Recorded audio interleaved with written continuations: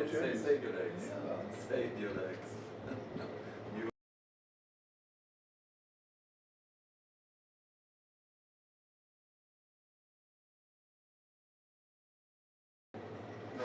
You will have to put in. Okay.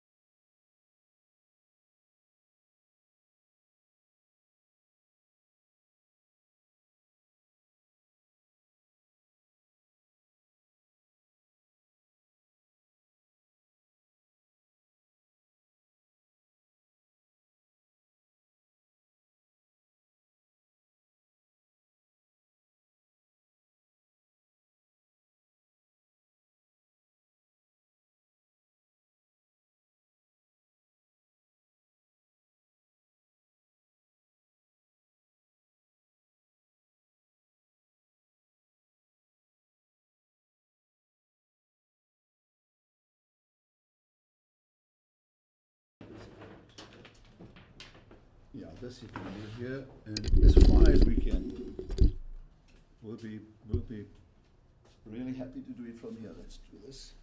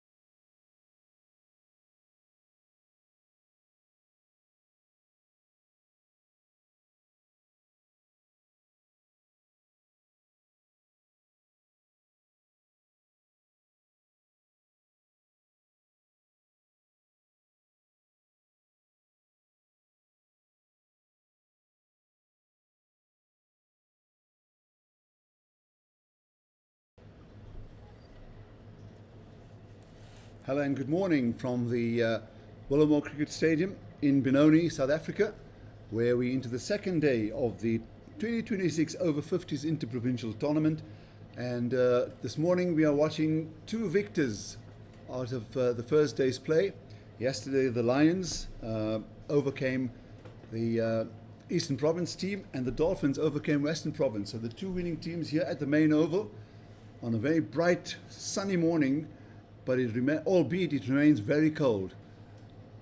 Into the fourth over, Yasin Manak is in action. He's into his second over, and Gareth Flusk bowling opening the bowling. The seam bowler from the Chalet's end has bowled his 2 overs for 11 runs. The two batsmen at the crease facing at the moment is Warren Gray, the left-hander, and the right-hander, of course, is Deepak Anand, who was one of the 2 centurions on the opening day of this series of matches. So we welcome you to our live and exclusive coverage, and it's streamed via the Veterans Association, via the YouTube channel. And in my company as we saw yesterday and we heard yesterday, Rodney Elliott, who's been providing some magnificent bits of nuggets of information, lots of good statistics to go with, and that just backs up his wonderful commentary as well. So good morning, Rod. And we already had a very interesting first day, good high quality of cricket amongst the veterans. And now two teams that won yesterday, locking horns here on the second morning. Gareth Flusk with ball in hand, his third over. He's kept a reasonably tidy line, and he's been able to get the ball to move away from the batsman and then just look to straighten it up as well, especially to the right-hander.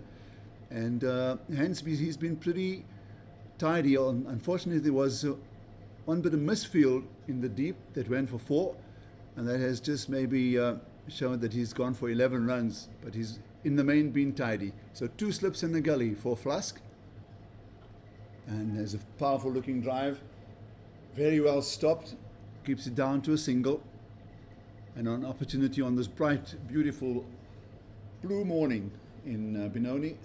Rodney Elliott, good morning. Morning, Aslam. Yeah, he's looked good so far, Mr. Flusk. Belying his early figures, I think there was one that angled a bit too much into the pads and was helped on its way down to fine leg, and then of course another angled across the batsman, which he threw his hands at, and a misfield on the boundary helped him to 4. But aside from those two, and only one of them really counts as a genuine bad delivery, he's looked very good for the most part, angling the ball into the right-hander's pads, hunting for that LBW decision, and then as a piece of variation, allowing the ball to run across him and force him to play away from his body. It's been high quality stuff so far. I think this is the first delivery that Gray is going to actually be facing off the left-hander, or he may have in the first over. He's in now, is Flusk to Gray. We saw yesterday that balls that were pitched on a good length, on a fuller length, let's say, it didn't really rise up, and batsmen generally tended to find it difficult to hit it off the green, so to speak. We saw that with the previous delivery. Flusk in again, nice and straight. So bowling to left armour to the left-handed batsman, they've decided they're going to just go with one slip fielder. And then, as you will have learned through yesterday's coverage, that in the Veterans Association or the Veterans Leagues, the opening 15 overs are the first part of the power play. Down the leg side, it is appealing. It's probably just brushed the pad, as indicated by Hassan Hussain, the umpire. And then they are allowed in the second power play 4 fielders outside, and in the final power play from overs 30 to 45, 5 fielders. And the 3 fielders that are out on the boundary are all on the offside. That's a beautiful cut. Straight to Vuriava, who's guarding that area at backward point. We saw a quiet start yesterday on this particular ground. Of course, they're using the pitch on our extreme left, which is closer to the embankment here at the famous Willowmoore ground. Yesterday they played much closer to the old grandstand. So the 2 extreme ends are the pitches that are being used, and the bowlers and batsmen, of course, will be very aware of that, the shorter boundaries. Yeah, we saw a few slow starts yesterday in both the Eastern Storm's innings. They ended up with 257, and then the Border Veterans as well. They lost 3 wickets, so it was a bit of a wobble for them, but they settled in to then post a wonderful win. We'll get to yesterday's results and the rest of it during the broadcast. We have a long morning ahead of us. Manakin now to the left-handed Gray, taps to the onside. No run.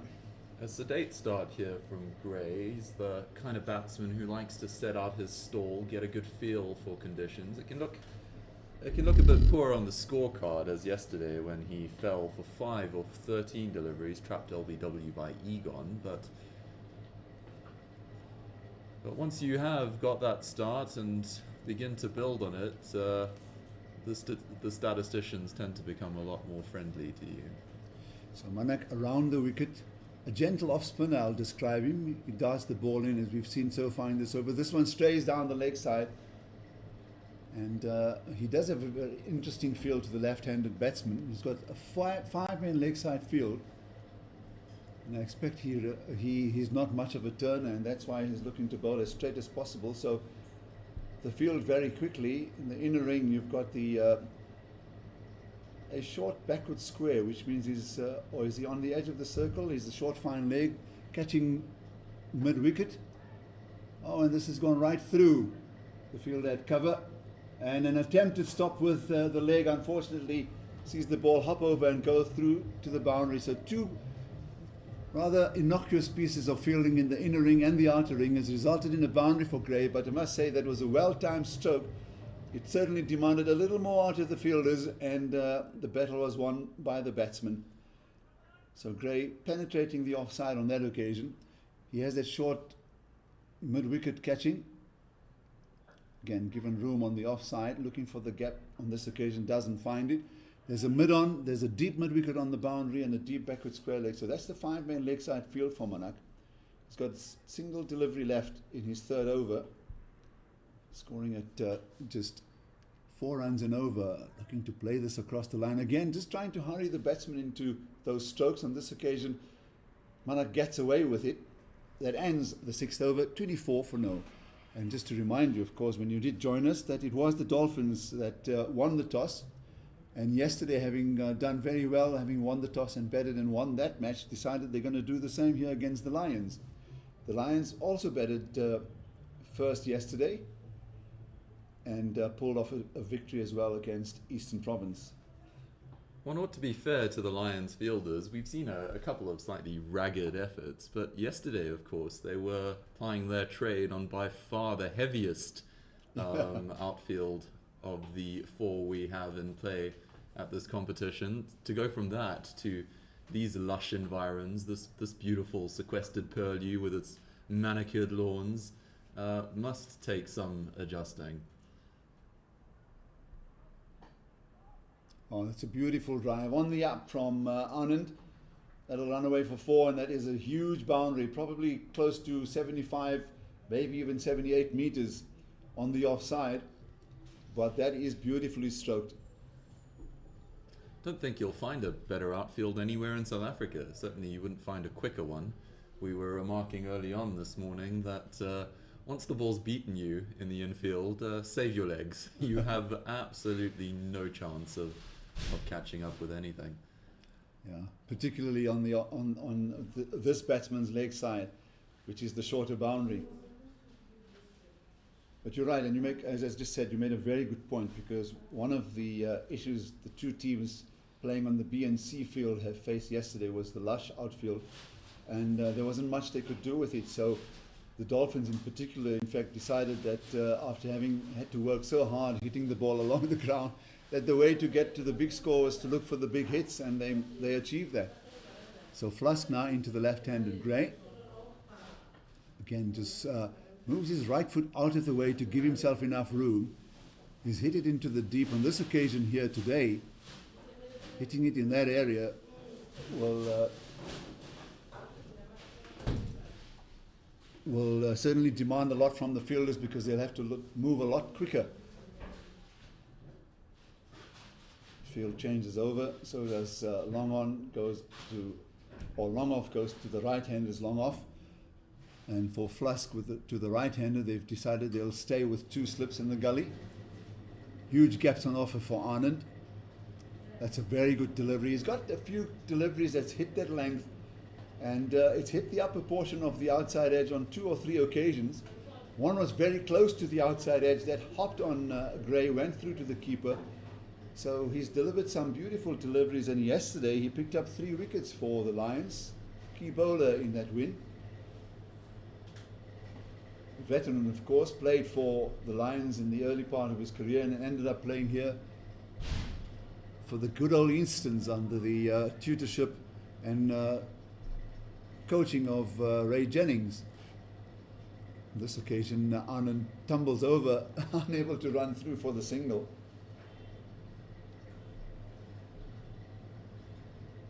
He lands mid-pitch. and no run. So 30 without loss after 6. It's a good quiet start. Same thing we saw yesterday morning as well. A 92 run stand for the opening batsman. Easy single into the gaps. If it's wide of the fielders, this outfield does allow you to time those runs into those shots into the gaps and pick up those singles as well, as we just witnessed there now. So 31 without loss after 7.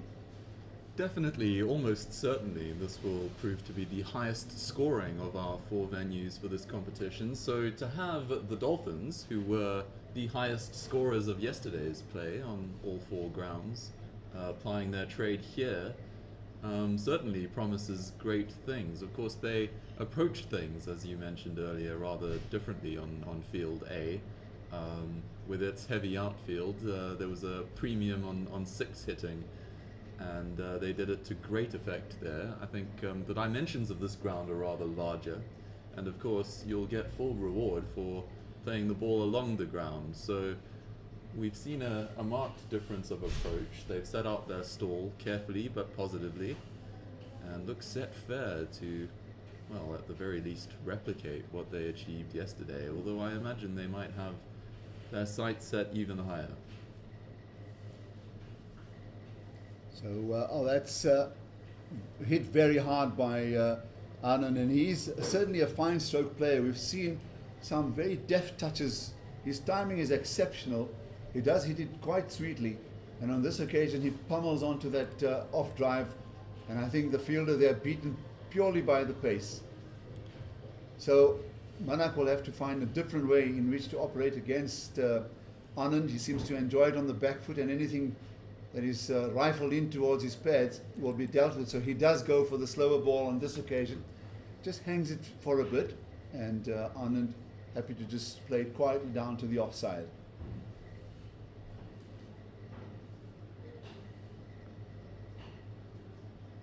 This time draws him onto the front foot, but with that floated delivery. And he's picked up the fact that with Anand, anything short, anything a little quick on this pitch, he's going to fasten onto it, as we've seen already. And he's been the main instigator in this opening stand of 35. He's already on 23, and I think he's hit 4 boundaries in that. There's a slower delivery. This time forces him on the back foot, but this defends. I think the main difference in yesterday's match between Storm and Boerland was in the approach the batsman took against the spinners. Yeah, again, given the opportunity to free his arms, this time doesn't find the gap. Slight misfield, but well recovered, so no run. Eastern Storm took the attitude of playing out the slow bowlers, who were able to settle into a decent rhythm and find a good line, good length consistently, whereas their opposite numbers. Oh, that's a magnificent stroke. An inside-out stroke, a lofted drive over extra cover for 6. The first 6 of the morning's play, coming off Anand's bat, the impressive Anand, who came off with a wonderful century yesterday, and he did it in fine style. 127 of 113 balls. That was against the Western Province team. One of 200 scored on the opening day of this competition. The other one, of course, you witnessed it on during our broadcast. Daniel Stephen, 162 of 124 balls, and that was for border against Eastern Province, against the Eastern Storms, pardon me.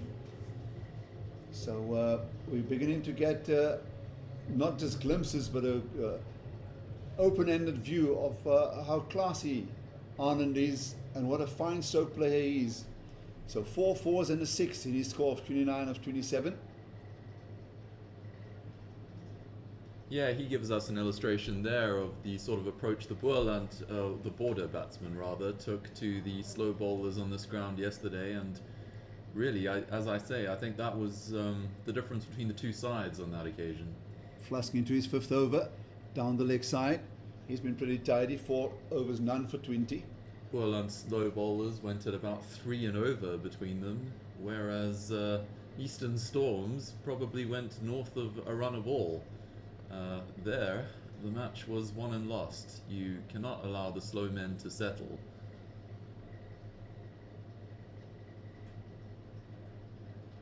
So Fluskin again, going for the booming drive. His foot goes straight down the pitch, nowhere near the pitch of the ball. And I think that's why he's missed the opportunity. The three boundary fielders at a wideish extra cover on the boundary. And then a deep backward point just off the square, and a conventional wideish third man. One slip in position, one deep gully, and this time there's enough width for Gray to just help this down to Variava, who's fielding at point. So they'll all now cross over because it is the right-handed Deepak Anand. And we'll keep a keen eye on this field. So the leg side field for Flusk, he's got a wideish mid-wicket in the inner ring, a square leg also in the inner ring, and fine leg is brought into the short fine position. And mid-wicket has now dropped to a wideish mid-on, a squarish mid-wicket. That's the leg side field. And then a long off, just off the boundary, and then a deep point and a deep cover point on the boundary as well. So, and that's the fielder that will come into play. Out of your picture, 1 run on offer and 1 run taken. 44 without loss. Run rate now has gone above 5 after that beautiful 6 in the previous over. Timed it to perfection, knew exactly he was going to go for the big hit because that is the shorter boundary. So all of that clever application coming to the fore here, particularly for Anand. But it's Gray who'll face Flusk midway into the 9th over. Again goes for the big stroke. Once again his foot goes straight down the pitch and misses the opportunity. When he does play the shadow shot immediately after missing the opportunity, he does then get his footwork right. Rod? Oh, he's a very skillful bowler, Flusk. I don't think we've yet seen, apart from him, a bowler consistently move the ball both ways. There is a slight downside to that, of course, in that you have to have the utmost control, and of course he has now conceded 7 wides over the course of the 2 days, but he's in illustrious company there. I don't know if you've ever heard of the great Yorkshire left-arm seamer Tom Emmett, whose philosophy was first a wide and then a wicket. He used to claim talent money once he'd hit 50 wides for a season. And to be fair to him, his wickets were usually in direct proportion. And did he normally get the wicket after the wide? That's the key question. 9 overs complete, 45 for no. By his telling, he did, yeah. Okay. It's a lovely story. And what we're talking about sometime in the 40s and 50s, just after the war? Oh, he was way back, was Tom Emmett. He played in the first of all Test matches back in 1877. He retired in the early 1880s. Was probably at the peak of his powers, just as W.G. Grace was coming along in the mid-1860s. Was fast and fierce and claimed as many victims retired hurt by all accounts in that era as he did by more orthodox means. A very interesting guy. Was he Aussie or English? He was English. English. Yeah, a Yorkshireman. So Manak will start his 5th over, unchanged. The 2 ends into the 10th over of the innings, 45 for no, into the left-handed Gray. He's again got the 5-man leg side field, short fine leg, a catching mid-wicket, a deep mid-on, and then deep backward square leg and mid-wicket both on the fence. He's looked good, Manak, when he's resisted the temptation merely to dart the ball into the pads, which of course is a very strong temptation when you have 5 men on the leg side. When he tosses it up a bit, gives himself a bit more leeway, asks the batsman to take the risk of going inside out, I think things bit a lot more fair for him by those means. So they've sent the one fielder out into the deep on the offside, so he'll look after that wideish square cover region. And the other 2, of course, at deep mid-wicket and long on.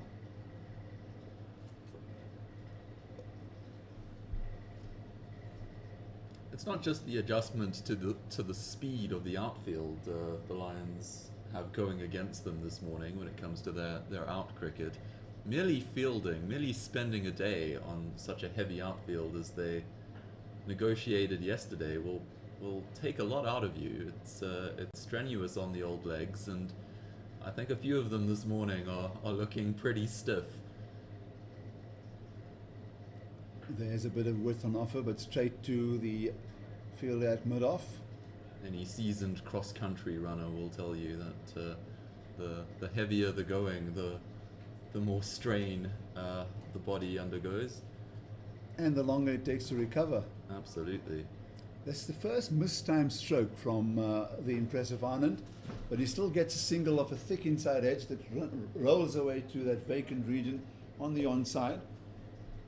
The score advances to 47, no wickets down.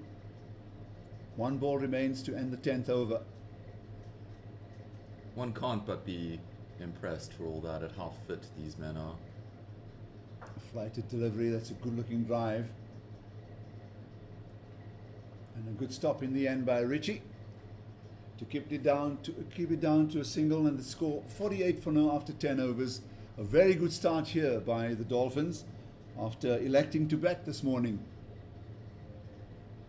Would that perhaps be one of the reasons why they decided to bat first and allow their fielders to have a break in the first part of the morning? So just put their feet up. And of course the instruction to Anand and Gray may have been, listen, just if you can, bat the full 45 overs. Yeah, it's an interesting calculus, a difficult balancing act. I suspect that would have been a factor. We saw yesterday that batting got easier as the day progressed, certainly early on, and even fairly deep into the second innings of yesterday's match on this ground. There was plenty of help for the bowler, particularly back of a length that looked a little too paced. Of course, we're not on the same wicket today, although early signs are that it's playing more or less the same. Very true, but enough help for the bowlers if they want them. And there's the first long hop from Gareth Flusk. Punch down to the offside boundary. You'll get just a single.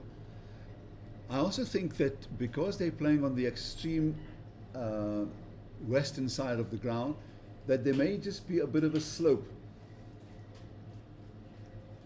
which would favour Flusk if he's bringing the ball back into the right-handed Anand. Colin Kruger, of course, the captain with the gloves in hand, just making those finer adjustments to the field.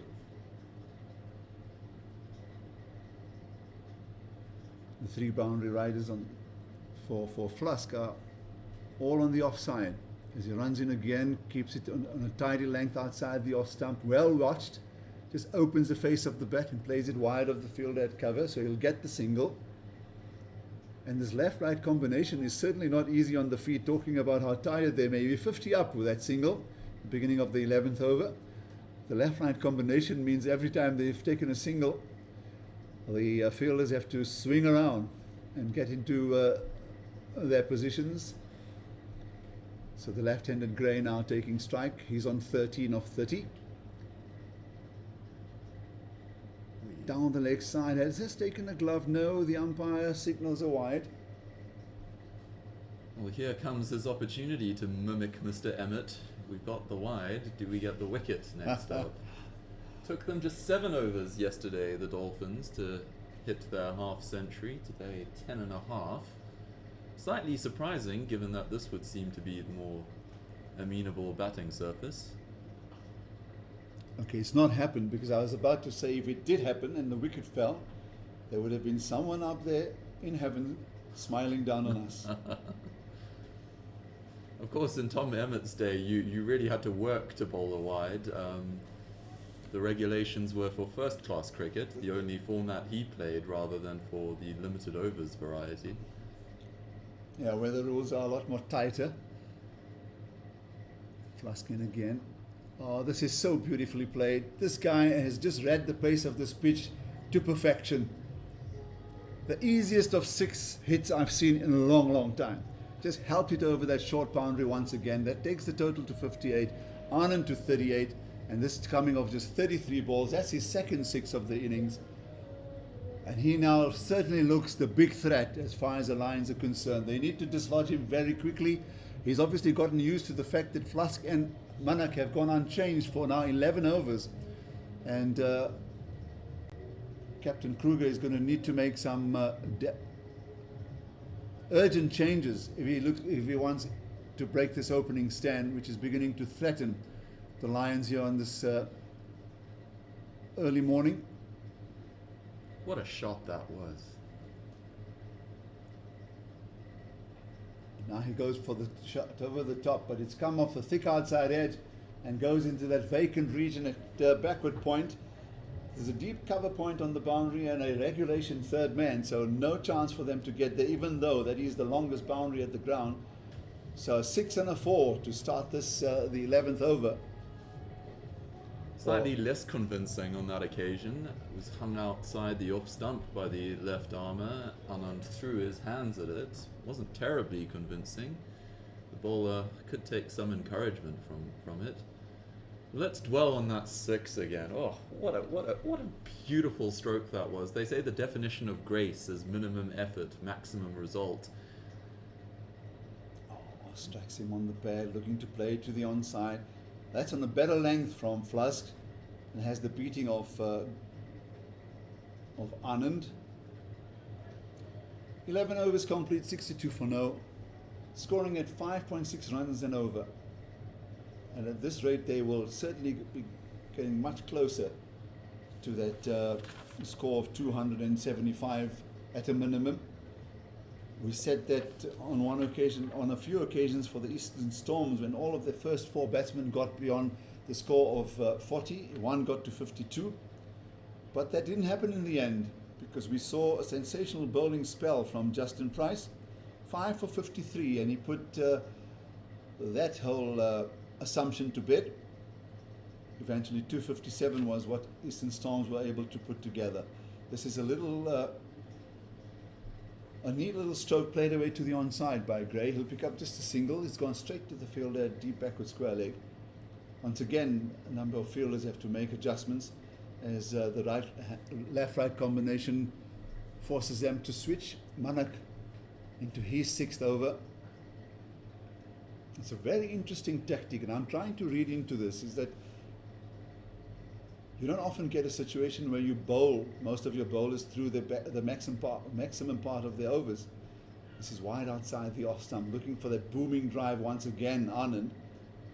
All hands in that particular stroke, no footwork. Particularly when they're going for a bit of tap. Yeah, exactly. I'm uncomfortable, I'm uneasy, because I've been expecting a change to happen for a while now. I see Variava, the right arm seamer, warming up. I'm not too sure if that's because he wants to just keep warm. It's cold out there this morning. When we got out of the car at about 1.5 hours back, it was 10 degrees in Benoni. Wonder if they've missed a slight trick against Anand. Ooh. This ball just stuck in the pitch there for a moment. In the end, good bit of adjustment from Gray. Anand's looked very comfortable with anything into his pads on his body, but he has a slight tendency to play away from it when the ball is hung outside the off stump. We saw Flusk get some joy against him in the last over, and he had a few overs before that as well. Anand slashing outside the off stump, getting 4, but looking a lot less convincing than he has otherwise in so doing. And would you believe it if I tell you that it is Flusk who has removed his top once again and will be bowling the 13th over, his 7th. It's not so much about conserving their energies, because they're just ambling up, not the full run up. And I certainly can't find a reason behind this tactic. I'll be curious to find out after the end of the innings.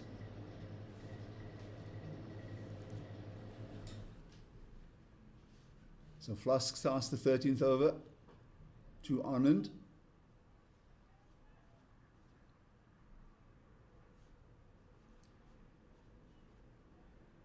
Yeah, it'll be interesting to see if Flusk decides to angle the ball across the right-handed Anand a bit more this over.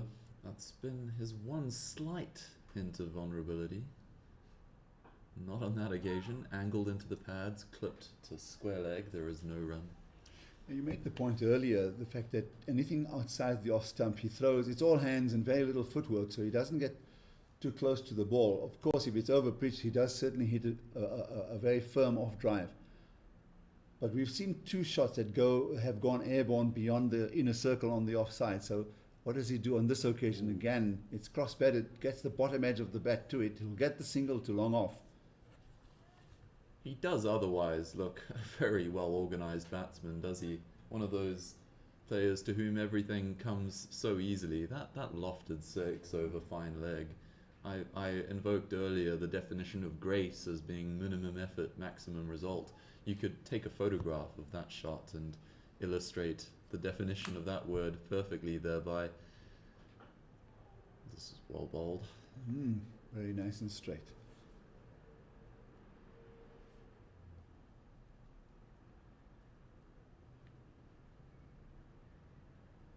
A much warmer morning this than the one we woke up to yesterday. The wind a lot less icy and bracing. Ooh, goes for the big drive again. This time he gets away because it's gone between the wicketkeeper and the wide slip, possibly in the third slip position. And that's a welcome boundary for Gray in particular. That takes him to 19, the total 69. Really hasn't been his day, Flusk. He hasn't bowled badly at all. A good, I'd say 15, 16 runs. It would have to be 16 given the increments of boundaries. Have come via false strokes, slashes outside the off stump, edges through the slips and over third man. You'll hope that one of those goes to hand before he's withdrawn from the attack. He only has 3 overs left, and to present appearances, we'll probably see all of them. Goes for it and he repeats the very same stroke. I don't think third man will get to it. He gets his foot on it. Very dangerous stop that because he could have crunched his ankle. But in the end makes a very good stop. This is the short boundary. I thought it will have the beating of the veteran. But he's done well to keep it down to 2 runs. So finishes with a flurry of a 4 and a 2. Goes to 20, 70 without loss. And that's after 13 overs. So this is a very good start by the Dolphins veterans, electing to bat earlier this morning. And you're absolutely right. I mean, yesterday the big difference was gusty winds and very cold. And today, in fact, the weather forecast did state that over the next 2 days it's going to warm up a bit. And I'll say something else. I mean, in 2023 we were here during an African Cricket Association matches, qualifying matches. And on all the mornings when we arrived here, after the covers were removed, there was a thin sheet of ice. Oh, that ball keeps so low, right on that off stump. He negotiates it very well to the offside. In fact, the last ball was just a single because I see it is Gray that's on strike. And we had to very delicately, that's powerfully played, a half stop will allow them to run through for a single. And we actually assisted some of the ground staff in looking to slide the sheets of ice off the actual playing surface, because we were certainly not, and they certainly didn't want it to melt on the playing surface because that would have delayed the start. So extraordinary. I've never seen that before. But of course on the Highveld, if you're looking to play cricket during the early part of winter, that's what you're going to encounter. Manakin again into his 7th over, lofted shot here. This is a magnificent stroke, great bit of improvisation. It was short, he's played this across the line, but deliberately over long off for 6. That takes him to 44, 71 for no. And the Lions persist with their 2 opening bowlers. Actually, it's 50. And has it got to 50? Yeah. He acknowledged. He raised his Okay, bat. he's raised his bat, he's acknowledged it. The scoreboard hasn't turned over, but that 6 takes him from 44 to exactly 50 of 42 deliveries. Marvelous innings it has been. We were treated to some classy stroke play yesterday from the likes of Emsley and Stephen in that huge partnership of over 220. Curiously, the scoreboard hasn't yet adjusted. He definitely raised his bat to the crowd, but that single, according to the scoreboard, only takes him to 45. Slightly anomalous situation here, as this one's fired into the pads, going down legs, so no question of even bothering with an appeal. So we'll keep counting. But is the total right then? 72? Well, my scorecard and the one on the website definitely has him at 50 now. And 77 is the total. And that single to the onside will take the score to 78. So a bit of an anomaly between the official scorecard and the one displayed on the scoreboard. Hopefully that doesn't get too much into Anand's head. They're looking to adjust it. Now they have. Yeah, they have. And they'll also adjust the bowling figures because Manak's completed his 7th over. 78 for naught it is, certainly after 14. And there's the official score now. 79 without loss after 14. 51 to the impressive Anand, coming off just 53 deliveries. And because the scoreboard had gotten stuck, we didn't get the boundaries, but I'm sure you'll be able to just confirm 5 4s and 3 6s.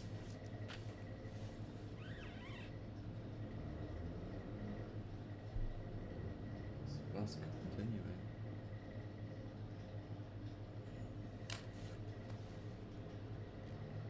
And Flask will bowl the 15th over of the innings. He's 8th, unchanged from the far side. No break yet. The opening stand is growing in stature. That's a very good stroke. That should run away for 4. It does have the beating of the fielder, who was placed at deep backward point, and that's a short boundary. Anything struck with that kind of timing is going to result in a boundary. And Gray now coming into his own. It's a beautiful stroke off the back foot for 4.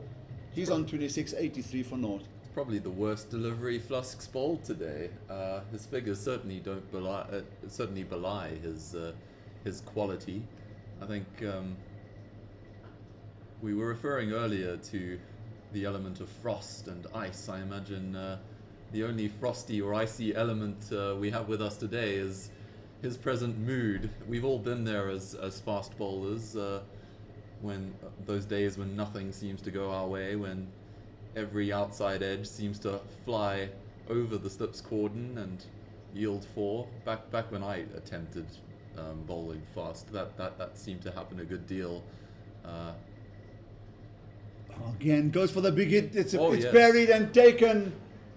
Number 29 has taken a really good catch because that was hit with lots of power. It was not the best of deliveries, and he fastened onto that. But on this occasion finds the tips of the fielder's fingers. Fortunately, it went up and it gave him a second chance to grab that, and a very impressive and an entertaining innings comes to a close.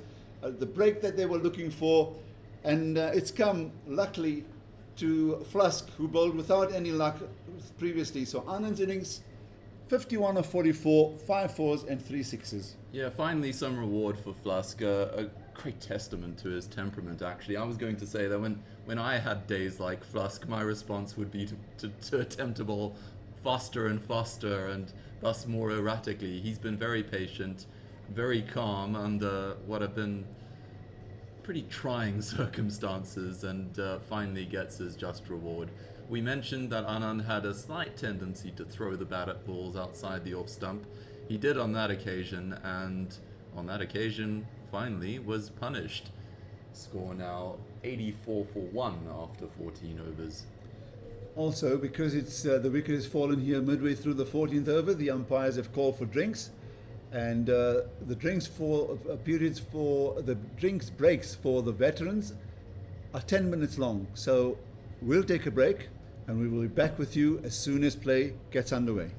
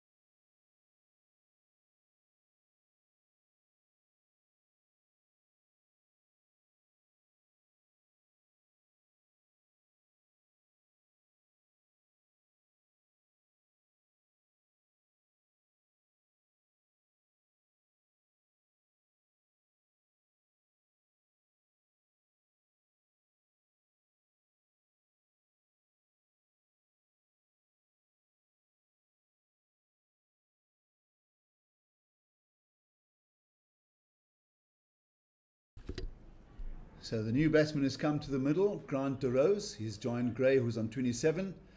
And just to remind you, if you are just joining us, an opening stand of 84 runs finally been broken by Gareth Flusk, short ball outside the off stump, and the very impressive Deepak Anand was caught by Len Meyer in the covers on the second attempt. He was out for a well-played 51 of 44, 5 fours and 3 sixes, some sumptuous hits, some classy stroke play right through that innings. Gray, who now the opening batsman, has had a good watch at the opening bowlers. For those of you joining us again, I can tell you that in the 15th over, the opening bowling pair of Flusk and Minnock have gone unchanged. And Flusk ends his 8th over. He's picked up he'll end his 8th over. He's picked up the 1 wicket. Minnock has bowled 7 overs for 33. So De Rose is on 1 already, forced to defend on the front foot, and that will in fact end the over. 86 for 1 after 15. Switch that off.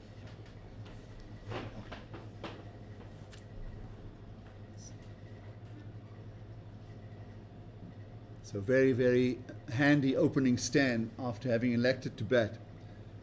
And the veterans continue to show their experience over the last 2 days in all 4 matches.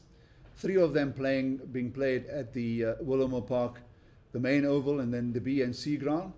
And of course, the 4th match is being played at a ground that has a very famous name in the former Indian suburb of Actonville. Can you take a guess what's the name of that particular ground?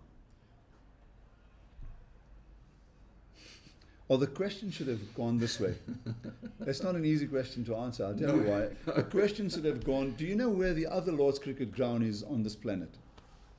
Well, it sounds like it's in Actonville. It's in Actonville.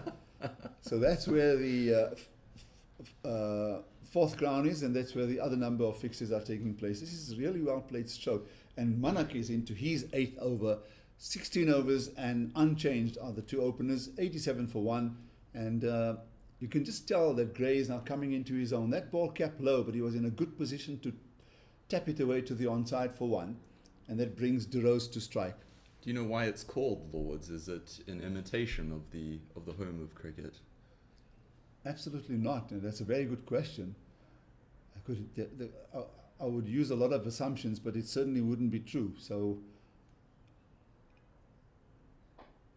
all I could say is that, I mean, for the people of Actonville, that particular ground, there are 2 fields there, in fact, and it was developed also in the sort of middle to late 70s because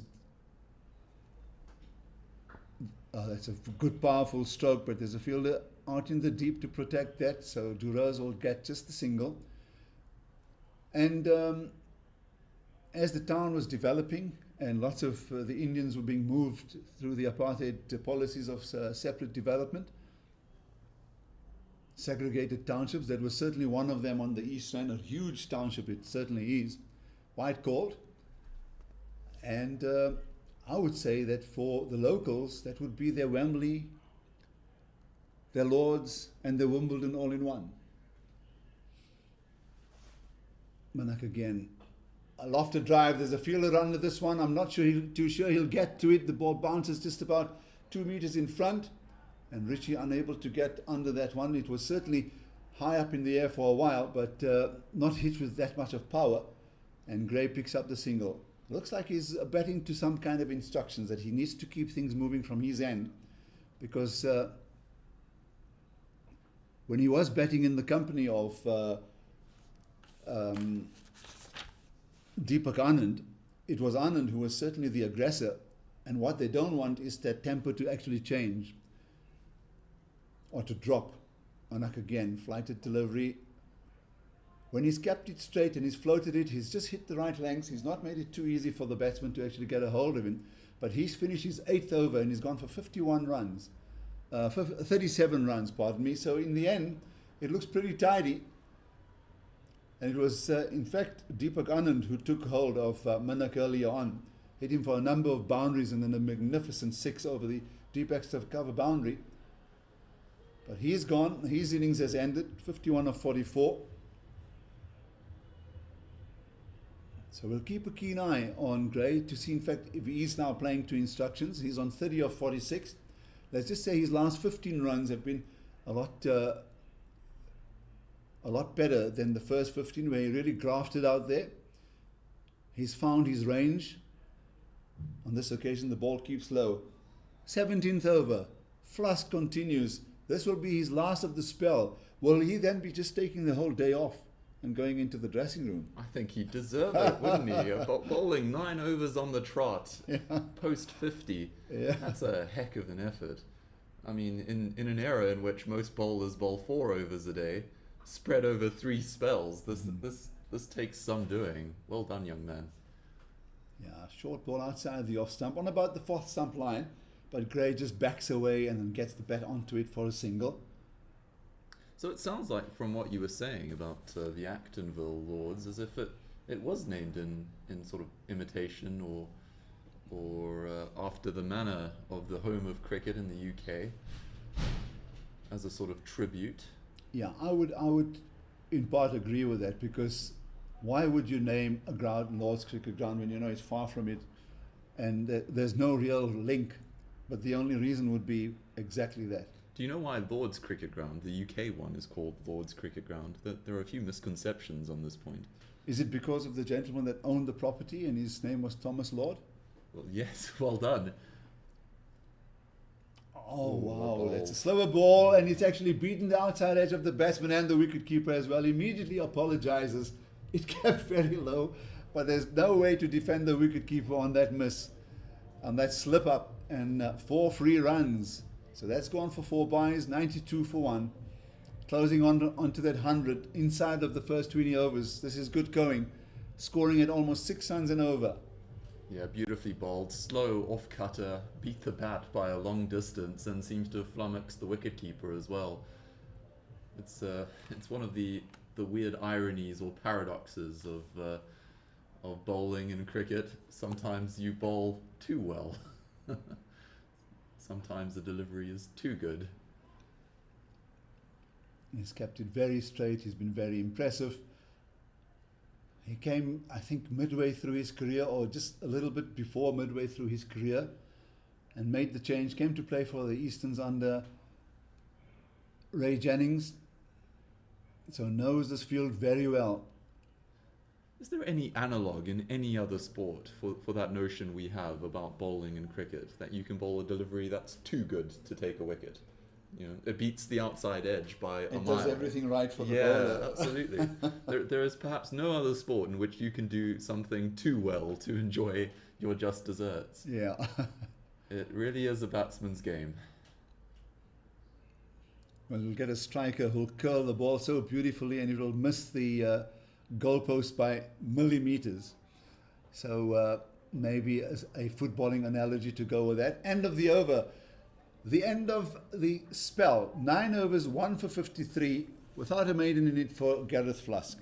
Going back to our discussion of Lord's Cricket Ground, yeah, the misconception about it, of course, is that it's named thus out of some sort of feudal obligation, you know, in tribute to the lords and ladies of the late Georgian period. But as you say, yeah, named after Thomas Lord, who was very much bourgeois in class, had no feudal privileges, and ran it as a business venture rather than as some feudal monument.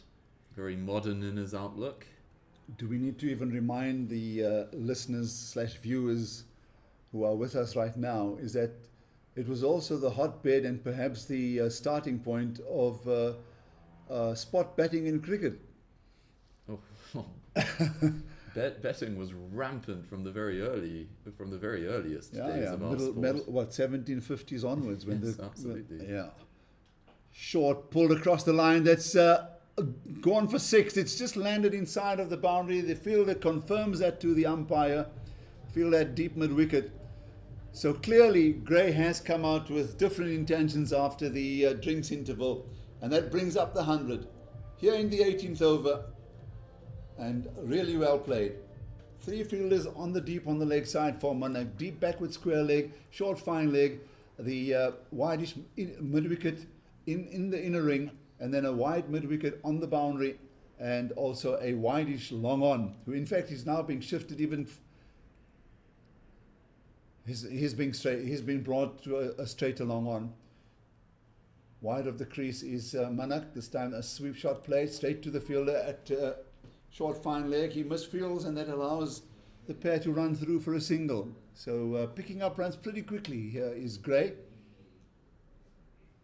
38 of 49. By this stage, yesterday, the Dolphins were already 154 for 2, Okay. benefiting a great deal from the circumscribed boundaries on field A.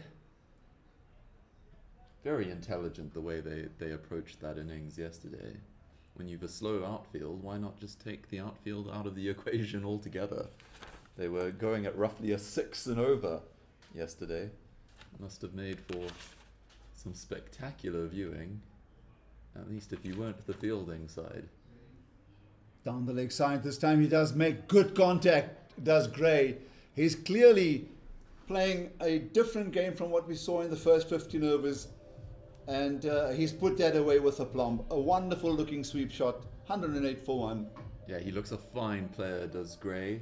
More than happy to take the back seat, the supporting hand, while Anand was dominating, but he recognizes that with the departure of his illustrious partner, he is now the senior man and has clearly taken the burden on his shoulders to make the running. This one slightly unconvincingly driven into his pad, trickles out to short mid-on. There is no run. So last ball of Minnick's spell. Both bowlers bowling their full allotment of 9 overs each. Ooh. Driven straight back. He'll do his own fielding. That will end the 18th over. And Manak will finish with none for 49 in his 9.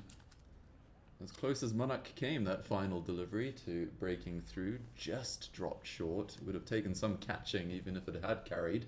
Driven very firmly by Gray, an index of the change in approach from him. It'll be very interesting to see him go through the gears.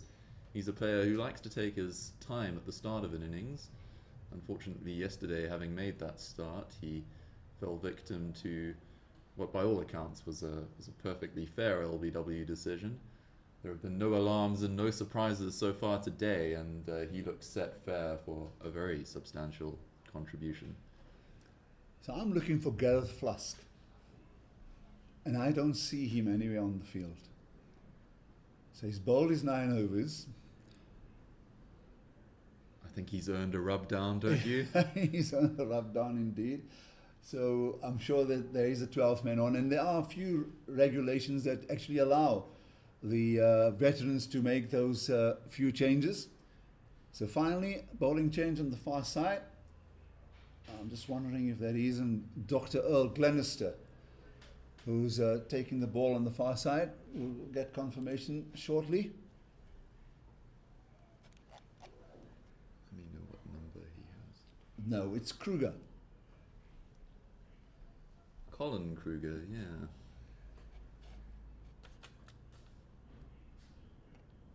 Wicketkeeper's standing a fair distance back, so he must be fairly sharpish of pace. Right arm over the wicket seems like what we're in for.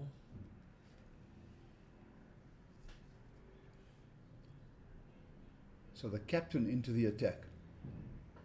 A nice powerful run up. That's right. Really strong arm action. And a good start. Yeah, right on the money first up. It'll require a recalibration from the batsmen. They've been facing left arm over the wicket seam bowling of a slightly gentler velocity than this for the previous 9 overs from this end. Oh, that's beautifully bowled. Beautifully bowled. Good high arm action, good whipping action. It's like you say, a good powerful run up, run through into his delivery stride.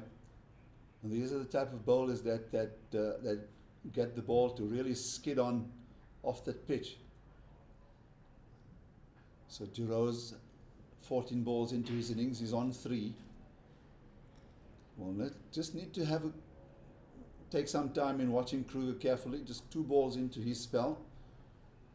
very close to the stumps. Ooh. It's over-pitched and nudged away to the onside for a quick single. Certainly came off the ground. So no catch there, but I'm still looking for Mr. Flusk, number 8. I think if you repair to the masseuse's offices, you'd be in with a decent chance of stumbling upon him. Excellent start here from Colin Kruger. He's clearly looked after himself. He looks an excellent fettle. Yeah, he does. Really athletic run up, powerful upper body. I was about to say, looks very well built, looks very fit. Yeah, being the captain and now with the ball in hand, he's making all the adjustments to the field himself. 2 in the inner ring on the offside, 3 on the outer rings on the offside as he runs into Gray. Oh, beautiful delivery. He plays at this one, takes the outside edge. Only the wicketkeeper in position there. He does dive wide to his left, but it eludes him. And he'll pick up the single. That deserved the wicket. And had he got his hands to it, that would have been an impressive catch as well. Yeah, we've seen a good deal of that from this end, haven't we? Outside edges just not quite going to hand. He seems to have inherited the poor luck that characterized Flusk's spell. Ultimately, of course, Flusk was rewarded with the prize wicket of Anand. Okay. As this one is bunted down the ground to deep mid-off. A single accrues. The score moves on to 110 for 1. I see you've sent a message. Those were the scores from yesterday. No, that's current. Okay.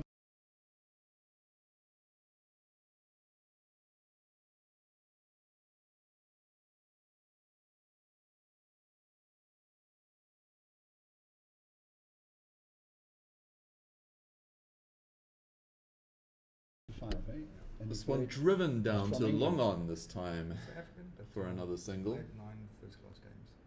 Oh, okay. Craig Lyon, let me just get it down here. And that Oh, concludes why, the oh, why. 19th over. Yep. The Dolphins, having won the toss Thanks and so much. elected to take first bat, are in a fine position. It's not been without its moments for the fielding side. A few near things that could have been real things, but the boys from KwaZulu-Natal will be very, very happy with the foundations they've built. Just a few updates on matches in and around the Benoni area. The Titans taking on the border team. Titans at the moment 58 for 3, and that's after 15 overs. And then Eastern Province over-50s taking on Western Province. So that's always a grudge match there. Eastern Province 53 for 2, that after into the 18th over. The Dolphins here with the Lions, as you know, 112 for 1 after 19 overs. And then Boland taking on Eastern Storms. Eastern Storms, the home province that are hosting, of course. They sent in the Boland into bat, and they're 27 for 4.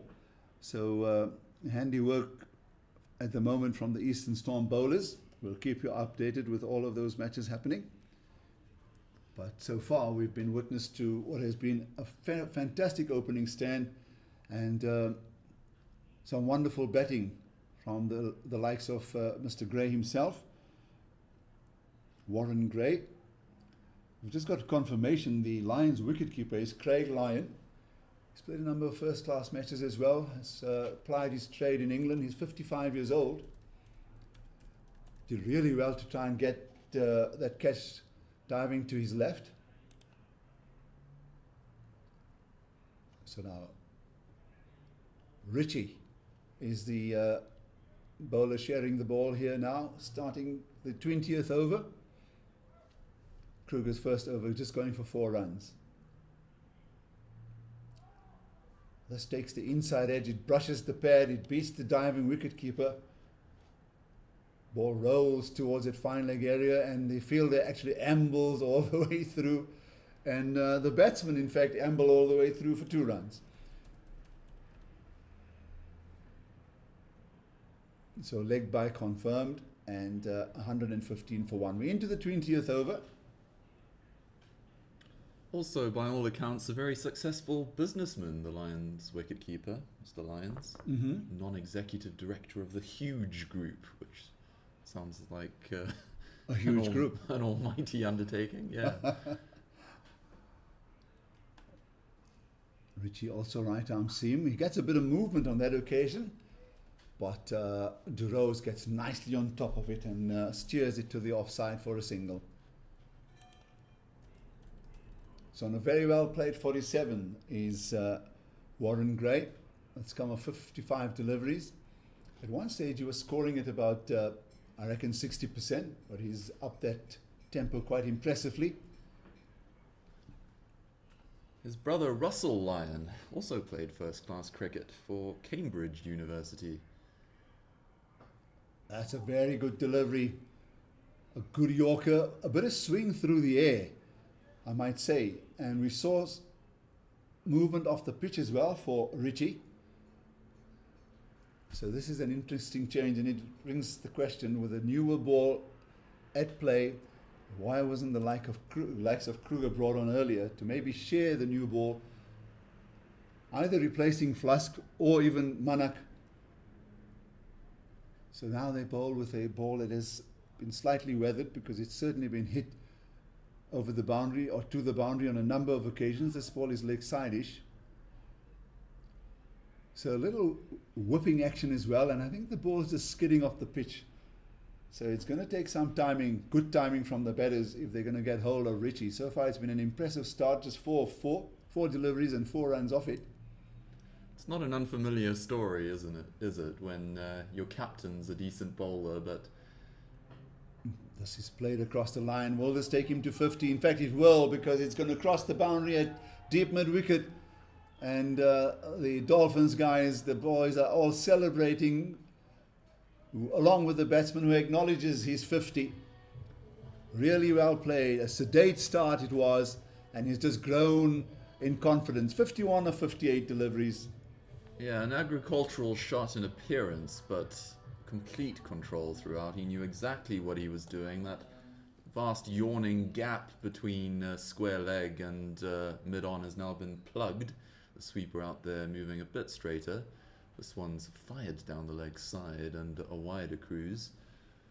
Yeah, I was going to suggest that perhaps Kruger's reticence in bringing himself on has something to do with the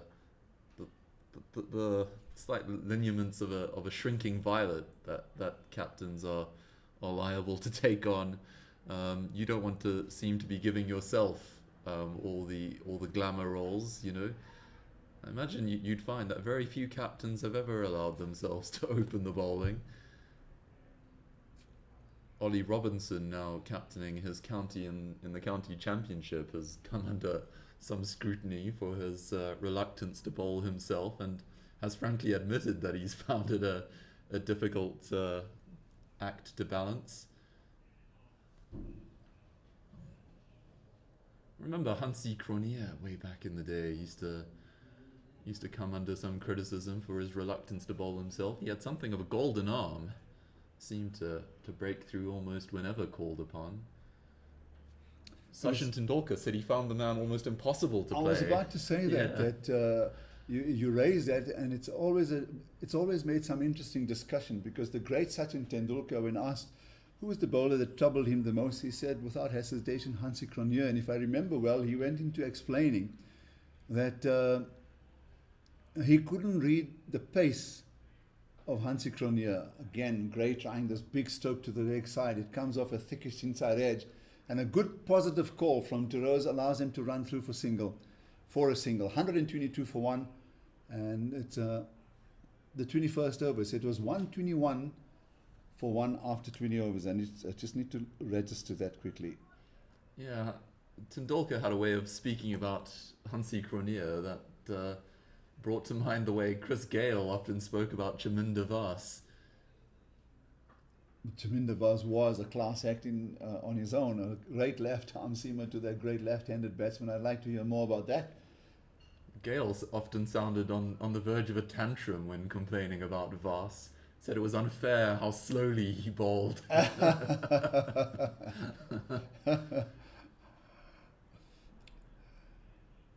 Yeah, it is funny how some batsmen just can't come to grips with certain forms of bowling, although Gale obviously wouldn't be the only one to have had his difficulties with Voss. One of the all-time greats, certainly, of that species of bowler. There's a bit of bounce there for Kruger, the captain.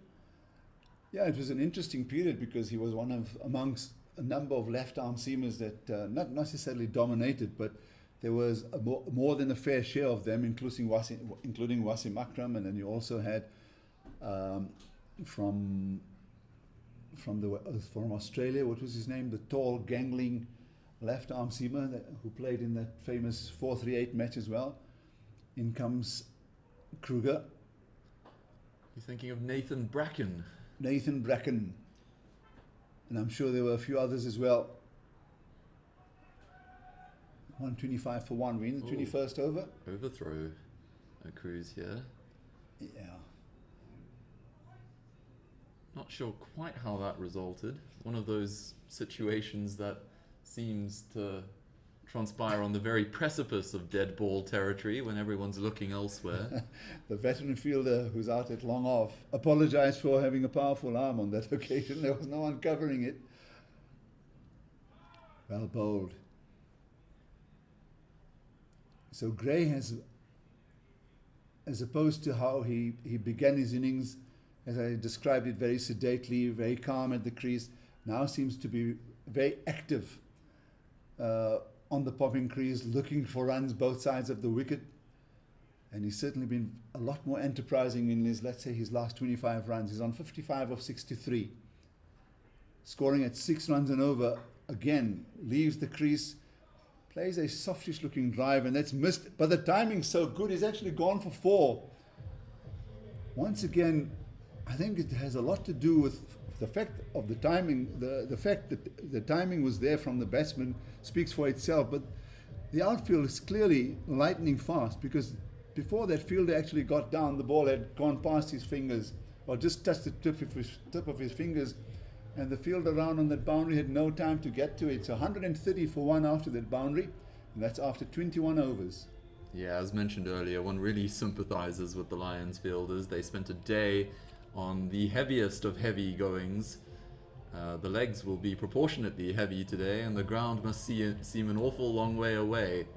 There have been a few occasions where those firm drives have just beaten the flailing hands of the infielders, and well, this outfield could not be more different to the one in which they played yesterday. Once you have beaten that infield, it's odds on you're going to get a boundary. There are a few outfields as lush as the one to which we're treated at Willowmoore Park. Richie again in. The umpire thought about calling that a wide and decided to leave it. I see Mr. Derek Brunt, number 29, has gone off the field. They were just indicating to the umpire that there's a replacement fielder just under the the commentary box. Away to our right at long on. Richie again. Gets that ball to swing away. He's making the old ball talk. The old man. It's been a productive channel for the Lions bowlers, that fifth stump line angling away from the bat. The Dolphins' top order has shown a propensity to plant the front foot and slash away from the body.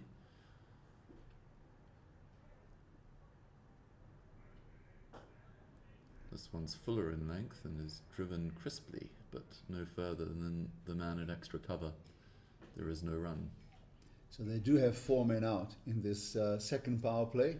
Deep third man, deep extra cover, deep fine leg, and long on the boundary. Gust of wind goes across the ground. Another full-length delivery comes off the bat end pad, rolls over to the offside, and single called and taken. So DeRose finding it difficult to time the ball off the green. Gray, on the other hand, has grown in stature and we saw a fine innings by Deepak Anand following his century yesterday. Finished with 51 of 44, the mainstay in that partnership of 84 for the opening wicket. It's been a running theme, hasn't it, on this pitch, or rather this square so far. Batsmen taking a little while to adjust to the speed of it. Once your stall is set, you are well placed to cash in. It's a good pitch, in other words. You know, you have to earn the right to play on it.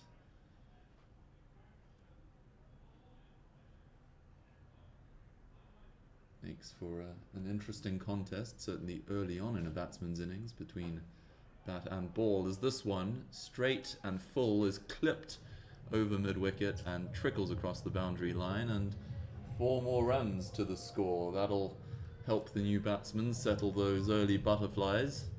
Score progresses to 132 for 1 after 21 overs.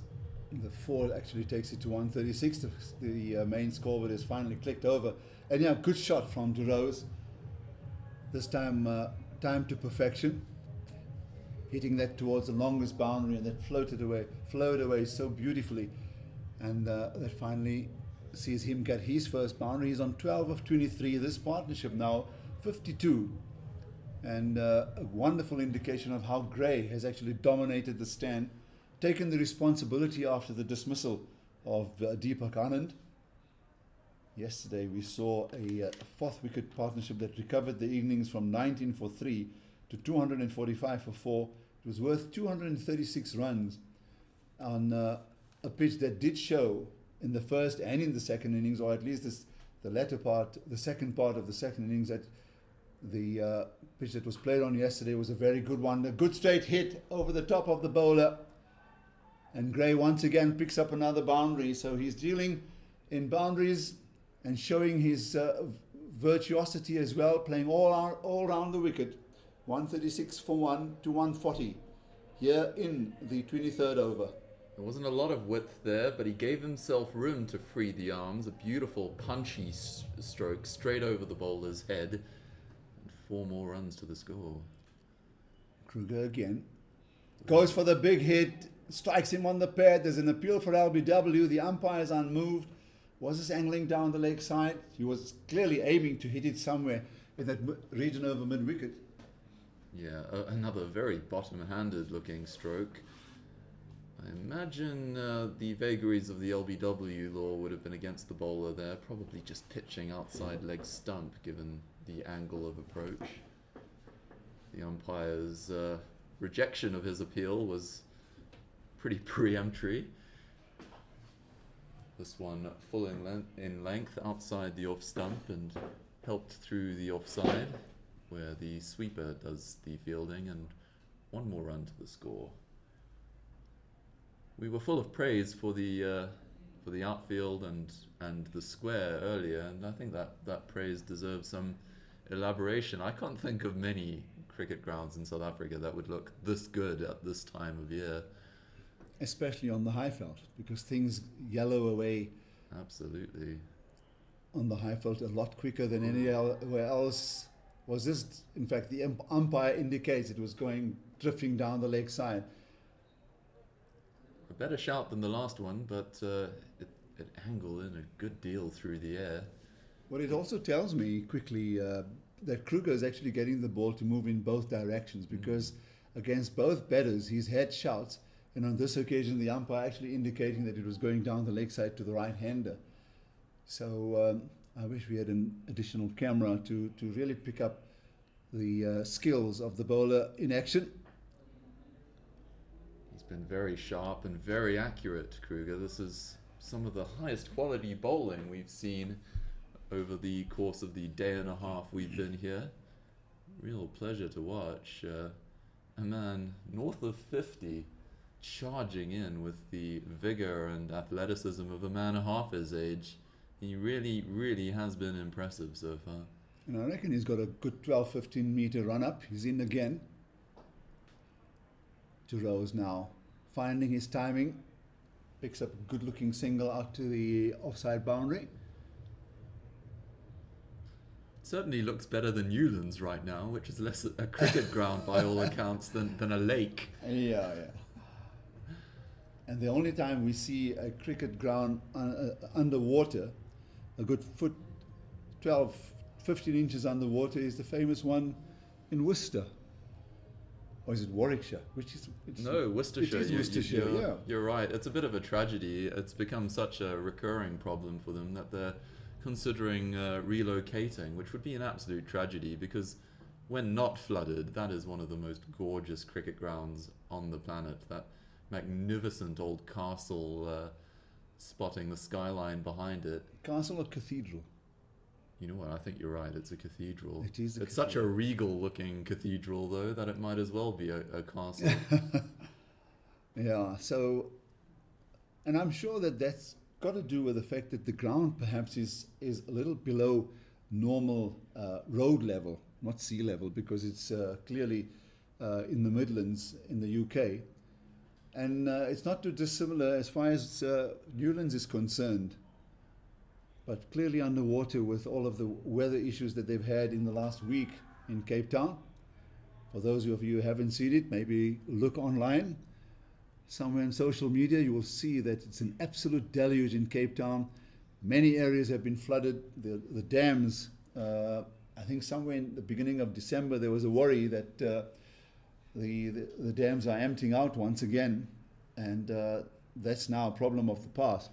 But they've got other issues to deal with in Cape Town right now. In the meantime, up here in Johannesburg, bright blue skies, in cold temperatures. There's a lovely little jab on a foolish length delivery, wide outside the off stump, brings the bat down on it, angles it nicely, but straight to the fielder. No run, 143 for 1 win. The 24th over, they've been very consistent with their run rate. They've been at around 6 runs to the over, I would reckon, for at least the last 8 to 10 overs. Slower delivery from Richie on this occasion. We were talking earlier about the Lions wicketkeeper, the appropriately named Craig Lyons, who played his first-class cricket for Oxford University way back in 1993. His brother Russell turned out for Cambridge. Interesting rivalry there. Mm-hmm. I'd love to discover that they played at the same time, but Russell's a good 3 years older than his younger brother, so the odds seem against it. Maybe you should just elaborate for those that don't know, who are listening, about the rivalry with those two famous universities in the UK, whether it's cricket, rugby, or even rowing the Thames for the famous boat race. Oh yeah, hugely storied for some in England. There is no greater honour. And a great straight drive here from De Rose, who's found his timing. Unfortunately, the fielder hasn't, but again, just chances his foot to try and stop that. And I'm just glad to say that he's recovered, throws the ball in fact, helps the umpire by confirming that it was 4. But I reckon he'd rather leave that and allow it to go for 4 than make that stop, especially if you're looking to tamp on the ball or to shield the ball from hitting the boundary line. But a good straight drive. So another lovely looking boundary off the De Rose bat. Now coming into his own. Now turns this away to the leg side. A little uppishly, but very confidently. And making sure that he keeps the strike rotating. Partnership 65, total 149 for 1. Very gallant and honourable there from the fielder at long on. We can't quite tell you who he is because he's wearing a sweater and we can't see the number beneath, but the umpire was entirely at his mercy there, and if he'd told the umpire it hadn't crossed the boundary, the man in the middle was in no position to disagree with him.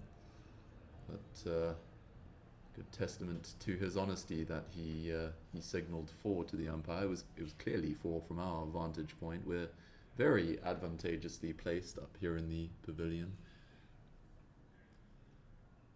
Yeah, I was going to mention, apropos of Oxford and Cambridge, there are some in the UK of the upper classes for whom there's no honour, even national honours greater than earning your blue at Oxford or Cambridge, as this one is driven out to long off for a single. It Is brings up the 150 for the Dolphins. It's taken them just 24 overs and 1 delivery. Slightly slower going than yesterday. The relatively early loss of Anand would contribute somewhat to that. He made a magnificent century yesterday, the main cause of the Dolphins' massive 280 in their first innings yesterday on field day. Tiny boundary there, but a very heavy outfield, so the approach they adopted made a hell of a lot of sense. This one squeezed out to point. Here you can afford to be a little more orthodox. It's a beautiful ground and rewards good cricket.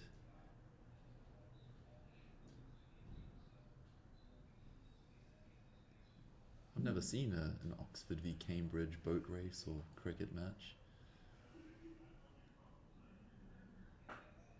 Yeah, I suppose famous for many, many reasons.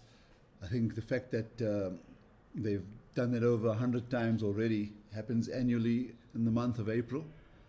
And of the 24th over, is it? No, in fact we're into the 25th over. 2 balls into the over from Kruger from the far side. Rose on 20 about to take strike, or is it Gray? Gray on 66 taking strike.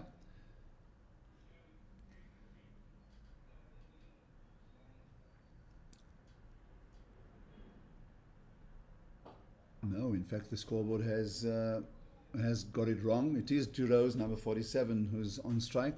Again, plays a very good looking off drive. He does love the ball pitched up to him. Now really turning the strike over very competently, the pair of batsmen. Gray in particular looking to deal in boundaries. Impressed with the fitness, the running between wickets, the way they handled themselves yesterday, the two teams. There he goes for the big hit over the top of not just the bowler's head, but including the umpire's head, and he runs away for 4 through straight long off. That takes him into the 70s now. And playing a wonderful hand here is Mr. Gray, Warren Gray, 71 of 74. His innings clearly growing in stature, because he's almost scoring now at a runner ball, where for a long time he was scoring at about 60%. So Kruger now has gone for 25, and this will complete his over. Another big hit that's going to go through the covers for 4. The fielder is going to give up the chase. That is a glorious looking drive. It was over pitched. A juicy half volley wide outside the off stump. He opened the face of the bat and got the desired result, 160 for 1, and that after 25 overs. Yeah, that does now take him to a runner ball. Took him a good 25 deliveries to get into double figures, so a great testimony to his acceleration. He's a player who likes to play himself in at his own tempo, but more than capable of raising it once he's settled, and he looks set fair for something big and special today. Mm-hmm. One wishes him all the best.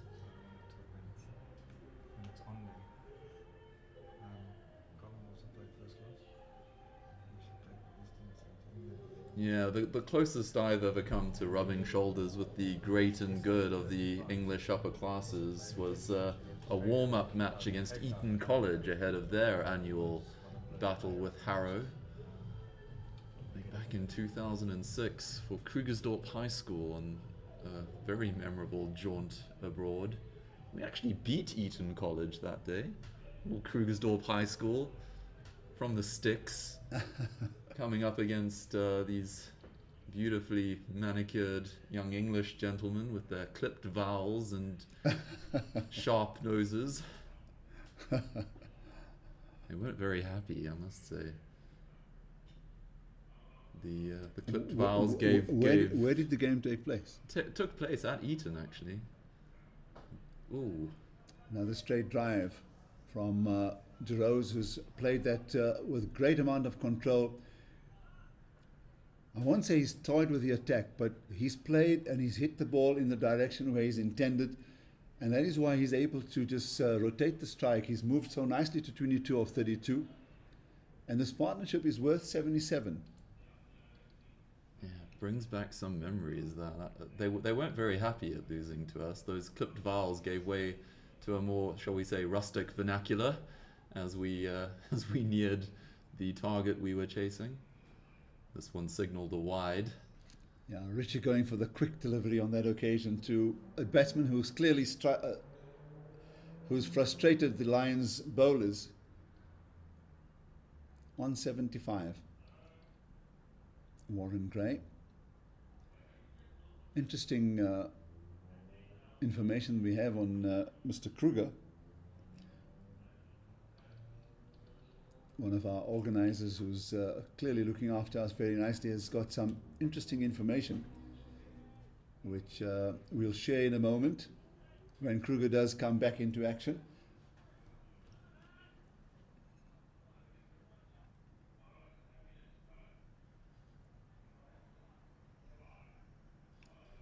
Just looking at the trees in the distance, and they're not swaying as much as they did yesterday and today. It looks like the weather's clearly eased up very nicely. They've taken a good single straight to the fielder and a good positive call. So another indication of, as I was saying, the level of fitness for these guys who are now beyond 50 years old, running between the wickets. And we saw two bowlers actually go through their opening spells unbroken for 9 overs. We saw that with one of the bowlers yesterday, Andrew Amsley, 7 overs he bowled unchanged. We saw Tyrone Henderson do the same. Amsley then came to the middle and played magnificently with the bat. Andrew did 74 of 96 in that wonderful partnership of 236, along with the Centurion Daniel Stephen. So the veterans certainly taking this competition very seriously. That's such a well-played stroke. It's well-timed. It's soft hands, literally to the right hand of the fielder at mid-off. But as soon as it struck the bat, De Rose was calling for the single. It's an abject lesson of, and a perfect lesson on how to, in fact, rotate the strike. It takes a bit of intelligence and skill. And once again, knowing that most of the Lions fielders are on their heels, given the fact that they're tired from yesterday. And that's pretty much a contradiction. I'm talking about their fitness, but that is why they are able to run those singles. 165 for 1 after 26. And we do have some information about Mr. Kruger that will be shared by Elwyn.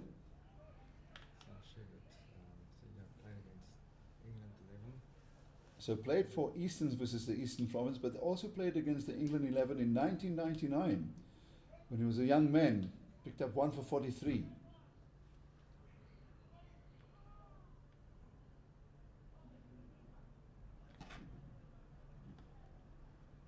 First class career, 7 matches, highest score of 18, total of 49 runs. So he's very much a bowler, and that's where we'll focus our attention. 20 wickets, playing in first class cricket, and 13 in List A. So more or less a competent club cricketer, but has played a number of first class matches as well. Thank you very much, Alvin.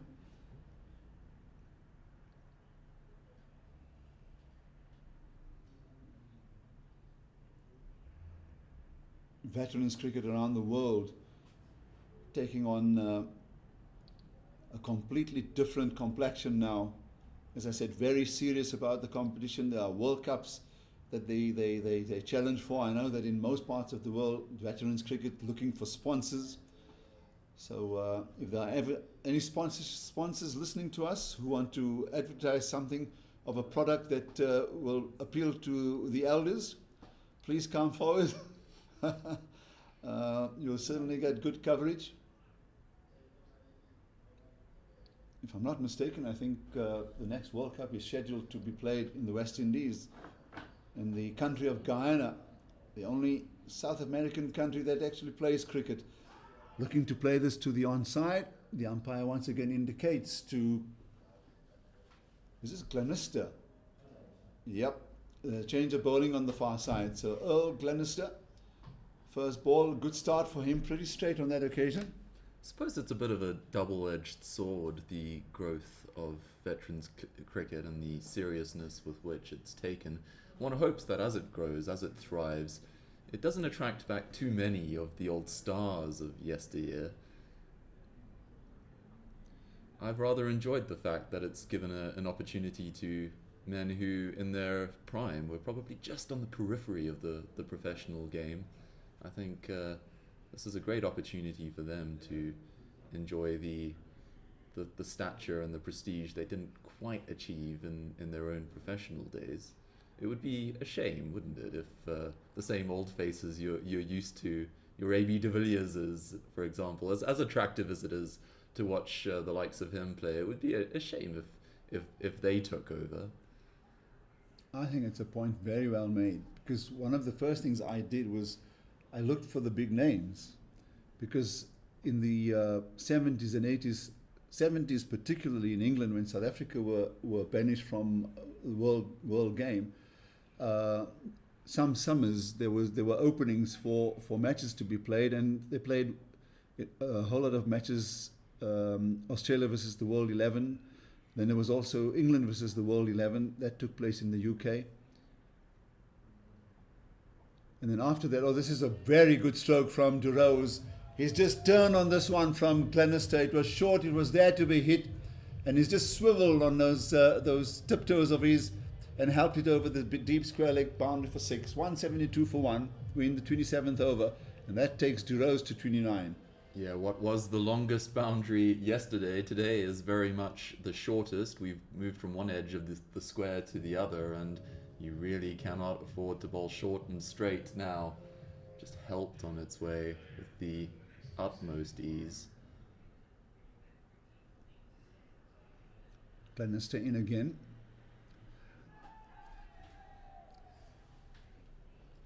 I would venture to predict or say that Dr. Earl Glenister is the only official board member playing in veterans cricket. He is the president of Lions cricket. So that may be some sort of a milestone on its own. Good cricketer in his time, a wonderful administrator, hard-working, and very, very passionate and committed to his job at hand right now. Oof. That's a good delivery. Given out, the ball just coming back that bit. And he does bowl from very straight on the bowler's end, almost knocking the stumps as he approaches it. And on this occasion, the umpire is convinced that would have hit straight. And Grant De Rose's innings comes to a close. 29 of 36 with 2 4s and a 6. I think it's safe to say that Grant De Rose was slightly less convinced by that decision. I think he suspected it might have struck him outside the line of off stump. Certainly a very near thing, but no one's better placed to have adjudicated it than the umpire. And to be fair to De Rose, he's accepted the decision with minimal dissent. A few rueful looks back over his shoulder as he departs, but depart he has to. The score now 173 for 2 halfway through the 27th over. So he's got the break, and the two came together with a score on 84, and De Rose departs with a score on 173. He finished on 29 of 36 with 2 4s and 1 6, and clearly helped that partnership along very nicely with the way he ran between the wickets. Can you see the number on his shirt? On the new batsman's shirt? Webber. Charles Webber, they're saying. Charles Webber, the new batsman.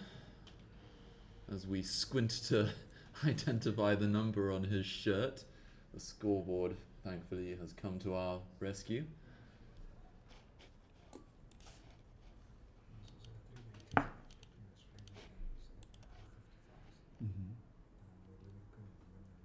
Yes. Webber, who has 6 matches under his belt at this level, 155 runs at an average of 31 and a frankly massive strike rate of 149. He enjoys a good time rather than a long time, does Charles Webber. We could be in for some fireworks here if past is precedent. Yeah, 19 overs remain, or 18 overs and a bit remains. So hopefully we see some fireworks from him, because they're on 173. They're scoring at 6.5 runs and over. So they are well poised to get closer to that 300. If Gray in particular hangs around there, he's the non-striker on 78 of 80. Just some extra nuggets to mention about Colin Kruger, who's now been replaced by Glenister on the far side, the Chalet's end, as Glenister does run into the new left-hander at the crease. Mr. Webber gets off the mark. So South African veterans played a 3-day test match. The Australian veterans got 218 all out, of which Colin Kruger took 6 for 34 in his 16 overs. And then the South African Rhinos, in reply, 348 for 9. And that name will not be unfamiliar to most South African fans, especially those that watched cricket in the 80s. Louis Kuhn, that fine stroke player, 175 of 226 deliveries. And of course, Colin Kruger played a hand in that score of 348 for 9. He got 82 of 87. And the Australian veterans trailed by 95. Not too sure what the result was, but clearly he showed then that he was a fine all-rounder. 6 wickets and 82. Thanks again to Alvin for sharing some of those wonderful bits of information about the veterans we're watching. Not to be upstaged, let me give you some more information about Charles Webber. Yeah. I mentioned earlier his propensity for rapid scoring. This one just straddling the wide line. No, the umpire decides that it's past it and gives his arms a flex. Yeah, 155 runs at this level for the new batsman, Charles Webber. 120 of them in boundaries. He's hit 12 fours and an exactly equivalent number of sixes in that time. 12 sixes in 6 matches is pretty good going. And we've already seen evidence that he goes pretty hard at the ball early on. Very powerfully built man. Massive biceps, strong shoulders, built very compactly. Looks very relaxed at the crease. He'll be aiming for the shorter boundary, which is to his leg side. And he plays in that region. He's just cleared the fielder in that inner ring. And but the ball does get to the boundary in a flash. So that takes him to 5. And the total 179 for 2. So just a bit of wrist work with that. He picked up the full toss and timed it beautifully. Yeah, a quick full toss early on in your innings can often be a little difficult to pick up. This one was knee-high outside the off stump. Disdainful flick over mid-wicket for 4. Now he's mistimed this. It's up in the air. 2 fielders undecided who's going for it. Nobody calls positively. In the end, he'll actually finish 2 runs. So sloppy bit of fielding from the Lions on that occasion. Nice turn of speed from Charles Webber between the wickets. Did well to get 2. The ball barely escaped the infield, the inner ring. Also an indication that he likes to be at the striker's end. He's in there now. Plays to the onside. Ball pitching outside leg. Looking to turn it away. Comes off, balloons off the pad. No run. One reason I remarked on the alacrity he showed there between the wickets is because, as mentioned earlier, regarding his statistics, he doesn't do much running. Prefers to see the ball cross the boundaries than to take quick singles and 2s, at least on the statistical accounting. This one defended up to extra cover for a single. Of course, we hear many stories about batters who were very reluctant to run. But as soon as they struck the ball, they would look for 1s and 2s very quickly, and perhaps even turn for the 3rd when they're batting. So all those little nuances make the characters of cricket that much more interesting. This time he plays rather sedately into that gap on the onside for a single. That ends the over, the 29th. Or does that confirm the 28th over? It does. Richie, 5 overs, none for 37. Clinista has picked up the wicket, 1 for 9. He will continue from the far side. It's 183 for 2. The Dolphins veterans winning the toss and decided to bat first. And a wonderful opening stand between Deepak Anand and Warren Gray. Anand the first to go for 51 of 44, and then Grant to Rose, and Warren Gray then batted beautifully for the second wicket, took the score to 173 when Drew Rose was adjudged LBW of Clinista for 29. Webber and Gray will look to build on what has been a wonderful platform from the openers.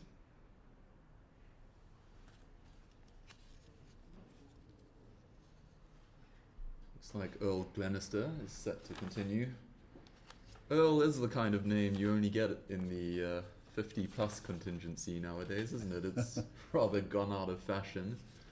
I read last year that given the troubles the UK's current Prime Minister is having, no children last year were christened with the name Keir for the first time in living memory.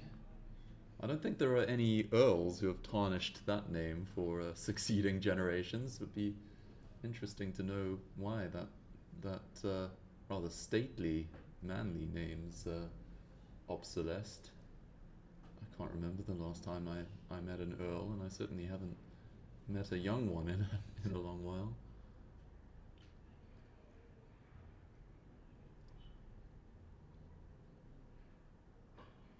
No, Glenister has kept it very straight. He's used his height to great effect. He's hitting the good lengths.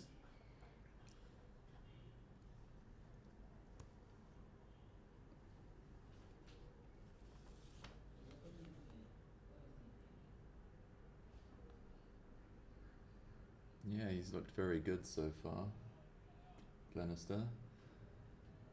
Another strong run-up, powerful bowling action. Oof. I don't think the field was set for that one. A quasi-bouncer and helped on its way. I think more glove than bat, really. And trickles over the boundary behind the wicketkeeper for 4 runs. Don't think the umpire signalled byes, so the instinct that it caught some part of the batting equipment seems to have been vindicated. And look, there was good bounce, and it also tells me something else about this particular pitch. What we've seen from Kruger and even Richie, now Earl Glenister, that if you had these young strapping fast bowlers in the modern game actually bowling on this pitch, they'd get some appreciable assistance, because this tall fellow has got the ball to bounce off the green quite nicely. This is going to be, I thought it was going to be the second wicket for Earl Glenister. The fielder had lots of time to get under that, and for some reason it was at least another 1.5 meters in front of him and unable to grab onto that. So Glenister with head in hands, or hands on his head, can't believe that chance has gone down. Yeah, fielders seem to struggle to settle under it. I wonder if the swirling wind counted against him. It may be the case, because for a long time you thought he was actually pretty clearly under that, but then the ball seemed to elude him and land well in front of him, and that's why he wasn't able to hang on to it. And that's not making an excuse, really. It's just the way things are. And was that Webber that actually... Yeah, that would have been Webber. He's just taken a single now to get off strike as Gray resumes his stance. Webber's raced to 15 off 10. I said that his strike rate was 150, and he's maintained that here right from ball 1. This one slashed over the short third man fielder, and 4 more runs accrue. Again, not quite bowling to his field. That gives the batsman massive margin for error. All you have to do really is throw your hands at it, and you'll get full reward for so doing. The score moves to 191 for 2 after, I think, 29 overs. Our scoreboard's a bit laggard again, but I remember saying 28 at the conclusion of the last one, so 29 now. Yes, vindication. There it is. 29 overs gone. It's 195 for 2, in fact. We've seen some stunning batting over the 1.5 days we've been here. I think it stands to reason that that would be the last of the skills to obsolesce or degenerate. I think fielding's probably the first to become difficult. Bowling, as those shoulders become a little less strapping and youthful, that's probably the second most difficult to achieve after 50. Batting, well, on the evidence of the last 2 days, these chaps will be scoring runs deep into their 60s. Richie continues to talk about fitness into his 6th over, none for 37. That run rate has now gone to 6.7.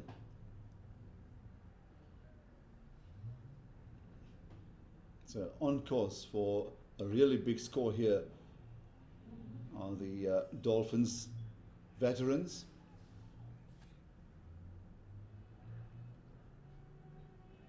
Just below our commentary box, commentary position, a veteran Lions cricketer and also currently umpiring in the domestic scene. You get the impression that if the Lions are to restrict the score to anything like respectable proportions, they'll have to make short work of Charles Webber. He's already started very quickly. As we've shown, he scores quickly. Ooh. And especially when he gets 2 full tosses in 2 consecutive overs from Richie, and on this occasion he dispatches it over the mid-wicket boundary for 6. Clean hitting. He's a very wristy player. He's got strong wrists. You were describing his stocky stature. He's got very strong wrists. That brings up the 200 for the Dolphins veterans, 202 here in the 30th over, and calls for a really big score here. That 6 takes the run rate to 6.8 and nearing 7 runs and over. So this is really wonderful batting. We've seen excellent partnerships for the first wicket, 84, for the second, 89, and now this one's raced to 29 already, and Gray not out on 90. And Webber, who's just joined him, in fact the scorecard is showing that it was Gray that actually hit that for 6. I think they've got it wrong.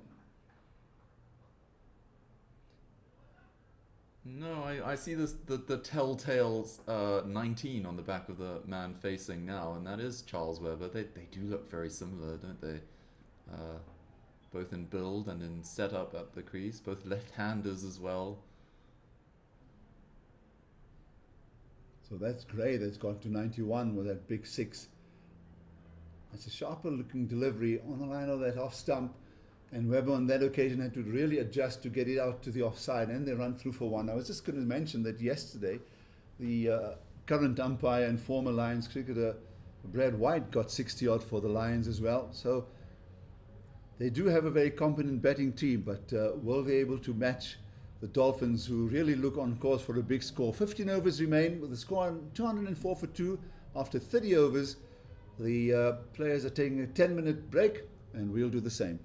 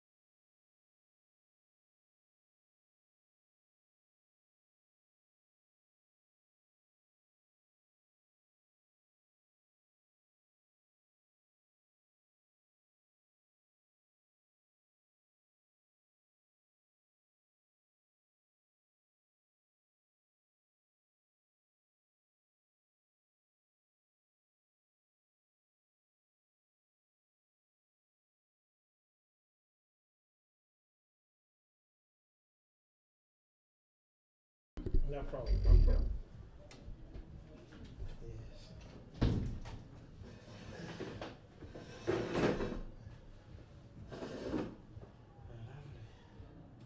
Welcome back to Willowmoore Park, where the Dolphins, having won the toss and elected to bat first, have, after 30 overs, posted a very formidable 204 for 2.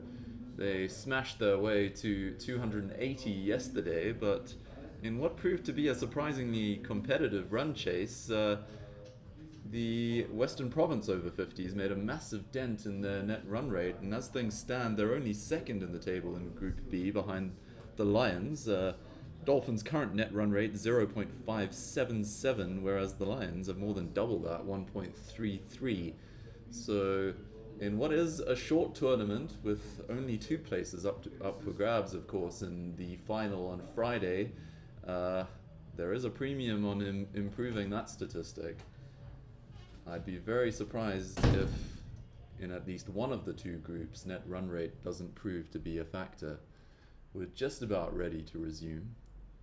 It looks like we're getting some spin. We'll try to identify the spinner in question as soon as we can. As soon as he turns his back and reveals his shirt number to us, the scoreboard hasn't yet apprised itself of his identity. Number 29 it is. Who would be? Who would be Derek Brandt, operating from the chalet end of the ground. You've seen him bowl before, Aslam? To be honest, I can't remember. Oh, he begins with a flighted off-spinner just outside the off-stump, full of length. And Webber, true to form, needs no invitation. Latched onto it in a flash, beautifully struck, made a lovely crisp sound off the bat. And he takes 4 more runs. The score now 208 for 2.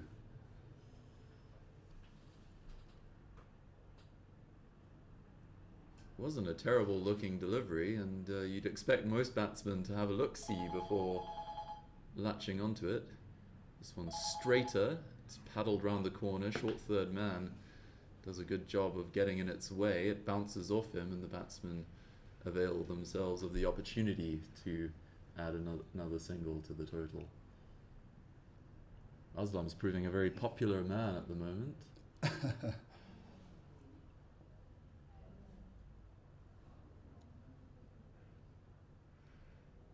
Branton again. This is full and driven out to the long off boundary, in fact, and another single accrues. As we approach the last 15 overs, just watch this delivery. Good flight, good control. Just the first one was a little too wide and beautifully dispatched. Gray on 92 playing beautifully, but it's Webber who we're keeping our eyes on, because he's the fellow that's made certain that that run rate has stayed well above 6 runs and over since he's come to the crease, and immediately the umpire indicates down the leg side, but he seems very far across on the offside. So would that have been striking him? I think that's the question the bowler's asking the umpire. Oh, it was a very near thing, wasn't it? Yeah, I reckon so, because he did step across and then look to play across the line. And for all intents and purposes, if he went that far across, it may have been pitching outside the off stump, but it looked from a bowler's point of view that it was a lot more straighter. And the umpire turns it down, 210 for 5, 210 for 2 after 31. And what we'll do at the end of over number 32 is invite our guest to sit alongside myself, Raymond Boy, a very, very familiar name to most South Africans, especially down in the Eastern Cape. And he'll be sharing some of his personal history and development of cricket in the famous Eastern Cape region.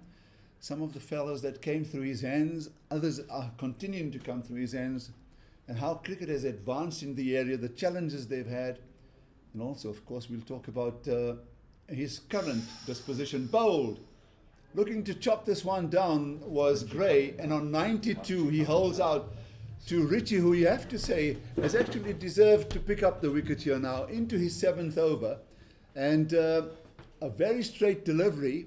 And for some reason, Gray was looking to chop this down, and unfortunately, he's been clean bowled. So his 92 comes off 88 balls, and that included 10 fours and 2 sixes.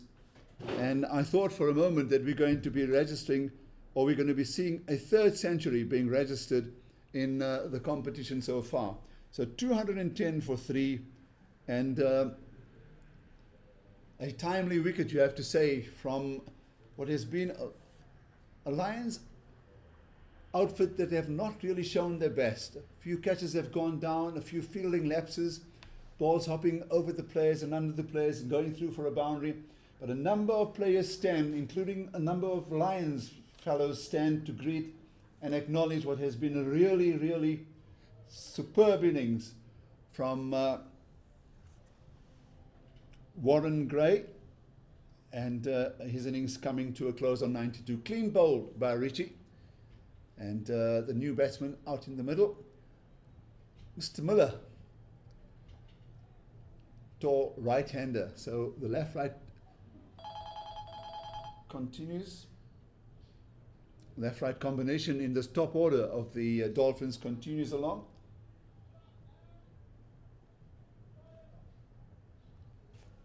And an adjustment to the field. I was just saying earlier, as Raymond Boyd does take the seat alongside me, is that Richie has kept a very straight line, and Mike Ritchie, and he has got a bit of swing as well. He's got a bit of movement, and here he's just got in a good Yorker length delivery straight on that off stump, and the batsman's first error really in looking to chop a ball down very straight, that was very straight on that off stump, was clean bowled. And now the new batsman gets off the mark with a beautiful lofted drive. Manak does really well to stop that from going onto the boundary. One of the more fitter, and just turned 50 recently, so he's pretty much a swift mover in the outfield. And Miller is on 1. It is Webber who we'll keep our eyes on, because he's really looked powerful, and given the short history that we've just heard from Rodney Elliott, he's certainly going to be the threat here in the closing stages of the Dolphins innings. They look well poised for a big score here. He plays beautiful looking drive down on his knee as he steers to the deep cover boundary, or the deep point boundary. He'll get just a single for his efforts. And just look up to see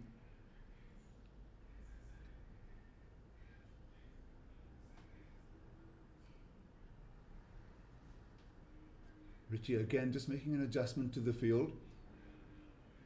They are allowed now in the last 15 overs 5 fielders out in the deep, so they're obviously maximizing and realize that short fine leg would be best placed deeper, and have made that change, and he'll come into play, but it's a long run for him.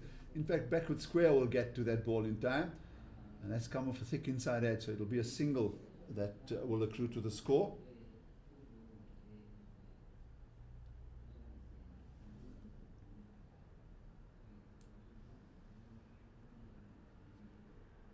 Trying to get familiar with all of these veterans that are playing out in the middle.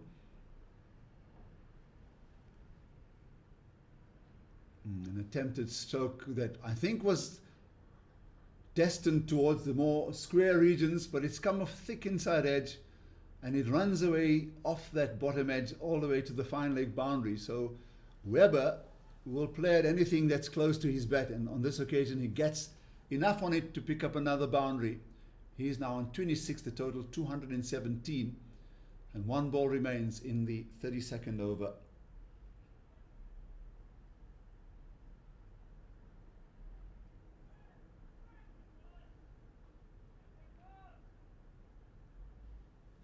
So we are very familiar with David Miller from as part of the Dolphins, and currently a magnificent cricketer, plying his trade all around the world as well as for South Africa. But it is Duncan Miller that is the man out in the middle, and he misses this occasion on looking to add to his score, and that's the end of the 32nd over. Duncan Miller, as I register his name to my scorecard, I can now also say hello and good afternoon. Is it afternoon or morning? Well, it's still morning. It's still morning. Yes, We've been doing this for such a long time, it feels like it's afternoon. So Raymond Boy, indeed, a guest for the next 20 minutes or so. And Raymond, first of all, welcome. Thank you, and good to see you. Thank you, man. Thank you a lot. It's great to be part and parcel of the veterans cricket over 50s. And I think it's, if I'm not mistaken, the second time being the national selector, and for the over 50s. I've been the over 40s twice, and then as a convener of selectors for the over 60s, and it was brilliant to be part and parcel of this VCASA tournament. Yeah, so you're very much a veteran yourself, and now you're telling us about how you've been involved in all levels of veteran cricket. But of course, there were early days that we need to reflect on. Yes. Before we get to what you are doing right now. Yeah. As Miller does play to the onside for a single, 218 with the score. We'll keep our eye on the scoreboard, but rather slowly, because it takes a little while to click over. He's spot on. And Brunt continues from the far side. He'll now bowl to the left-handed Webber, who's on 26, and they need to adjust the field cleverly for him, because he's a belligerent player for all intents and purposes. Just reading his statistics tells us enough, and the little we've seen tells us as well. And he loves to throw his bat at literally anything that's pitched up. This time he'll pick up the single. So Raymond, I mean, take us back to the 80s, before we could even think of the early 90s and the new advent of democracy, and also democracy in cricket. Yeah. What was Raymond Boy's story all about? Oh, this is a lovely little late cut. He does take the top edge, but it will run away to the third man boundary. It will be retrieved by Brad White. So 4 more runs to the total. So tell us about what the young Raymond Boy was all about, and how did cricket creep into your system? Yes. Earlier in the 80s, fortunately, I was in 1981. Fortunately, I was playing for the local club in my small place in King Lumsden, called Telefin location, and then from there I went to play for the Pirates Cricket Club in King Lumsden. Played across the line. He's got a very awkward stance. The wicketkeeper gets under this and makes the catch. So Brunt picks up his first wicket, and Miller clearly here to try and up the ante. Top edges, and a very well judged catch by Craig Lyon, and that allows the Lions to just breathe a sigh of relief, because they've picked up another wicket. 219 for 4, confirmation. Miller out for 3.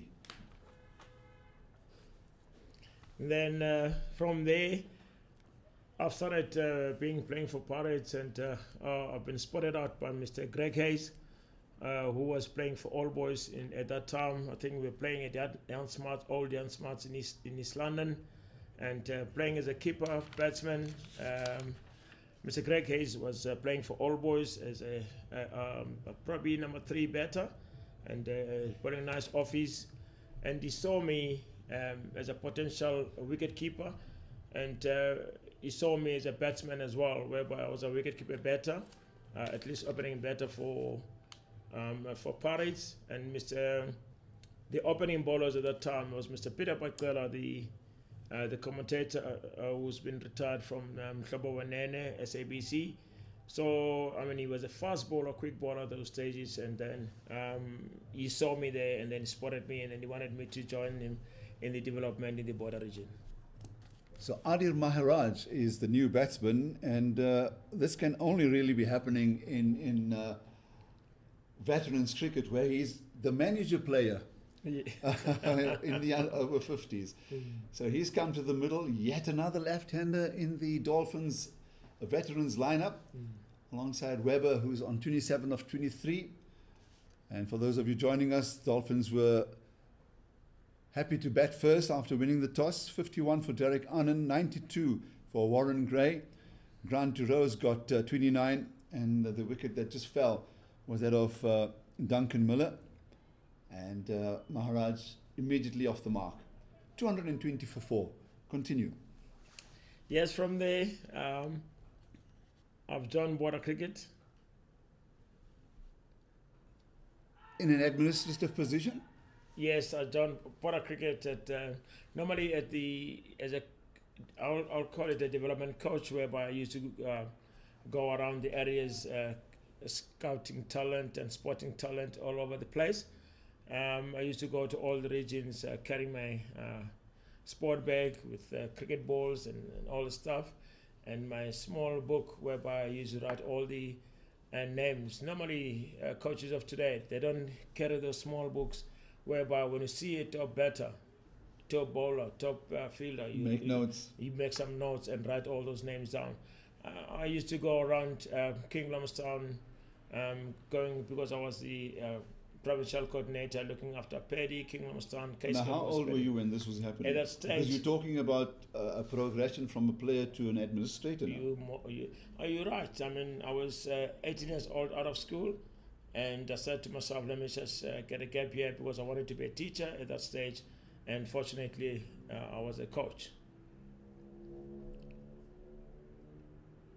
Right outside the off stump from Richie, left alone.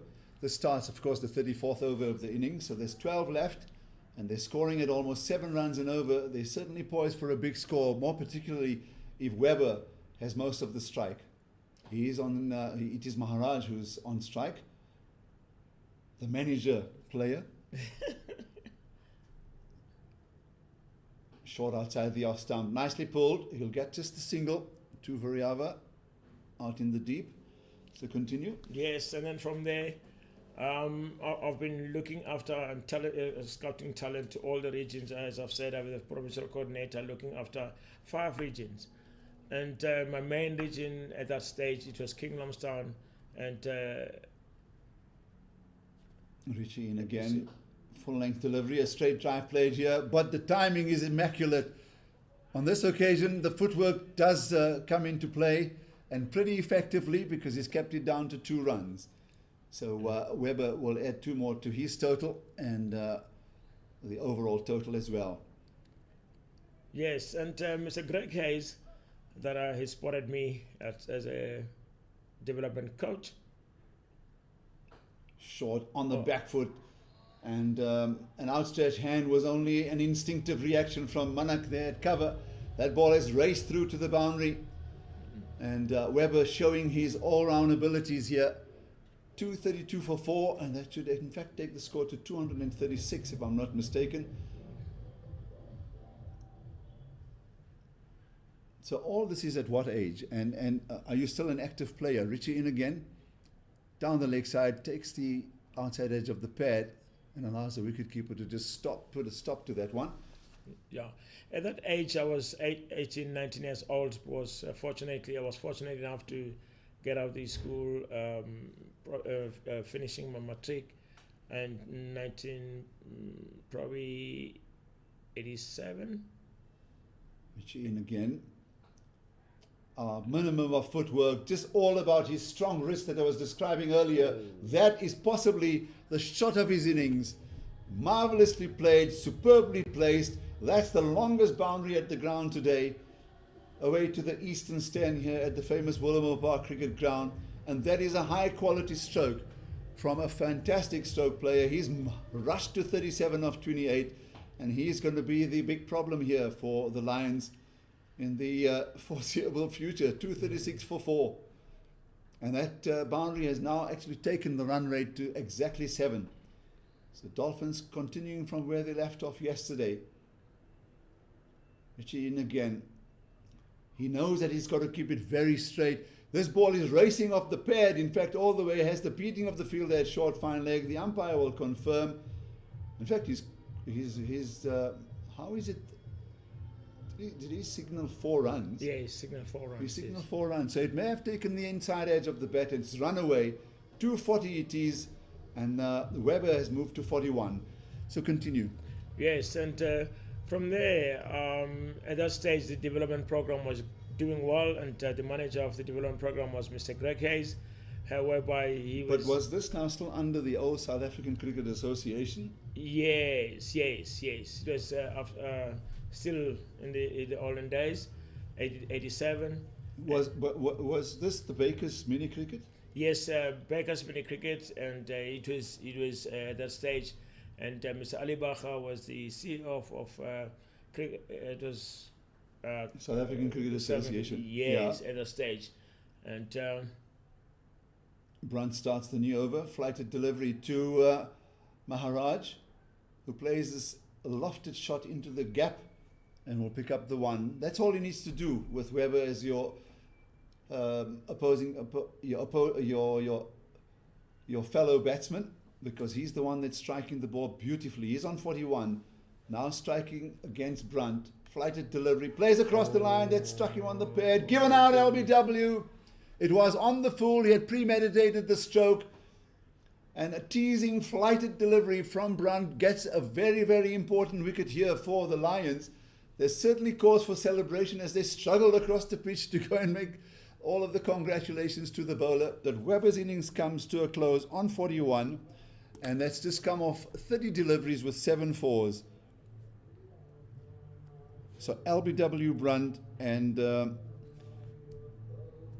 as I said, described it, that he was premeditating the sweep shot because he understood that that's the best way to in fact play against the slow spinner. yes, and from there, that is where I've fortunate enough to spot Makantini going around the area. And I've been in King Lamastan looking after and checking all the talent. And it was during the junior holidays in 1992 whereby I saw this young, talented youngster, raw talent, Makantini. And from there, I called all the boys in the rural areas of Mdingi, just outside King, 5 kilometers or 10 to 10 kilometers outside King. And this fellow ran in to bowl because I said to them they must just bowl to me, and I see how the guys can bowl the cricket ball, and unearth that quick raw talent Makantini. And from there I told him, I asked him what is his name, and he said he's Makaya. I said, where have you been? He said he's been looking after his father's head of cattle. And Brunt into the new batsman, Bishop. So 2 new batsmen at the crease. Can the Lions actually squeeze them for the runs and maybe try and limit them to around 270, 280?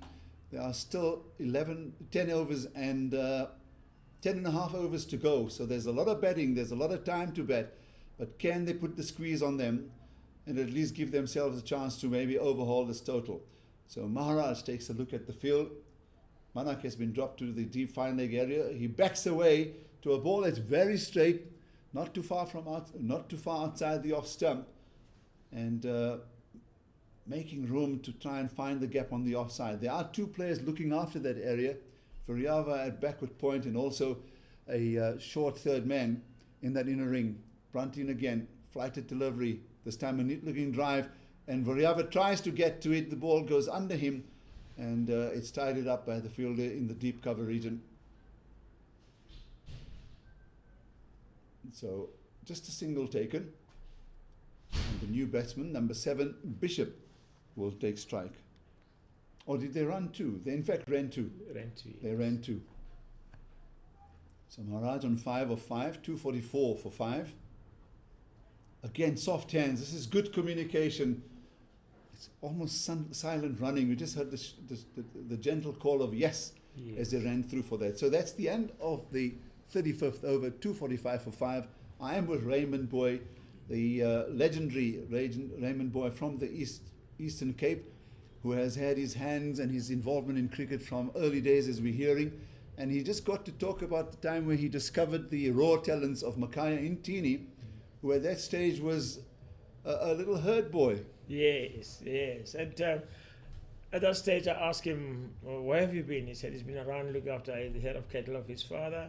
And I asked him, gee, Makaya, you're a good bowler, and I'm telling you one day you'll make South Africa.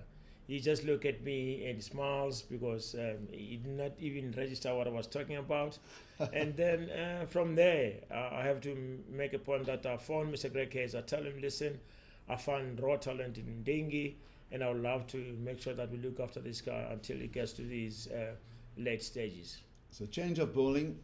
Variava comes into the attack. He's always been a medium-paced bowler, very much like his late dad, who played a long time for the Transvaal Cricket Board throughout the 80s, in fact. Led the attack for some time. So just after that first delivery, he gave his right shoulder a bit of a rub. And he's been in the field for a long time. He should be warm by now. He's in. It's an interesting action as well. I wonder if the umpires are watching the veteran. How's he a veteran now and has this peculiar action? That's what I'm going to just describe it as right now. We don't have a side-on view. So apart from maybe the wrist coming into play, it's very difficult to study the elbow as he runs in again. Short run up. And continues to bowl that wideish delivery outside the leg stump, which the umpire will confirm. But now before you get to because we've just jumped a little ahead on the Makaya story. Yeah. How old was he when you first saw him? Where was he playing? At that stage, he was probably 13, 14 years old, and he was playing at Mdingi and as a young boy. That's a lot straighter, no run. So was he playing schools cricket at the age of 14? Yes, at that stage. Normally in the rural areas of Mdingi, at the school, Amantinde high school, and there was no type of organized cricket whereby they practice and play some fixtures, and he used to play maxi cricket, which was Variava in again, manages to keep this pretty straight as well. He'll get the single, will Maharaj, 247 for 5. Because we started with the Bakers mini cricket at Mkakwebe primary school, whereby Mrs. Charles, who was looking after him, having a mini cricket certificate, I think he's done well there. And then from there, he went to the high school. And in the high school, there was no organized fixtures. That's where Makaya spotted him. So if there was an organized cricket, where would you say his exposure was? You talked about at the age of 14 where you saw him, right? Yeah. But now, when you get into a period of your life where there's no organized cricket in high schools, and that's unfortunately the sad story of cricket around the country because of the lack of facilities and, of course, the apathy of principals and teachers. Oh, that's such a lovely back cut there from Bishop. He'll get 4 for a beautiful late cut, slightly wide outside the off stump, gets into a very good position and finishes that over the 36 with a boundary, 251 for 5. And then what happened is that when I spotted him and I did speak to Mr. Greg Hayes, I said, listen here, we've got a talent, we've got gold here at Mdingi, and I would love this gold to be nurtured nicely in a provincial manner. And is it possible that we can maybe take this guy to Dell College, whereby they've got organized cricket, some practices on Tuesdays and Thursdays. And coaching as well. Yes, and coaching and matches on Wednesday and Saturday. These guys will probably flourish from there and make sure his potential is been. So Greg Hayes gets him into a Grays, and yes, and then from there. Yeah, Mr. Greg Hayes. We spoke to him and then we said, I spoke to him and said, listen, let's try and get this guy to Dale. And we went to Dale College and have a chat to Mr. Malcolm Andrew, was the headmaster at that stage. And then Mr. Malcolm Andrew, we had a nice interview with Makaya, and Makaya could not even speak a word of English at that stage because, I mean, when he asked him what does he want to do after he's finishing his cricket career. Brunton again, another attempted sweep shot, comes off the top edge of the bat. And Brad White has to tidy up. They run through for 2. Yeah, and then from there, when he was asking the questions, Mr. Malcolm Andrew, he just looked at him and smiled. because he didn't even hear what Mr. Malcolm was saying, and I have to interpret. Or understand him, yeah. Understand, Okay. yes. Yeah, I have to interpret and tell her, what do you want to do when I finish turn 10? Brunt continues. He's got 2 wickets. A little nudge to the offside. A clever little one from Maharaj. They run through for 1, 254 for 5. And then Makai said he would like to coach. Well, after I interpreted the question, he said he wants to coach, he wants to play, and coach cricket as well after he finishes his turn 10. But he was obviously thinking just beyond school and nothing Yes. further. Nothing further. Appeal for an LBW. It's an impassioned appeal from the bowler. The umpire is unmoved.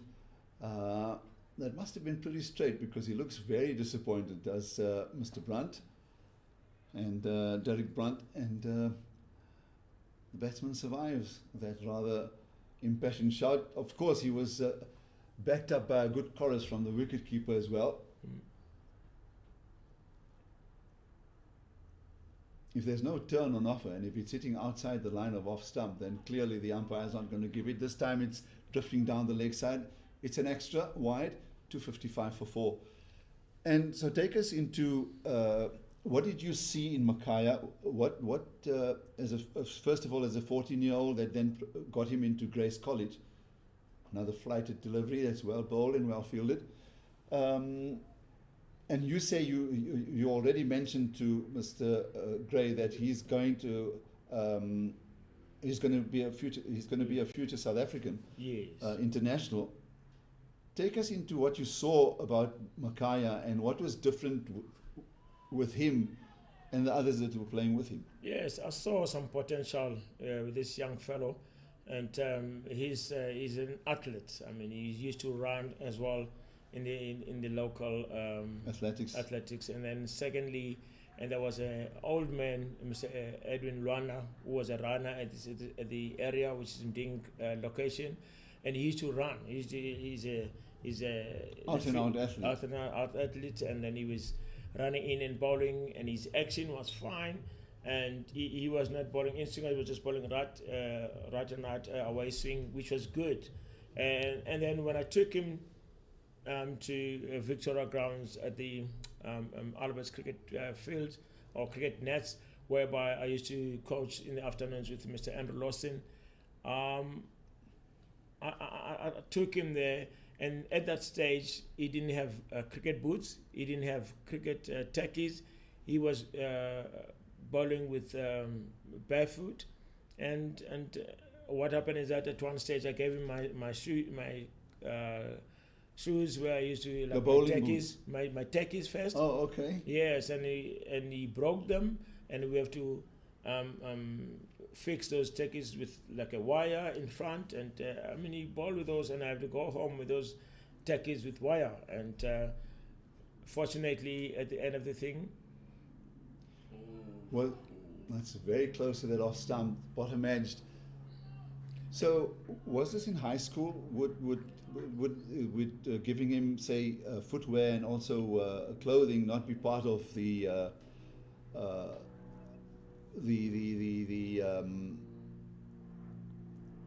university or the schools? I'll just come back to that in a moment. He's keeping it nice and straight on this occasion to the right-hander is Variava, but he's steered away to the offside. So as part of the scholarship, Yes. would that not have been included in there? Yes, at that stage, he was a guy that he started. I was busy mauling him nasty to make sure that when we take him to Dale College, he must be right bowler who's bowling nice lines and length. And because I had special sessions with him one-on-ones in the Victoria Grounds. Variava in again, played across the line. And it's a good effective hit because it will run away for 4. Very well timed by Maharaj. 261 for 5. We are in the 38th over. Yes, and then from there, he was at Dell College, and he was at the Peterson Dave Taylor or Peterson House, somewhere. Dave Taylor House, and then he did extremely well. Out of like him going to the interview, a guy who could not speak a word of English. He was calling me, say, when he see me, hello, say, how you say, and that was what Del College has done. Well, I'll just interrupt you and tell you that even now, after having shared the commentary box with him for close to 10 years, Yeah. whenever he sees me, I'm also sir. Yeah, he's spot on, Yeah. which is great. I mean, after coaching him for sort of quite a sort of space of time, taking him to Dell, and he was calling me say, which is a great thing. And I take my hat off for Dell College cricket space there, whereby we had Malcolm Andrew who was the principal there, and some coaches who looked after the guy. So tell me now, if you can fast forward it a bit, he gets to senior high school, and how does his future get carved towards playing provincial cricket first of all for border, Border, yes. and then gets picked up, plays for SAA, Yes. and then ends up playing for South Africa. So that journey, if you can just elaborate. Full toss steered to the offside. They'll just stay for one because Maharaj is happy to just leave it for a single. I don't think he's in a hurry between the wickets. Yes. Yeah. At that stage, he was probably under 15, and fortunate enough, we had border trials at that stage, and at Victoria Grounds, Makai was picked to be the opening bowler for the border side. There was regional. He was what age was he then? He was 15. He was under 15. He was 14 years So old. is this border B or border under 19s? Yeah, it was the age group teams, whereby he started Nasi. We went to Queenstown, whereby we had a regional festival there. He was picked for border, and there he was an out and out fast bowler, and he So did extremely well. And then from there, as under 15 level, he went up to make a border under 19 side. From border under 19 side, he was selected to go to the Dennis Lilly, I think, camp, I think in India or Australia, Yep. whereby he did extremely well there. Fitness-wise, he bowled extremely well. And yeah, I think he went to India, if I'm not mistaken. And then making border, SA camp to Dennis Lilly camp. And then he came back, he made the border side, he made the SA under 19. From SA under 19, he went up the ranks to play for border A side, B side, and A side. And So he was always earmarked as a new ball bowler. He was always going to open. he's spot on. So what you're saying about the Dennis Lilly Academy in Madras is quite a story, because in all the time that we've heard the history of Makai and Tini, I'm going to be open and admit that I didn't Yes. know that he was actually selected to go to India. Yeah. And who instigated that move? Not necessarily just for him, but the number of players that actually ended up in India. Did it come from the United Cricket Board of South Africa? What a lovely looking off drive here from Maharaj. He's such a fine player. And they run through for two. The score goes across to 268 for 5. And we are in the 39th over. Yes, at that stage, I think Mr. Kamajola, late Kamajola, was the one who instigated that. And then I think there was some range of Mr. Because this is into the early 1990s when we were into the new dispensation. He's spot on. And I think Mr. Niels Mongberg as well, who was probably in charge of schools cricket, and he was the one who said, I mean, this guy could go there, and he did well. And I'm telling you, we were very impressed for his thing. I'll take you for this small part whereby I have to get his visa and passport to go to India. Right. Yeah, I mean during the olden days, the old Ciskai and thingy, we were under the old Ciskai, Transkei type of homelands, and we could not get like passport and all those kind of things, and I have to go to the embassy in Kingdomstown, and Plays another lovely looking off drive. Beautiful time of the ball. He's the manager player, and unfortunately the attempted stop has hobbled and bounced over the fielder, and it's 4 more runs to the total.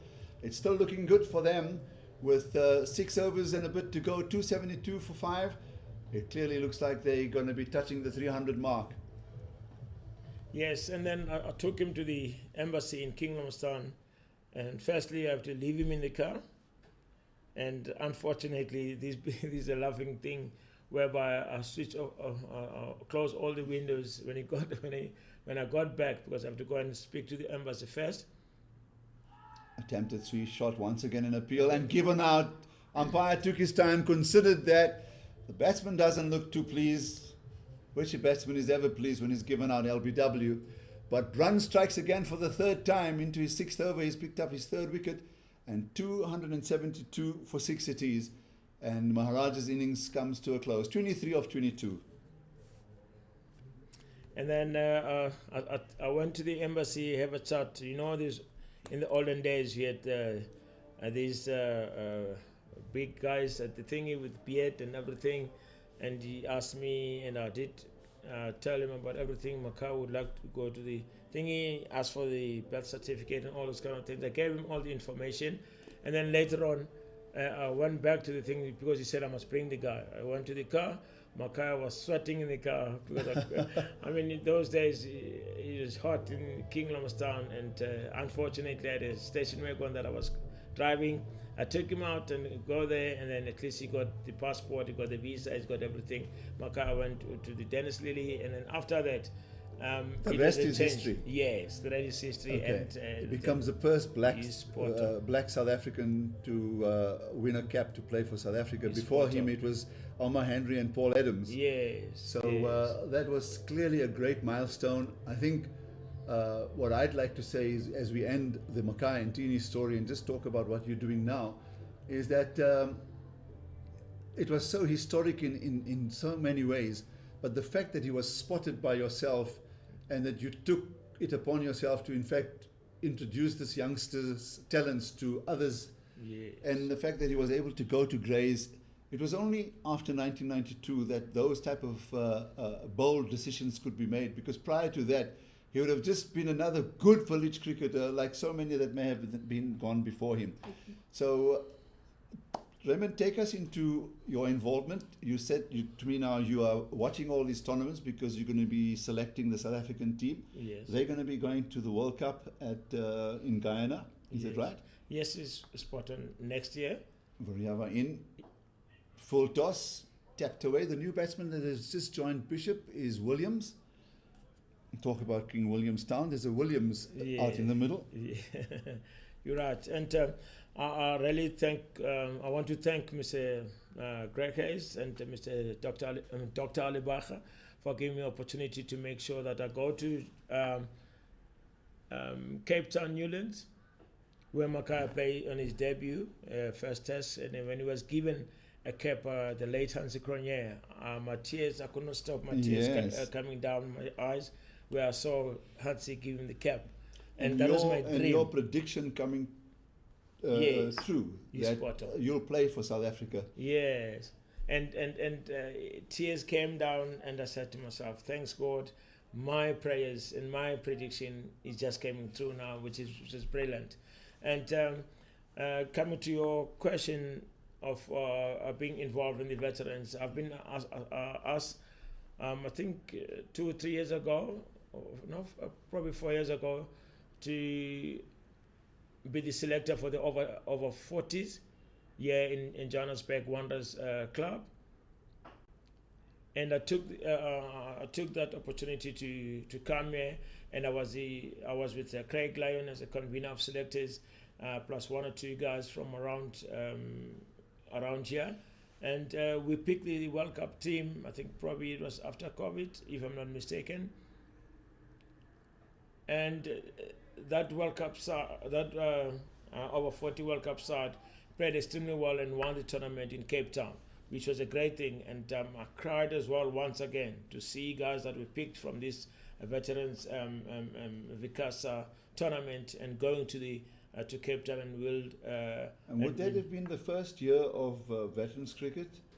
It would probably be the second year, because I think the first year they went to Cape Town again because of COVID, it was stopped. And then the following year, they were on, and then it was brilliant, whereby the guys won the tournament. So the previous team that played in the under-40s finished 9th. I mean, Yes. over 50s finished ninth. What do you reckon these guys' chances are? And I'm sure you've already penciled down a few names and hoping that this tournament will then confirm it. Is this the only tournament that you now have in which to whittle it down to your squad that's going to go to the World Cup as they prepare for next year? Going forward, I mean, I've been the over 50 selector, and I've been over 40 selector for probably 2 or 3 years. And then I was fortunate enough to be the over 60 convener of selectors. And then we picked this side going to Pakistan. And then last year as well, over 40 is going to probably Sri Lanka. And this year, penciling down some of the guys, looking. Just watch Mr. Brunt as he continues. Starts his 6th over, the 41st of the match, of the innings. And he's picked up the 3 wickets for 29. Yes, and looking forward for these. That's a good stroke. That's You can see he had made up his mind that if it was tossed up, he was going to play across the line. And on this occasion, he makes really good contact as Williams picks up his first boundary. The score now 280 and counting. Equals Yes. yesterday's score, yeah. Yes, and then from there, I'm really happy to be part and parcel of the VCASA with Mr. Roger Maltz as a president of the VCASA, having faith in me and making sure that I remain the selector. Part of the system. Yes. I played cricket for Border as well, over 50s, I think, for 2-3 occasions, and whereby I was a wicketkeeper batsman. And now being the selector on the other side, which is a great thing and a great opportunity. I really thank Mr. Roger Malt and his committee for having confidence in me and making sure that I'm doing the great job. Well, I mean, I think you come with a pedigree, you come with a history. You've also proven that you're a good spotter. You can identify cricketers in just their makeups. And that generally to me is a person who can see into a good cricketer from an early age. Tells you that they have a cricketing brain. So I'm not surprised that at different stages in your life that has been recognized. And clearly I speak on behalf of all South Africans that under your sort of watch, the teams that you select will go and perform a whole lot better at international level, especially at seniors cricket. And I thank you for the time that you've spent with us, Raymond, and I really wish you well. And I must say that having not seen you for such a long time, I was expecting a rather old-looking Raymond Boyd. It took me a while to actually adjust my eyes to say, this is Raymond, you know. So well done, you're looking after yourself. Thanks, you certainly don't look like you're over 60. Yes. Yeah. Thanks Enjoy a lot. your time, enjoy the tournament, and I hope you Yes. can put a good team together for the SA veterans. Yes, what I can say, I just want to take this opportunity to thank you as well for giving me the opportunity to speak to my fellow South Africans and making sure that the VCASA flag is flying high, and we pick the team which is going to take South Africa flag up in India next year. And it's not an easy one to pick a squad of 16 players amongst the 120 players, which is not an easy thing, but we'll do our best to make sure that we pick a great side. Well, being a selector is a glorified headache, you know that. He's spot on. So no one's going to feel sorry for you. Go on and do your job, and congratulations. Thank you very much for your time. Thanks a lot, MCs. And we'll see you later in the tournament. Thanks, man, and enjoy. Change of bowling, Kruger back in the attack. This was on a good full length. It's hit the batsman right in front, and Kruger will be rather disappointed that umpire Gert van Wyk has turned this decision in the favour of the batter, and in the end they've run 2 extras, 283 and counting, as I said, into the 42nd over towards the tail end of the innings. And can Bishop and Williams take their score beyond 300? They achieved 280 yesterday in the match which they won so handsomely against the Western Province team. And now they have certainly put on a very formidable score once again. This attempted straight drive goes off the thick outside edge or outside half of the bat, and it ends up at third man. And in fact, there's 2 fielders out in that area looking after that boundary, a conventional third man and then also a deep point, both stationed on the boundary. Where are the other three? Deep mid-wicket, long on and long off. So from the 30th over to the 45th, the third power play allows the fielding team to have 5 fielders in the outer circle. 4 overs for 29, his first spell, Colin Kruger. Both, this is a full toss, and it's so intelligently steered here by Bishop. He's just played the most glorious little touch stroke that has resulted in 4 runs. And that takes the score to 288 for 6. And as Rodney, who's now rejoined me, we spoke earlier about the fact that a player of this talent and fitness, even at this age, should have taken a little more responsibility early on with the ball. But given his the fact that he's captain, as we've seen from time to time, captains may be even reluctant to take the ball ahead of some of the players. They may have had some plan in place, bowling Flusk and Minnick through for the first 18 overs, both of them bowling the 9 overs each. This full toss is misdirected, and I thought for a moment, yes, in fact, the wicket keeper, Craig Lyon, has certainly hurt himself. I'm not too sure if it's the finger or the forearm, but he's removed his glove, so he's taken a rather nasty blow to his hand. He certainly seems to be in more than a spot of bother. Absolutely. He's ringing in pain, and hopefully there isn't damage to it. A really wild delivery from Kruger, maybe attempting the leg stump Yorker, and misdirects it completely. And are there any doctors? Is there any medical professional around at the ground? It looks like there is. But without the medical bag, as he makes his way to the middle, and the score at the moment, as Pearl Craig Lyon gets some attention, 290 for 6 after 41, and a score now of 320 certainly looks on the cards. Welcome back, Rod. Did you have a good break? I had a wonderful break. Did a wee perambulation of the ground, got chatting to a few outfielders. Okay. Did a bit of outfielding myself as a few of those boundaries were smited or smitten in my direction. Yeah, poor old Craig Lyon did very well to take that. Who would be a wicketkeeper? It's not a profession that rewards bravery. Had he done the decent, the cowardly thing and allowed that to fly by for 5 wides, I dare say his digits would be in rather better condition than they seem to be now. Although he's gamely continuing. Yeah, I'm glad to see that, that he's again slipping on his inners and the main glove. Prudently, he's beaten a retreat. He's no longer standing up to the stumps, which, under the circumstances, seems sensible. Took that on the full, too. Really painful blow. Yeah, it was a beamer to the batsman and the wicketkeeper. Down the pitch, inside edge. This will run away to that boundary. Hard luck for Mr. Kruger. Collins really been trying very hard. That was much too wide. If he's asking the wicketkeeper why didn't he get his hands to it, it was at least 4 or 5 meters to his left. There was no way he was going to get to that. So 4 runs added, and that takes the score to 294. I doubt even a 25-year-old Lions, having not just sustained such a painful blow, would have got to that one. Flew past the leg stump, and as you say, was a good 5 meters adrift of his flaming glove.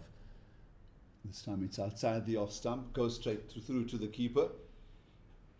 It is strange what you said about Kruger's reluctance to bowl himself. He won't be completing his allotment of 9 today, given the arithmetic as it stands. I think he'd finish on 7, which, given the quality he's displayed, that errant beamer aside, seems a bit of an oversight.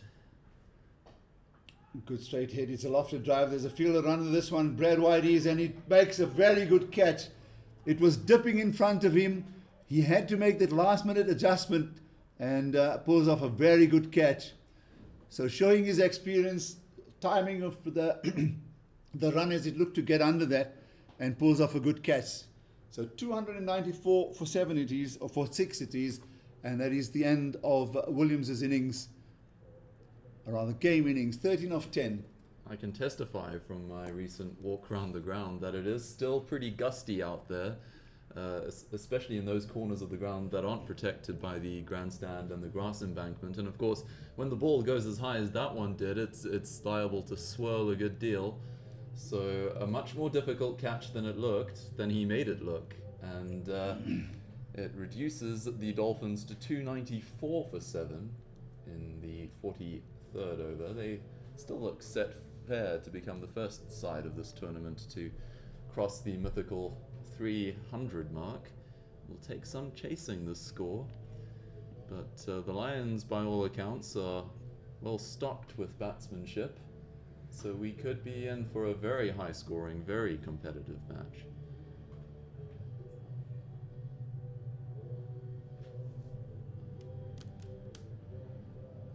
New batsman in Murray Clark, wearing the number 9 shirt.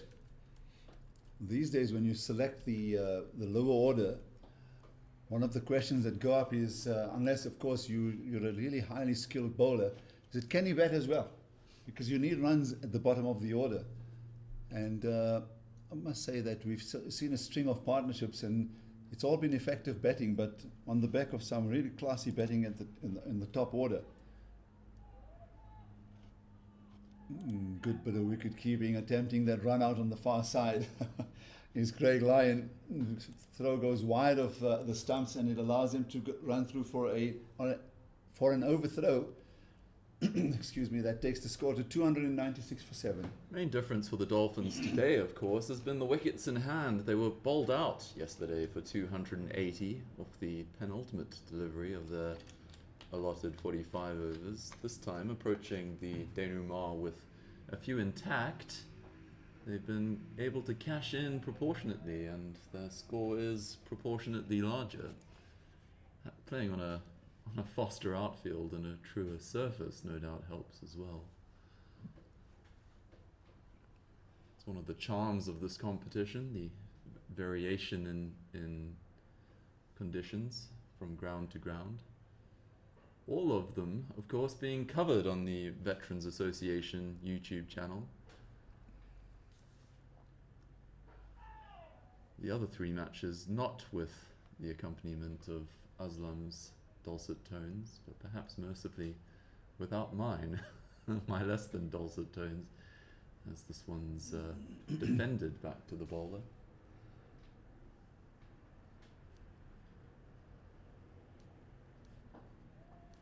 And this one bunted up to long on. They're going to take 2. That's excellent running. Fielder slightly on his heels. The batsmen were awake to the possibility from the start and had no hesitation in seizing it.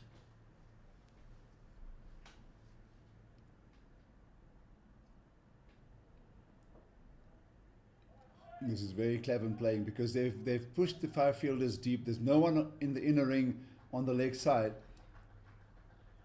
And I think highly appreciated by the Dolphins players, and also that registers the 300 up on the scoreboard. Wonderful performance, 300 of 271 balls. It's an excellent performance. Wonderful pitch to be betting on. Exploit the openers, especially the really good batsmen in the top order, exploited the shorter boundary to great effect. And that is why they find themselves in such a healthy position. That single takes the score to 301 for 7 after the end of the 43rd over. 2 overs remain, and I reckon 320 will satisfy them very, very much, because already 300 is very much a psychological factor in a 45 over match. Well, yeah, it's already more than a runner ball. They've been very intelligent, as you say, in how they've gone about it. They've definitely targeted those short boundaries. Had we a wagon wheel to hand, I dare say it would look extremely lopsided. You'd be able to tell which was the shortest boundary by a mere glance at that thing. And then, of course, having set the field deep, they take a bit off the drives into the deep, those which would usually yield 1. Running the first one really hard. Oh, it was a near thing. Perhaps not quite enough on the throw, and they've managed to get through for 2. I'm not sure that was on. No, I tell you what, it looks to me like Bishop wants to take the lead here in the last 2 overs. So he wanted the second run, And he called for the second run, of course, running away from the danger. And fortunately, his partner made it in time. This time he'll be forced to just keep it down to a single. Clark is now the striker. He's on 3 of 3, 304 for 7. Commentators half cursed that one, having just praised their running between the wickets. It was struck slightly too firmly out to long off to merit the 2. It was a good thing there was an underarm throw, quite. which allowed the batsman to actually get in. So Clark on strike now to Kruger. Looks to play down the leg side. Oh, that's rather harsh. It looked to me it was very close to that leg stump because the batsman had gone across his crease.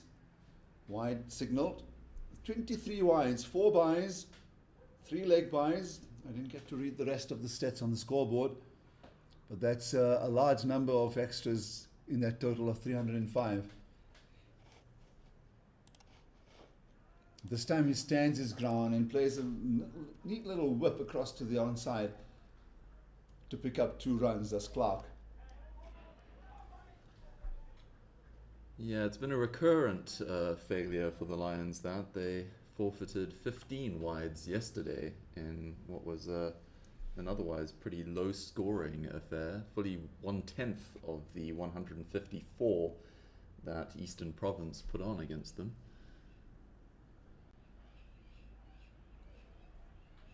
First slower ball, I reckon, from Kruger, and Clark's timing eluding him on this occasion.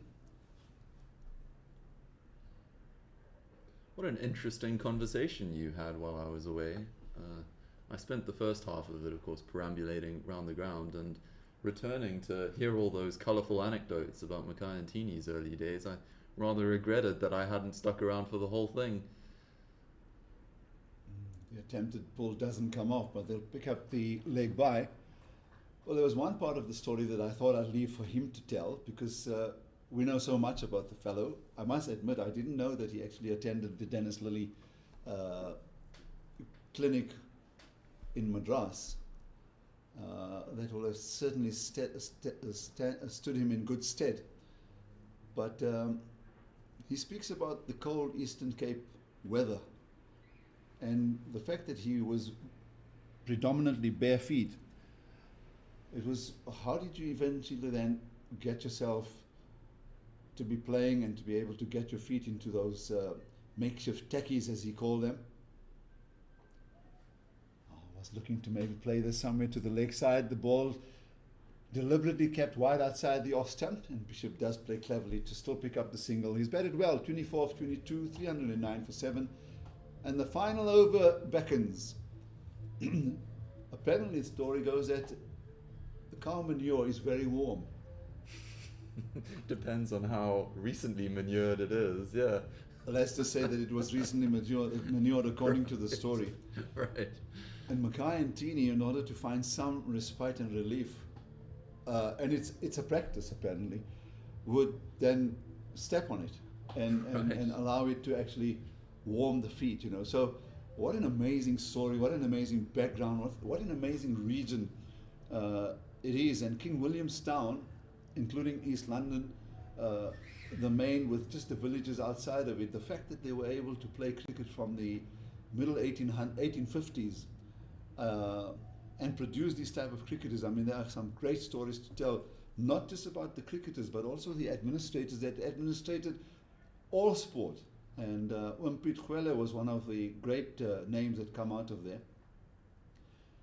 Oh, this is a very clever stroke. Hasn't he batted well throughout this little score? He'll pick up another boundary that will take his personal tally to 28. And this total to 313 for 7 here. In the last overs, looking to maximize. And he starts this with the boundary. Yeah, and slightly premeditated, but he knew exactly what he was doing. It's a huge vacant space behind the wicket here. And anything that airs slightly in line will enable him to cash in. Sorry about that, Aslam. No problem. What he has seen, of course, with Derek Brunt for most of the time, oh, this is so beautifully timed. There's no chance for either of those fielders on that short boundary to actually cut it off. So he's got 4 runs, well-timed stroke, 317. He's moved to a 32 in swift fashion. And I think he's, as you say, premeditated that, and you're correct about it, because what he's seen mostly from Derek Brunt is that he has this propensity to just flight it and put it on a good length. And that's why he's got a good head on his shoulders as Bishop, showing his experience. He wants two. Clark turns blind, but the senior partner said two, and he was willing to turn around for the next one. Had the throw gone to the other end, maybe there would have been a chance. But you can tell that Bishop wants to strike, and this is very, very cleverly crafted 25-run partnership, of which he has 34, and or shall I say, Clark only has 6 out of it. 3 balls remain. Cannot be a fun experience fielding to batting of the quality of this. They do seem to have the field at their mercy. Puppets on a string, really, toying with them at the moment. Anyone who's played his fair share of cricket and had experiences like this one will know just how miserable they can be. The Lions fielders will be pining for the conclusion of this over, the 45th and final one of the innings. Let's just say quickly that 4 fielders of the 5 that are required in the outer circle are all guarding the leg side boundary. And he gets into position to play it there. There's a fielder trying to get it under it, but he needn't do that because it's gone all the way for 6. Beautifully timed stroke. He's come at the right position here for the Dolphins in the lower order, and he's just showing his wonderful hand and his lovely talents, his Bishop, as he gets to 40 of just 26 deliveries with a mighty 6 over square leg. He's challenged those 4 fielders in the deep. He's challenged the bowler as well, and he's won that mini battle. He's down the track now. He'll find the fielder running in from that offside boundary. And good to see that Clark turned for the second, and the throw comes in rather slowly, which allows them to run 2. What a partnership this has been for the 8th wicket in the closing stages. It's worth 33. And Clark has only 6 of those. Again, plays to the onside.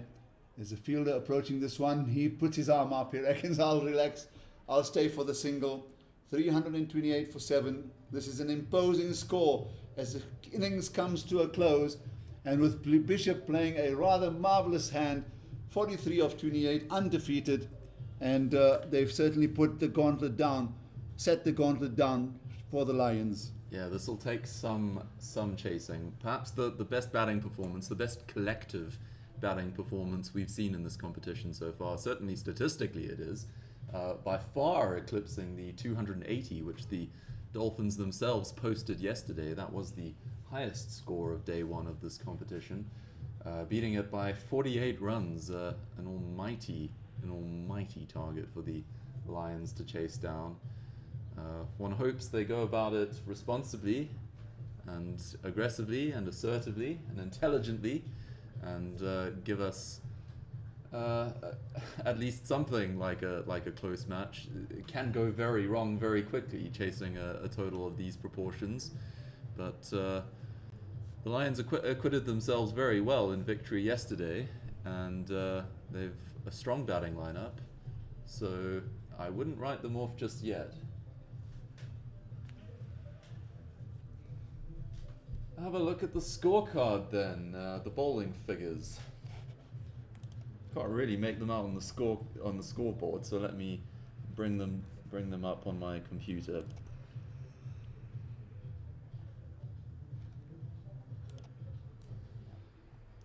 Gareth Flusk opened the bowling. 9 overs he bowled, no maidens, 1 for 53.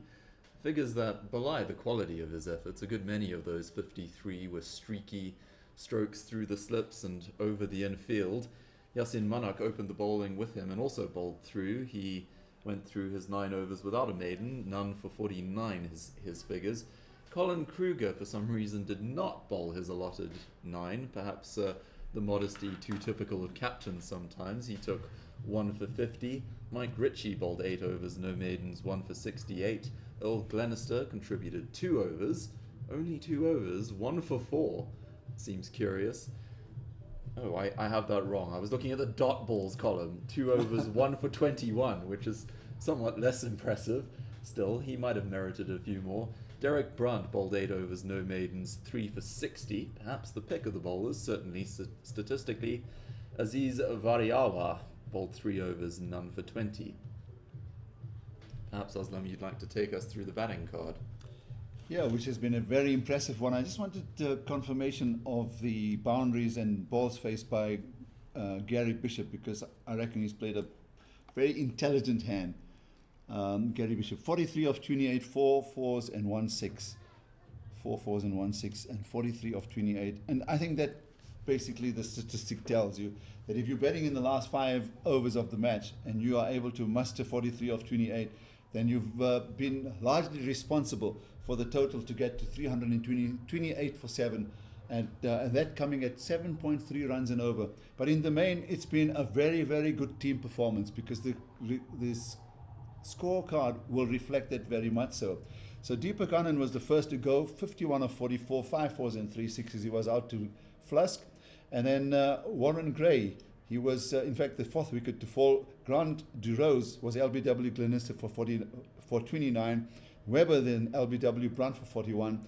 And Warren Gray really looked to go towards a 3-figure mark, because he had batted beautifully. His innings throughout was just in the ascendancy, very good to watch. Eventually was out, bowled by Richie, looking to steer a ball out towards the offside for 92 of 88. He hit 10 fours and 2 sixes. And then, as I said, Webber got to 41 of 30. There was 3 for Duncan Miller, 23 for Adil Maharaj, the player and manager of the team.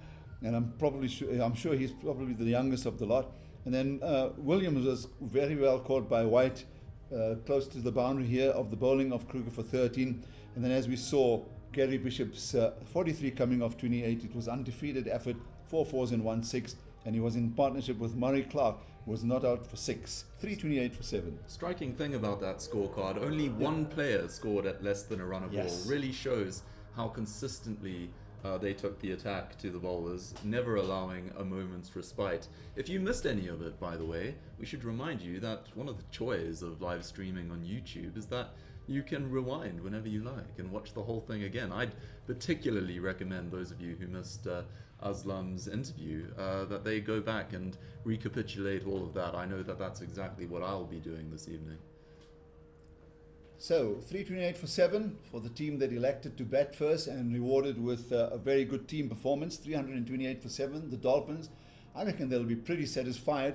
And as you said, as the teams walked off the field, that it is a very good Lions batting team. But I reckon this is going to be a real stretch for them, because what we saw yesterday with the Dolphins team is they're very well organized and they have a good all-round team in the bowling and the batting. Of course, that's left to be seen. Final word from you, Rod. Yeah, just a reminder as to what's going on in our other 3 matches today. The Titans batting first against Border, bowled out for 142 in 43.3 overs. That on the rather low-scoring B field. Elsewhere, Eastern Province against Western Province. Eastern Province batting first, posted 170 for 8 in their 45 overs. While Boerland against Eastern Storm managed 144 for 9 in their 45 overs. All scores roughly in the 140 to 170. Teams having a good break with some refreshments and good lunch. And as we leave you, I can tell you that the Lions have called for a heavy roller. And I expect that given how well it has played for that score of 328, they have everything to play for. Of course, we'll bring all of that to you ball by ball. And until then, I reckon about another 40 minutes, we'll be back on air.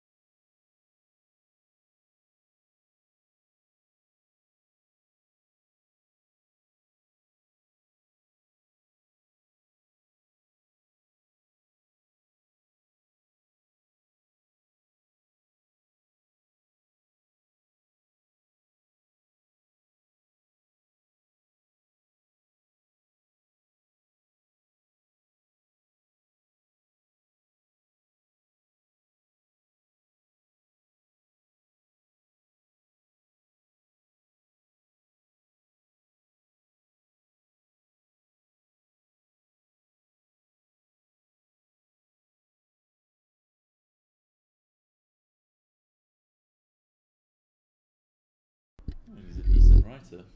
Welcome back to Willowmoore Park, where the Lions are certainly in for a huge challenge because they're going to be chasing a target of 329 after the Dolphins, having elected to bat, posted an imposing 328 for 7 in their 45 overs, and scoring at 7.3 runs an over is already a high ask for the batting team.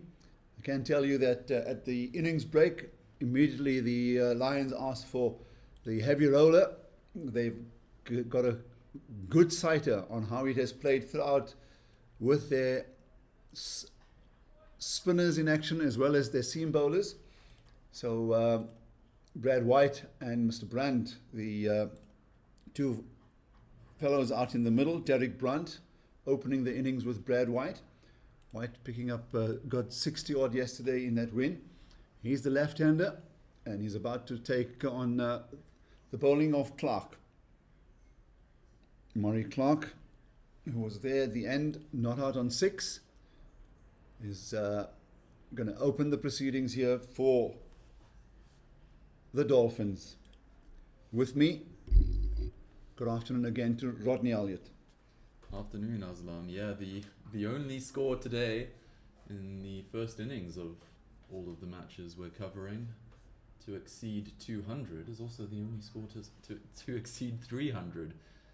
It's very low scoring, runs are very hard to come by elsewhere. Here, they're flowing, well, almost river or ocean like. They're coming in a glut, our runs. The pitch is in immaculate condition. It's playing, if anything, even truer than yesterday's strip off to the other corner of the square. And that was stunning and aided by a very lush outfield. Once the ball's beaten the infield, it's almost inevitably a boundary. Dot balls are at a premium. Very attacking fielding setting. First up from the Dolphins. 2 slips, 3 slips really. I don't think the third one counts as a gully. So a first, a second and a fourth really is how I'd describe it.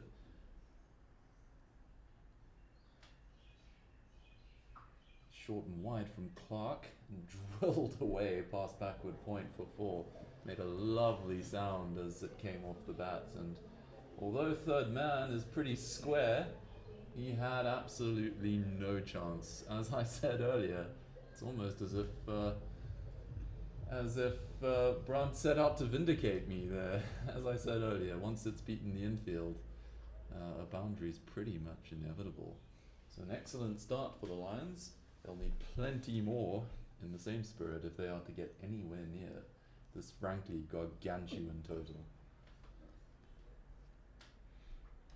So playing an attacking brand, they believe that they got a good score on the board because in the initial overs they are allowed 3 fielders in the outer circle. They have just 1 who's been posted to that deep point area. So Clark in again to Brand. This time it's outside the off stump. Clearly very optimistic. They believe that they have, from a scoreboard point of view, much to play for. Then they also have 3 slips and a gully in position. Beautiful bright sunshine. I must say it's warmed up a lot more than it was, say, at even 11:30 this afternoon. Hopefully the weather stays this way over the next few days as we culminate this tournament in the final on Friday. There's a bit of late leg cutter there. Comes off the inside edge of the right-handed Brunt. Plenty of encouragement on offer to the seamers, especially early on. They've consistently swung the ball, both directions, some of them. That skill certainly hasn't abated with age. And he's certainly got a field set for that late moving outswinger or leg cutter. Bit straighter this time into the pads. No run. It'll be a different experience for the Lions. They, I believe they batted first yesterday. Yes, they did. Put on 214 for 7 against Eastern Province over 50s, and that was sufficient for them to triumph by 60 runs. Chasing on a flat deck, fast outfield, a different proposition. in many ways a preferable one, as this is launched through the onside for 4. It's sat up invitingly, and Brunt needed no second invitation. Slapped it away past the despairing man at square leg for 4. It's a very vacant leg side field, so the margin for error is huge. You really only have to make the most minimal contact, especially for a delivery like that, to yield your full reward.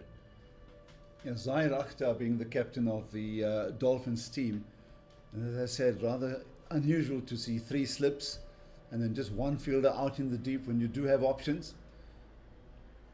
And I suppose as a captain you're expecting your bowlers to bowl to the field, and the 2 balls that were wide on either side of the wicket, Brunt has dealt with it beautifully. 2 boundaries to get the score to 9 without loss after the first over. Like to see aggressive fields early on, you know. I do think fielding sides, especially in the modern game, perhaps have a tendency to forfeit the initiative before it's even been claimed. This outside the off stump, full of length, batsman wisely shoulders arms. I think that 5th stump line is really worth pursuing, especially at this level. Perhaps we found in several cases, we mentioned it a great deal during the Dolphins innings, batsmen not quite getting to the pitch of the ball, not quite getting in line, throwing their hands at wide ones. It stands to reason really that as you get a bit older, the feet don't move or stretch quite as much as they're used to. Forcing the batsman to reach outside that off stump seems a useful tactic, and perhaps one to which the seam bowlers ought to be more alive.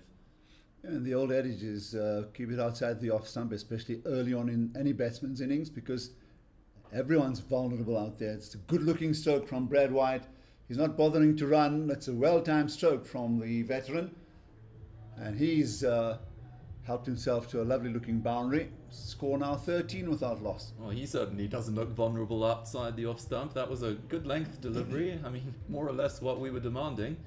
And he just leant on a beautiful stroke, minimum of effort, perfectly balanced, lovely upright, high front elbow. You know, your MCC coaches are always insistent on that. And a purist's delight, 4 runs. 4 more. Wide outside the off stump, opens the face of the bat. It's a cross-bedded drive to that square area, and showing all of his experience is Brad White. A little less of a purist's dream, that one. More cross than straight was his bat, but no doubt about the execution or the result. 4 more runs, and the Lions have raced to 17 as we near the end of the second over. Donnie Clutter is the bowler with ball in hand. That's well left. Earlier, Brad White had left a ball that was a little too close for comfort, but good judgment in the end, because when offered to hit 2 boundaries, he was equal to the task. And it's a good start. They're scoring at over 9 runs and over. If they can keep that tempo at around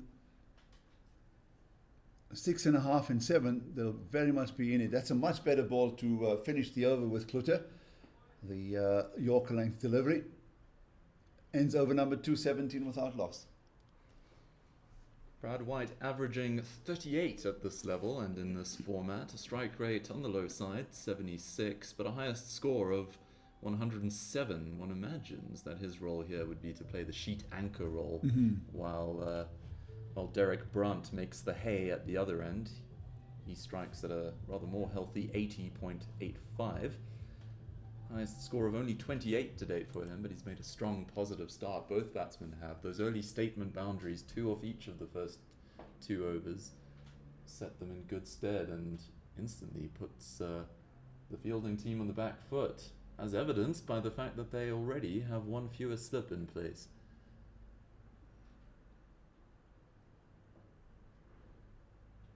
What they've done is they've maintained the 1 fielder out in the outer ring who's on the point boundary.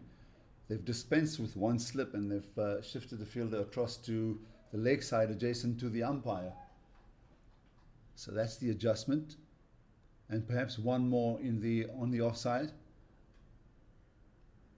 So 2 wide slippers in position. The wicketkeeper standing up, and that's a full-blooded drive, but straight to the fielder at mid-off. Loving the intent these Lions openers are showing. We've found that throughout the 2 days we've spent here. Taking the attack to the opposition, playing good, assertive, not reckless, but positive cricket. Certainly the way to go. And on a true surface, it's not as risky as it might be elsewhere. Oof. Having said that, he throws his hands at one outside the off stump, and the fielder does likewise with rather less success. It's parried, a lot of the energy taken out of it, and some good fielding on the outfield prevents 4 runs from accruing. They'll regret it didn't stick. Score moves to 19. Yeah, I reckon getting the hand to it was key to it not going all the way to the boundary. Very good attempt. He's starting on the edge of the circle, so almost in position to pull that off.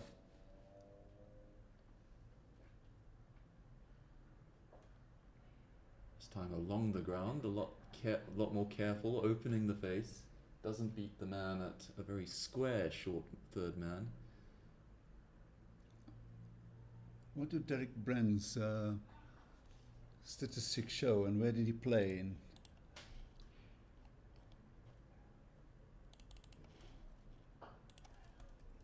Yeah, just a hint of movement through the air for Clark, and well watched by Brunt. He didn't throw his bat at it, he was quietly playing it out to the offside. I think he identified a bit of that swing through the air. But they're persisting with that offside field because he has one boundary rider there and then 6 in the inner ring. This is drifting down the leg side, just as I talk about keeping the off-stump line, and it goes all the way for 4 wides, and the umpire confirms that. Not too sure what he was trying there, but that was pretty loose delivery. Wicketkeeper also standing up, and then 2 slips, and then a backward point, a extra cover mid-off, and that fielder on the offside boundary. Yeah, Derek Brunt had a pretty good career at the provincial level. 14 first-class matches, 571 runs at an average just shy of 24, 250s in that tally. This time he finds the gap. This is wisely played, beautifully played. Given the width, instead of hitting through the line, he just literally gets his bat to block the delivery and angles it out to that vacant third man boundary for 4. Some quality stroke play here already into the third over. Done 28 for no. Yeah, he'd attempted that stroke earlier in the over, found the fielder, this time a lot finer, and once you've beaten that inner ring, only one result will follow. A bit stronger on the List A front. His career there spanned 21 matches, 621 runs at an average of 31, one big 100 and 450s. In T20s he only got 5 outings at provincial level, 136 runs there at a strike rate of 134, averaging a very respectable 27.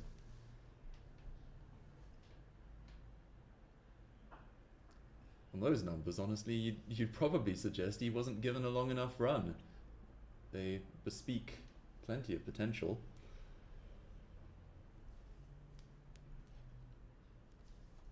Decent part-time bowler too, of course, had 5 first-class wickets to his name, a very, very miserly economy rate of 2.67, and only 4.33 when he turned his arm over in List A cricket.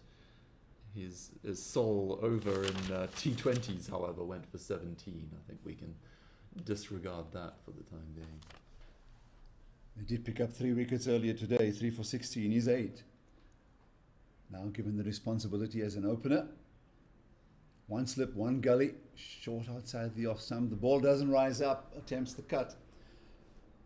So for the bowling of Klutte, they do have 2 fielders out in the deep square leg and a squarish fine leg. But still just persisting with 2 in the outer ring. They allowed 3 in the initial power play, which is 1-15. Oh, it's lofted, and it's a very good catch. Moving swiftly to his left, taking the outside edge, threw his bat at it, and it needed a good catch to reward the bowler with that wicket. And Brand's innings comes to a rather abrupt halt, 29 for 1, and he's out for 14. Yeah, he looked good while he was there, but there's been a pattern to the dismissals today. That little channel, fifth stump line, outside off stump, angling across the right-hander, as mentioned earlier, when you get north of 50, perhaps it's a little more difficult to get one's foot to the pitch, to reach for the ball, and it's certainly been a point of vulnerability for most of the batsmen we've seen today. The score now 29 for 1 after 3 overs. Yeah, Brand's 14 of 13, 3 fours. Need we remind you that the target is a massive 329, so still 300 runs away. Lots of overs, of course, in the bag, so a lot to play for. They're already scoring at a very good rate of 8.3. And it's all about just trying to maintain that tempo, but not losing their heads in attempting to do that. Gavin McCauley, the new batsman. Left-hander. I'll bring up his record for you.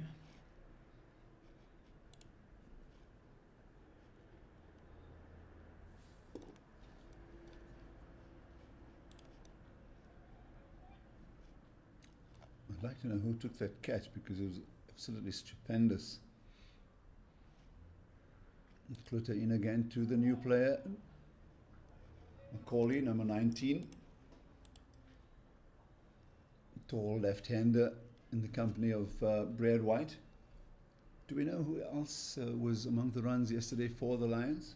Yeah, I'll have a look. Apart from Brad White, he got 60 odd.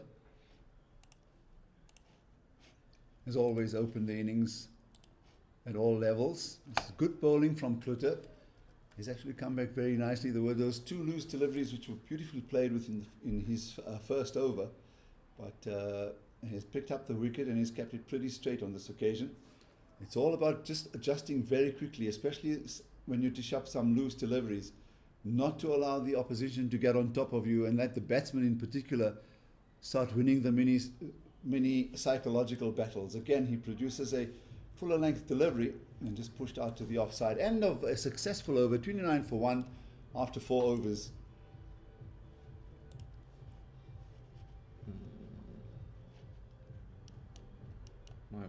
My middle clicker's not working anymore. I'll try this rather.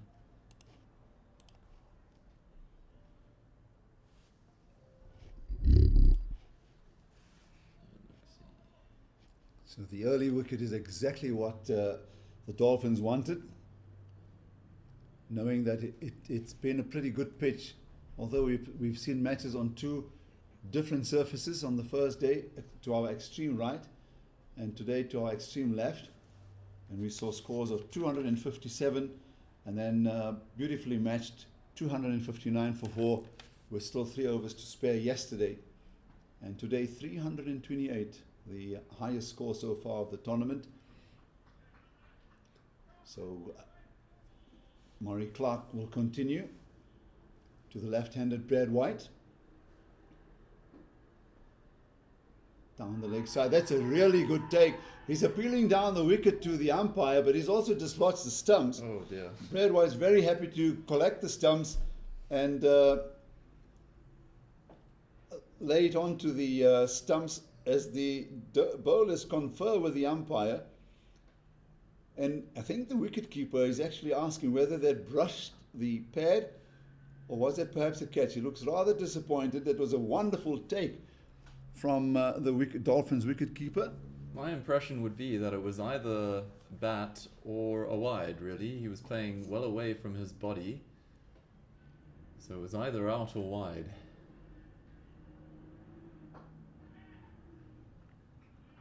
We know what the bowler's opinion of that situation was, but it's the umpire's that counts, and he's better placed than any of us to adjudicate the matter.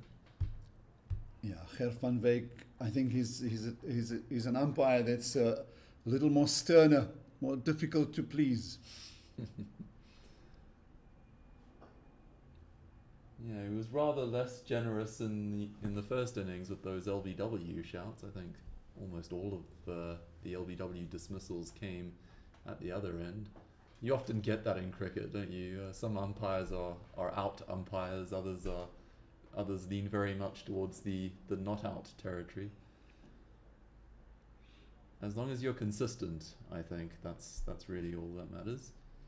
You don't want to be swayed by an especially animated appeal. You want to call every ball on its own merits as you see it. Yeah.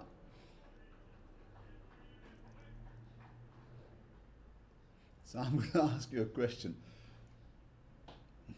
Would it be appropriate to say we saw a very mature partnership? Because these guys are veterans.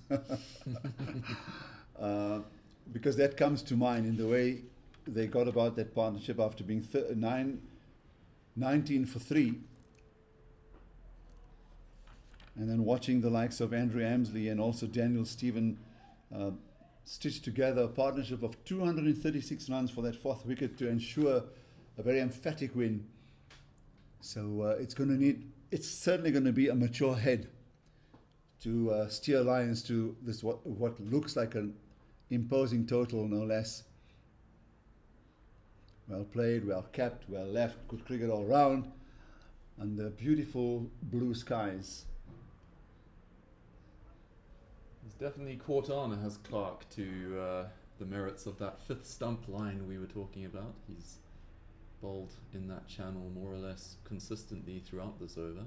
Yeah, keeper standing up, 2 slips in position, and then also a short cover.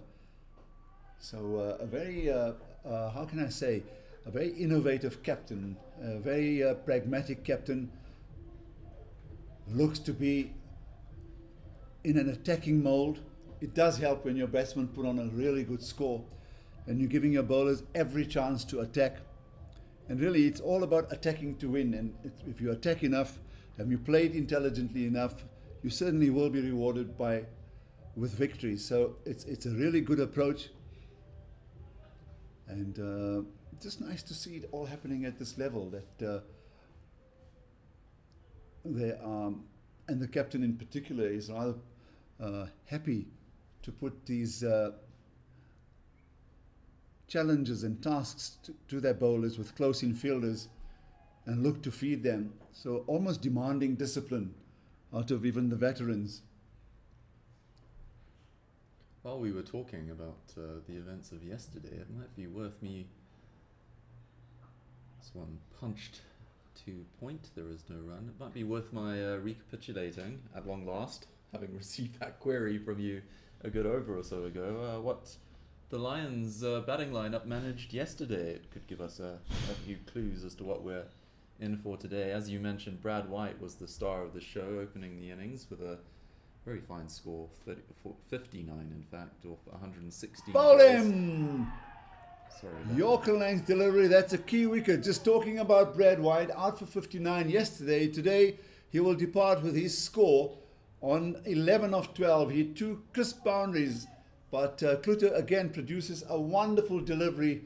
It may have swung through the air because it clearly bamboozled the veteran, and White trudges back with his score on 11, 31 for 2. Tell you what else is bamboozling, the speed with which these veterans move between not only overs but balls. I'm accustomed to covering the international game where over rates famously are desperately slow these days, and the number of times you've looked up to be startled by the fact that the next ball's on you already, a real credit to them. Yeah, as I say, I didn't catch much of that delivery as a result, but beautifully described from Aslam there. The score now 31 for 2 after 5, and those are just the early inroads the Dolphins would have been looking to make. Yeah, their discipline's been good. I think the attacking nature, the attacking mindset clearly will play a bit of a role, given that the opposition have to try and muster a target of 329. So coming to the middle, we'll get confirmation in a moment. He's got on his tracksuit top because it remains cold out there. It's still breezy, I don't think the temperatures have gone anywhere beyond 14 degrees. 14, maybe 15 if I'm being kind. 21 minutes past 1 here in Benoni, South Africa. 31 for 2 are the Lions in pursuit of their 329. The attacking nature of the innings continues. 2 slips and a gully. A very wide-ish gully, a lot more deeper than you would normally find. And in fact, number 47 is now making that adjustment, getting his fielder in line. And then the same old leg side field, deep square leg, fine leg for Kluter. Into Lions is in fact the new player. He edges, and he edges successfully. High above the fielder at second slip, off the mark with a boundary. So confirmation, it's the wicketkeeper who earlier had hurt his finger quite badly, but good to see that he's come in here at 2 down and gets off the mark with a boundary. Yeah, he came in number 8 yesterday, did Craig Lyons. Perhaps looking to add a bit more impetus to this innings. Yesterday, after the loss of the early wicket of Derek Brunt, run out for 23, they did rather get stuck, I'm afraid. Number 3 managing 12 or 40 deliveries. And given the size of the task before them, they really can't afford anything like that again today. So Macaulay remains not out after 7 deliveries and was caught on his heels there for a moment by Lyons, who tapped it to the onside and picked up the quick single. His heart would have been in his mouth. He was run out yesterday for 1. Would not want a repeat of that. Getting run out once in a tournament is bad luck. Twice might smack of recklessness. And he's finally off the mark. Neat little push to the onside. Just 2 fielders in the inner ring. There's enough spaces on that onside in which to exploit. But now, in order to recover the innings into the 6th over, this partnership needs to be strung together. It doesn't matter if they don't score at a high rate. They still achieved a run rate of 6.3, which has come down markedly after the loss of those 2 openers. Short ball, and Lyon does well to get back to ball. In fact, he does turn for the second and will make it quite easily. Dolphins have certainly looked sharper in the field so far. The Lions' fielding innings was marred by a few unfortunate lapses. They were, of course, as mentioned yesterday in mitigation, playing on by far the heaviest going outfield we have to offer in this tournament, and the legs looked heavy in proportion during that first innings today. But the Dolphins were also playing on a rather tough, lengthy, stodgy outfield, and they've certainly been more on the balls of their feet. Of course, they've had a lot more recovery time than their opponents.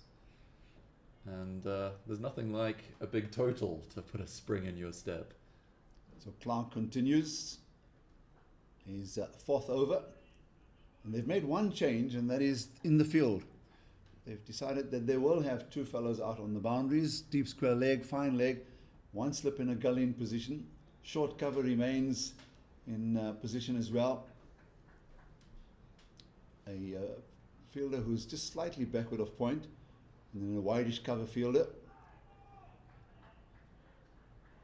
Good mix of delivery. Since he's found his range, Clark has been really effective.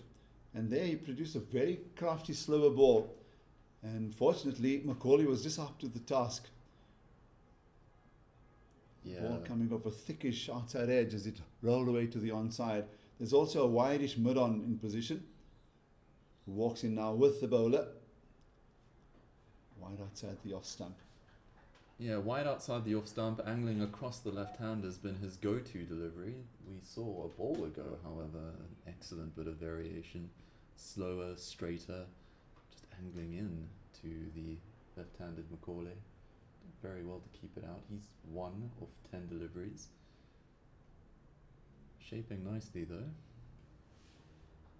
Oh, there's another leading edge. This time the ball squirts away into that free region, and that is the longest boundary. The ball's just going to stop as it hits those boundary ropes. And I think Macaulay will be a little more settled in that he's got a boundary to his name. He'll settle in quickly. How often we see batsmen who really start scratching all over the place, find a bit of time to get off the mark, eventually find their range. So hopefully this will just set him off. Again, with that variation from Clark, straighter, angling in late, which is why Macaulay shaped so late to play it. This one's hung outside the off stump and is driven with some authority to the man at mid-off. There is no run. And we're waiting for the scoreboard to flick over, but it shows there 43 for 2 with that boundary to Macaulay's name. He's on to 5 of 13 deliveries. Very crafty bowling this. That has been impressive. Yesterday we saw some fine bowling from a very tall and organized Justin Price. Picked up 5 for 35, I think. There were 200s on the opening day, and if I'm not mistaken, the only fifer was the border veteran, Justin Price, who picked up 5 for 35. 3 wickets in 1 over. That really put the skids for the Eastern Stormers, who initially had looked very good with 4 of their top order batsmen all going beyond 40. And that spell was crucial to the fact that they were able to just limit the Storms to the Eastern team to 257. As this one trickles away into the leg side for a single, I imagine it hit more glove than bat. Certainly didn't hit his body, so those runs will accrue to his credit.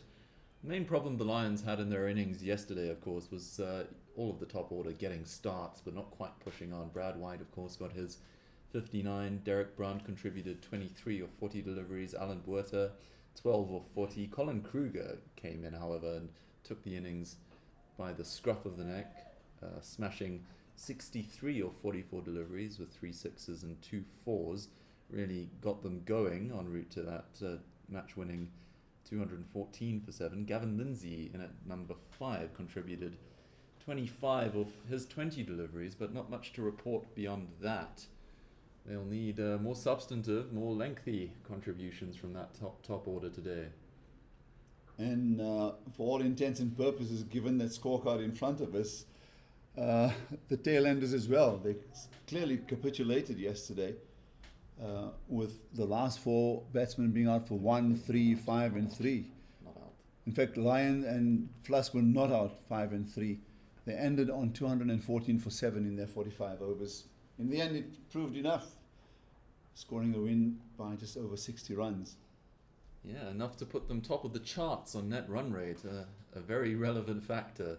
If this total should prove beyond them, if actually winning the match becomes impossible, there's no reason for them to despair of still making inroads. Net run rate is going to be crucial here. I'd be very surprised if at least one of these groups isn't decided by that calculus.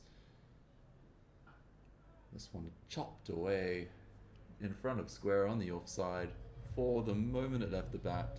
Beautiful placement. He's looked very good so far, the Lions wicketkeeper, doing both his name and his team, which has the same name, proud. There's a good shot. The fact that you middle it, find the gap as well off the bat between the 2 fielders, runs away for 4. Ooh. Oh, now why is he backing away and looking to just... It just shows so often that if you stay still and just play the ball on its merit, especially when on a good pitch, and there's no doubt that Kluter's coming pretty nicely, sharpish off the pitch. He's picked up 2 wickets, but he's also just proven in the previous delivery that went for 4 that there's certainly runs to be scored here. He's wide of the crease now, so just looking to do things differently. And I must say that Duncan Miller's wicket keeping already in his just this period of 8 overs has been thoroughly exciting and joyous to watch. He's been fantastic. He's a big fellow, and to have such good soft hands is amazing to watch. Yeah, he's acquitted himself brilliantly. I should have a look actually to see how he did yesterday. The only measurement, of course, of wicket keeping excellence is the buys column. Well, the primary one, I suppose. Your catches and your stumpings would count for a good deal. We still don't really have anything in cricket to parallel the errors column that features so prominently in baseball.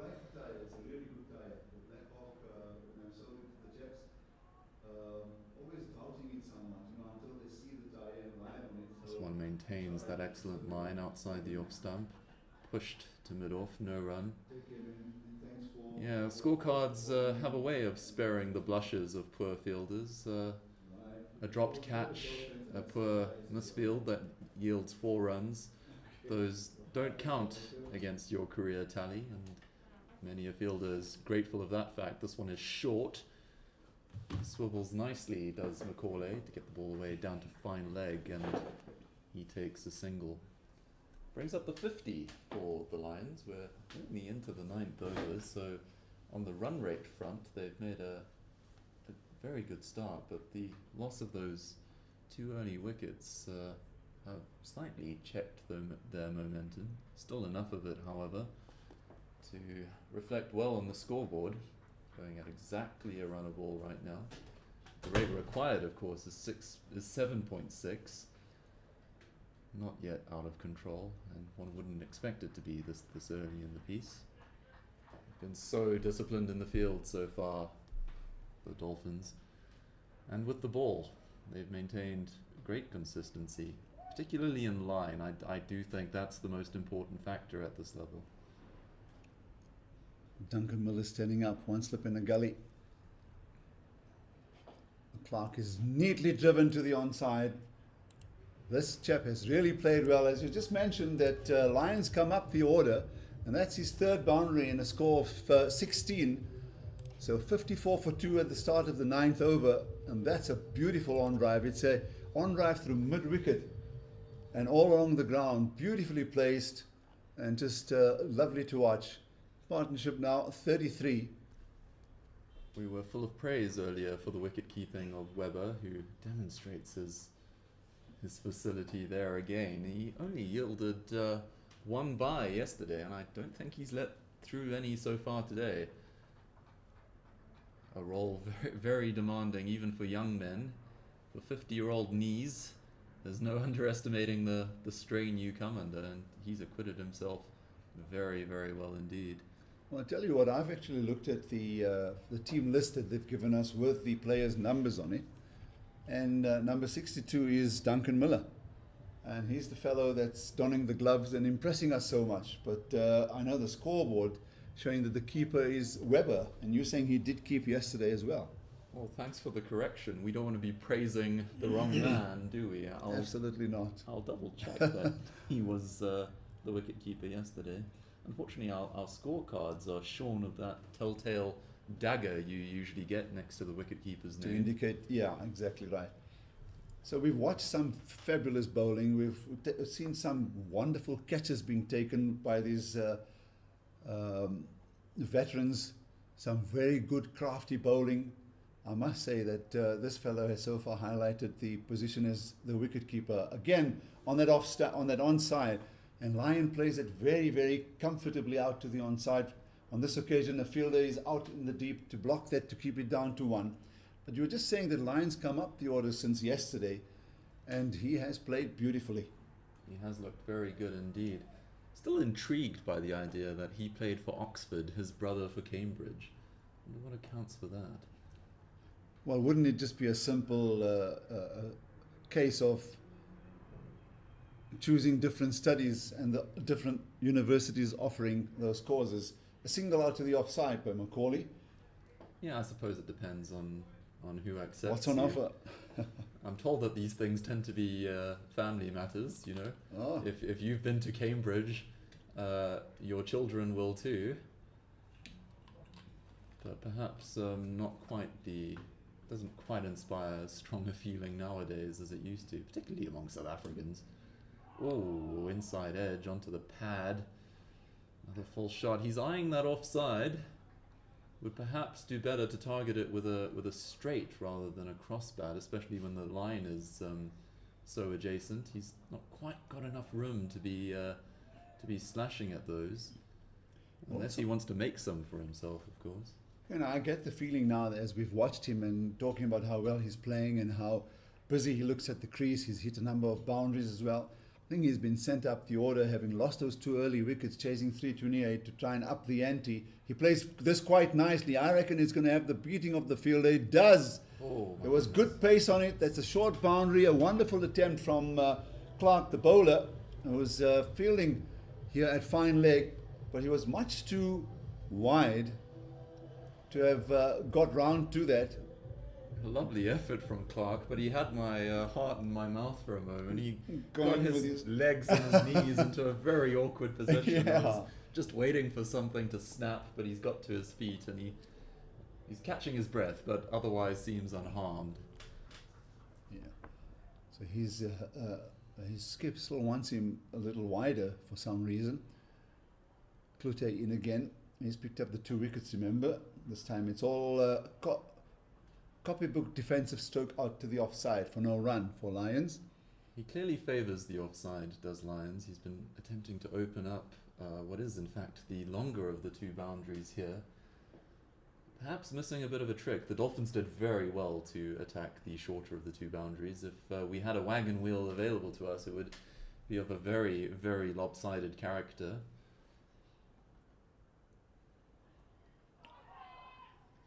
That said, this Dolphins bowling attack's been very disciplined so far. They've tended, that last ball notwithstanding, to follow a 4th or 5th stump line, keeping the ball as far away from the slot, that arc that might tempt a big hit to leg as possible. And so far so good. It's 61 for 2 after 10, the required rate now up to 7.7. So let's just give you a quick comparison. After 10 overs, the Dolphins were 48 without loss. And in those 10 overs, we had both Flask and Manak in operation.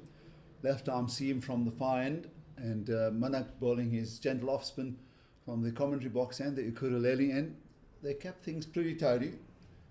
And in the meantime, the Lions have lost 2 wickets, but they're going at a good rate.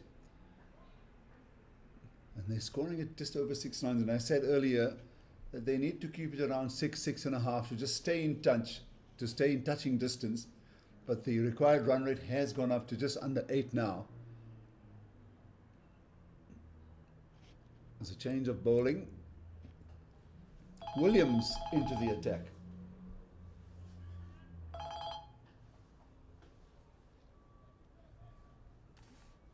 Greg Williams, first change bowler.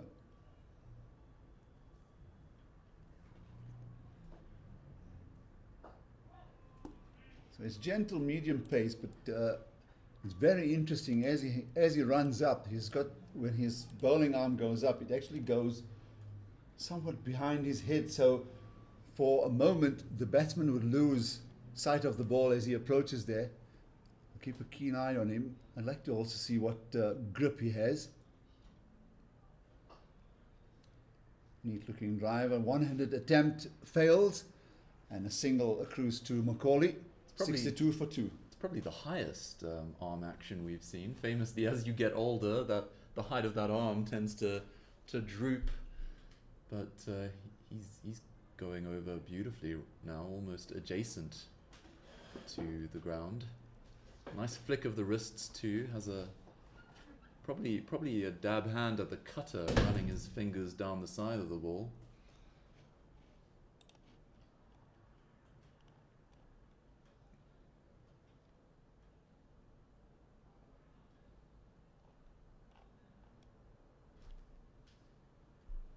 He got through his full quota of 9 overs yesterday, taking 2 for 45. 34 dot balls in that analysis. Would be mightily handy if you were able to replicate that today. It's the umpired run rate ticks up to 7.8. Some updates on events elsewhere in this tournament once this delivery is dispensed with. Oh, it's a top edge. He slog swept a full straight delivery. It swirls around in the air, and the man at slip almost overruns it and fails to make the needful correction, bounces out of his hands and runs away towards the third man boundary. 2 runs accrue. Could have been a lot better for the Dolphins there. The Lions will hope that they're able to turn that bit of good fortune to their advantage. They sorely need it, both more advantage and more good fortune. As Williams resumes from the Coralani end. This slower ball floated up to the batsman, who was into position very early but checked his shot intelligently. And some fine fielding off his own bowling. An excellent first over from Williams, just 4 off it. The score 65 for 2. Could very well have been for 3. But as we've seen today, this gusty, icy wind plays havoc with the ball when it's skied. Very few of those have gone to hand. These are experienced fielders, so only extenuating circumstances of that kind would account for any failings on their part.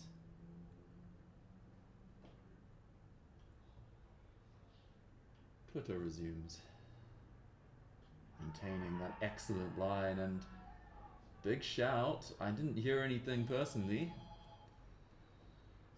And the wicketkeeper clearly thinks he did. Hands on head. Getting something of a telling off from the square leg umpire, who perhaps thinks things are getting a little too demonstrative. It's hard when passions are high not to err on the side of open dissent. Things seem fairly calm now, in fairness. Perhaps the umpire was merely explaining his rationale. And a very, very competent all-round performance this from the Dolphins. Certainly as things stand, a Border Dolphins final would be where my money would be if I were a betting man, which I'm not, and I don't think anyone should be, really. Certainly not for matches of this kind. My wife says that she's at home and there's nobody outside, so he's at the wrong number 14. This one's slipping down leg, an attempted slog sweep. He doesn't make contact. No question of an LBW shout.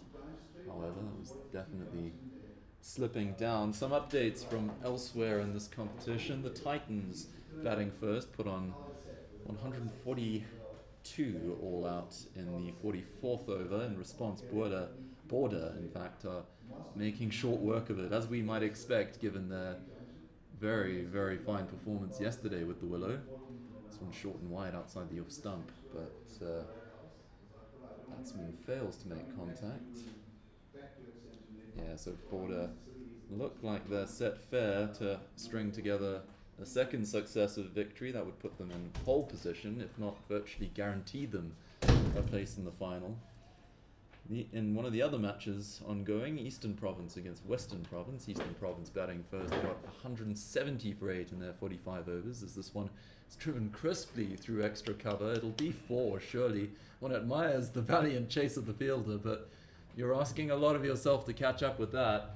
4 more runs, perhaps the shot of the innings so far. Lovely high front elbow, minimum effort, maximum results, definition of grace as mentioned earlier. There is nothing like a cover drive. Laura Wolfart would have been proud of that one. Indeed. So giving a chance on with his score on 24, he's clearly been sent in to up the ante, to just keep the team in hunt. And he has played some lovely strokes. Wicketkeeper again standing up, one slip in position. Well left. I'm enjoying this fellow.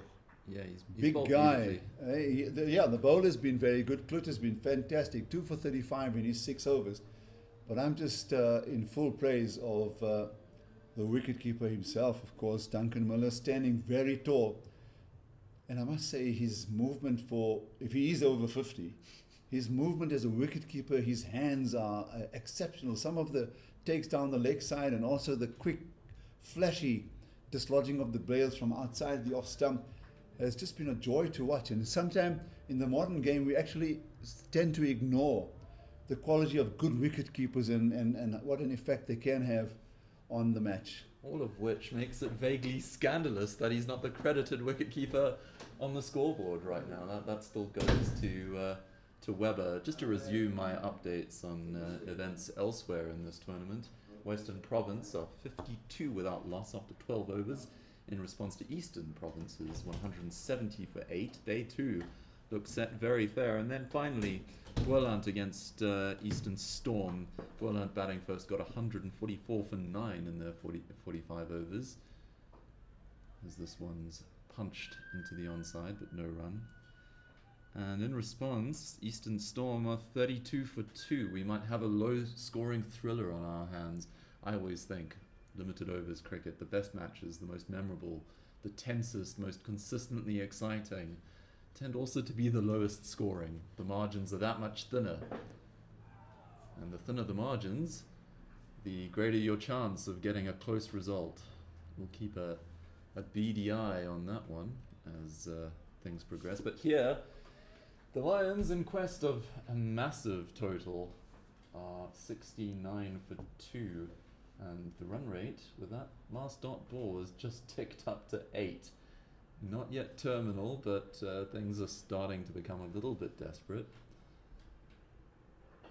Short and wide, and pulled to mid-wicket, who makes perhaps the stop of the day. That was a very fine bit of fielding.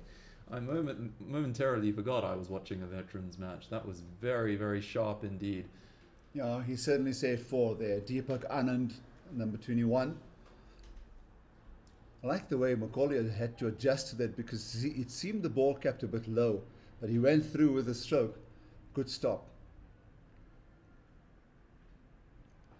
Williams gets one to move away with that unorthodox action. What a lovely throw, right over the top of the stumps. I was saying that as things stand, I think my prediction would be a border Dolphins final. They both look very, very well organised teams, very disciplined. This Dolphins fielding performance has been up there with anything we've seen over the course of this tournament so far. Very consistent, very energetic in the field. The bowlers have been so disciplined. The wicketkeeper has been a spectacle in and of himself. Makes the Lions' task already formidable. That much more so. So I'm still trying to determine what has Williams actually bowled because he's got a proper medium paces run up. He's a good maybe 12 paces. Looks like cutters to me, really.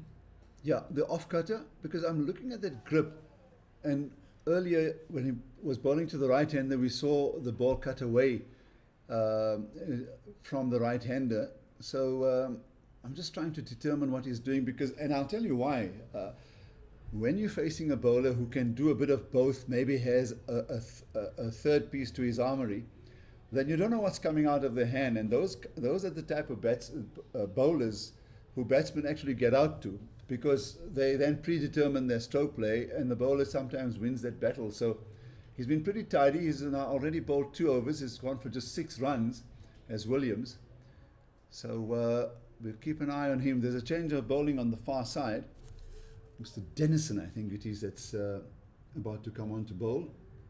Yeah, we mentioned earlier his high arm action, Williams, and that conduces very much to the bowling of cutters, particularly off cutters. Well nigh impossible to do that with a round-armed action. The higher your arm, the more variation you give yourself scope to deploy, and he's looked very good so far. In fact, they all have. So change of bowling. Garriott Dennison starts. What a fantastic bit of keeping the nod of the head from the umpire. And the first ball for Gary Dennison, he comes in, it's pretty straight, sharpish off. The batsman's squealing away with the opposition as he goes through, and he's indicating that it's actually hit somewhere near the midriff. But what a good take that was, and I think that allowed the umpire to think twice, and he's given it out. The batsman clearly not happy as he takes the walk off the field after having really played very nicely for his 30 runs of 26 deliveries. But they've got their third wicket, the Dolphins, and they'll be satisfied so far that in the 13 overs they've done the business. This is exactly what they wanted, and the man who was sent in to try and up the ante and who was clearly achieving it in fine style has now been adjudged caught by the wicketkeeper. 71 for 3. It looked like there were multiple deflections there, and I wouldn't be surprised at all if one of them came off the glove or the inside edge of the bat. The umpire clearly thought so. He's much better placed to judge than we are, of course. And oh my word, that wicket keeping again. We've been full of praise for him all afternoon, but that was a sensational effort. He was unsighted for most of it. Couldn't have had any idea other than the instinct born of years of experience. And sprawling forward, scooped it up off the ground. A stunning effort. He's a big chap too. It's a long way down. And it's been a sight for sore eyes, this performance. I mean, if a wicket-keeping position could ever merit a Man of the Match award, I tell you what, he's a contender already. So number 13 strides very confidently to the middle, and that is Colin Kruger. And a lot's going to depend on him if the Lions want to stay in this contest. 3 wickets down, 71 on the board. Dennison in again. It's a powerful looking drive, a half stop. They can turn for the second pretty easily, which they will do. 73 for 3. Did pretty well, the fielder. That was drilled with a great deal of might and no little main as well. And he took enough off it to prevent a boundary that might have been inevitable otherwise. One of those awkward ones that bounces a yard or two in front of you and has you fearing for your dentition. So this one's clipped away to leg, single to the score. So just coming back to wicket keeping, and when we talk about his height, he's very well built.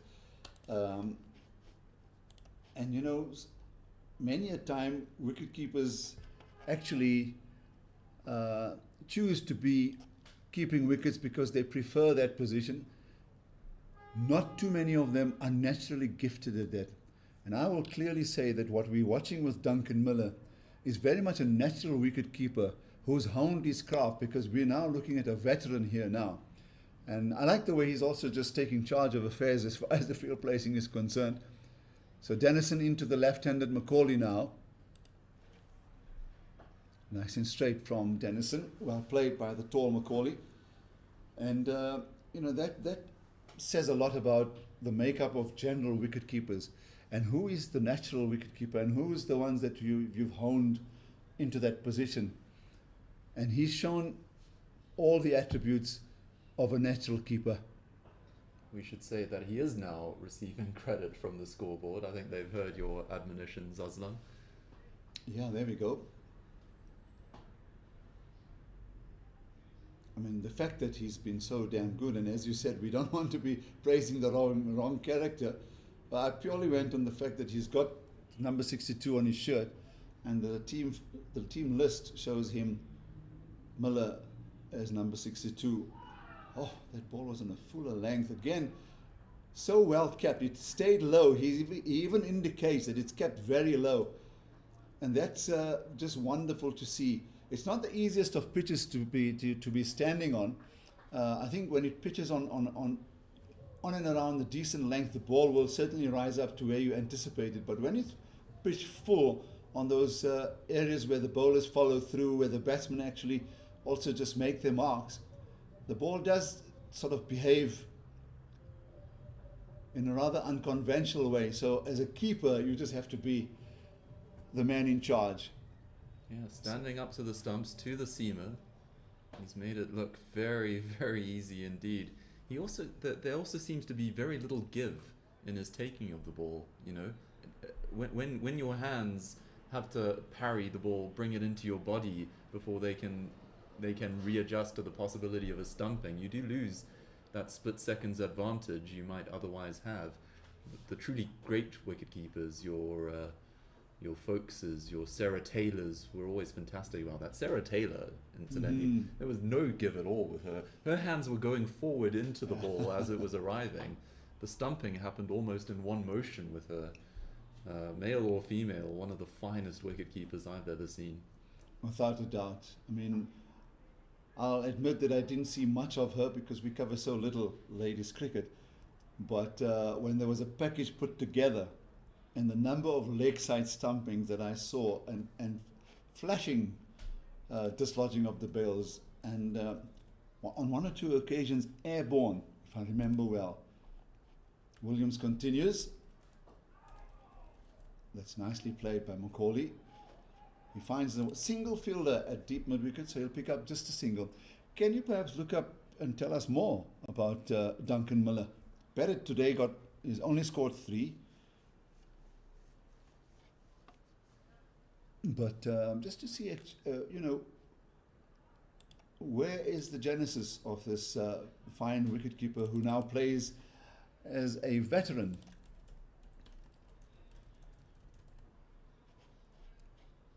Yeah, very much in charge of the field placing.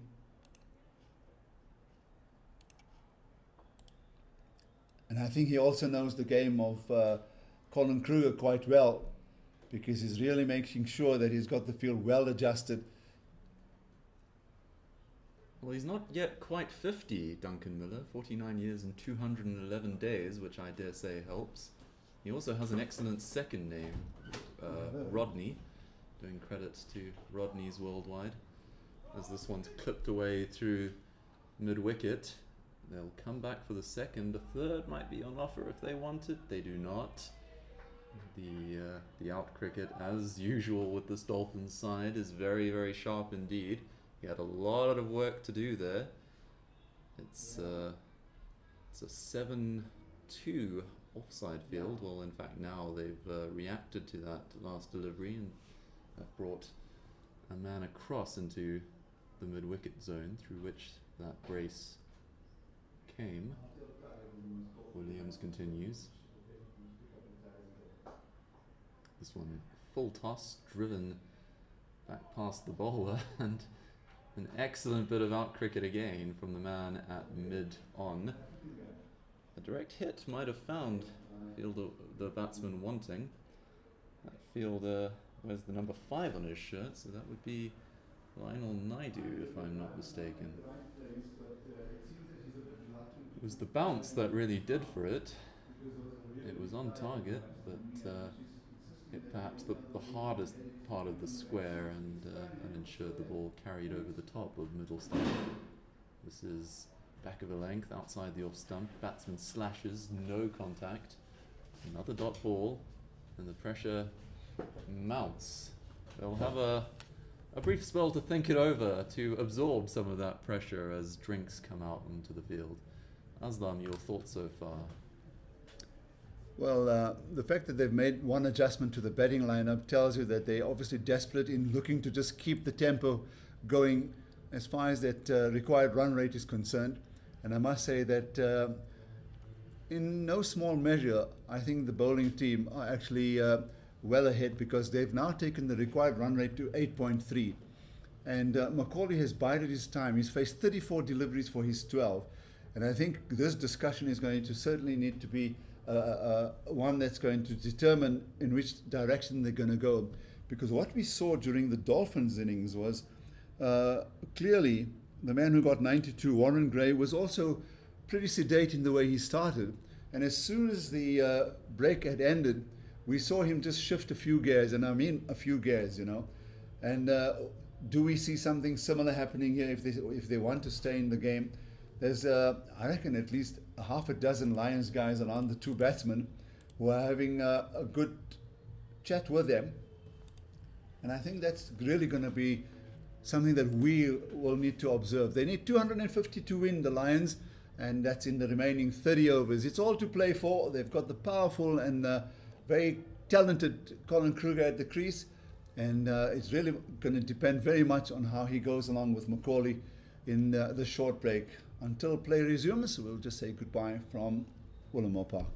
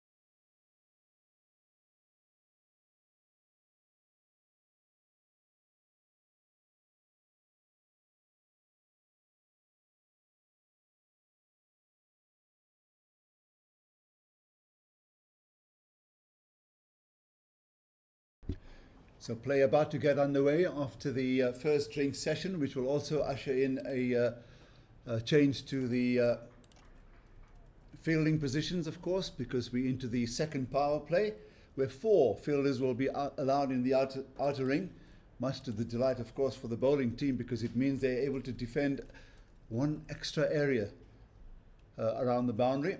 79 for 3 ETs as we see play about to get underway. Dennison, who picked up that wicket. Yeah. Dennison about to pick up that from his wicket in the first over, about to take up the cudgels once again. He'll be bowling to Colin Kruger.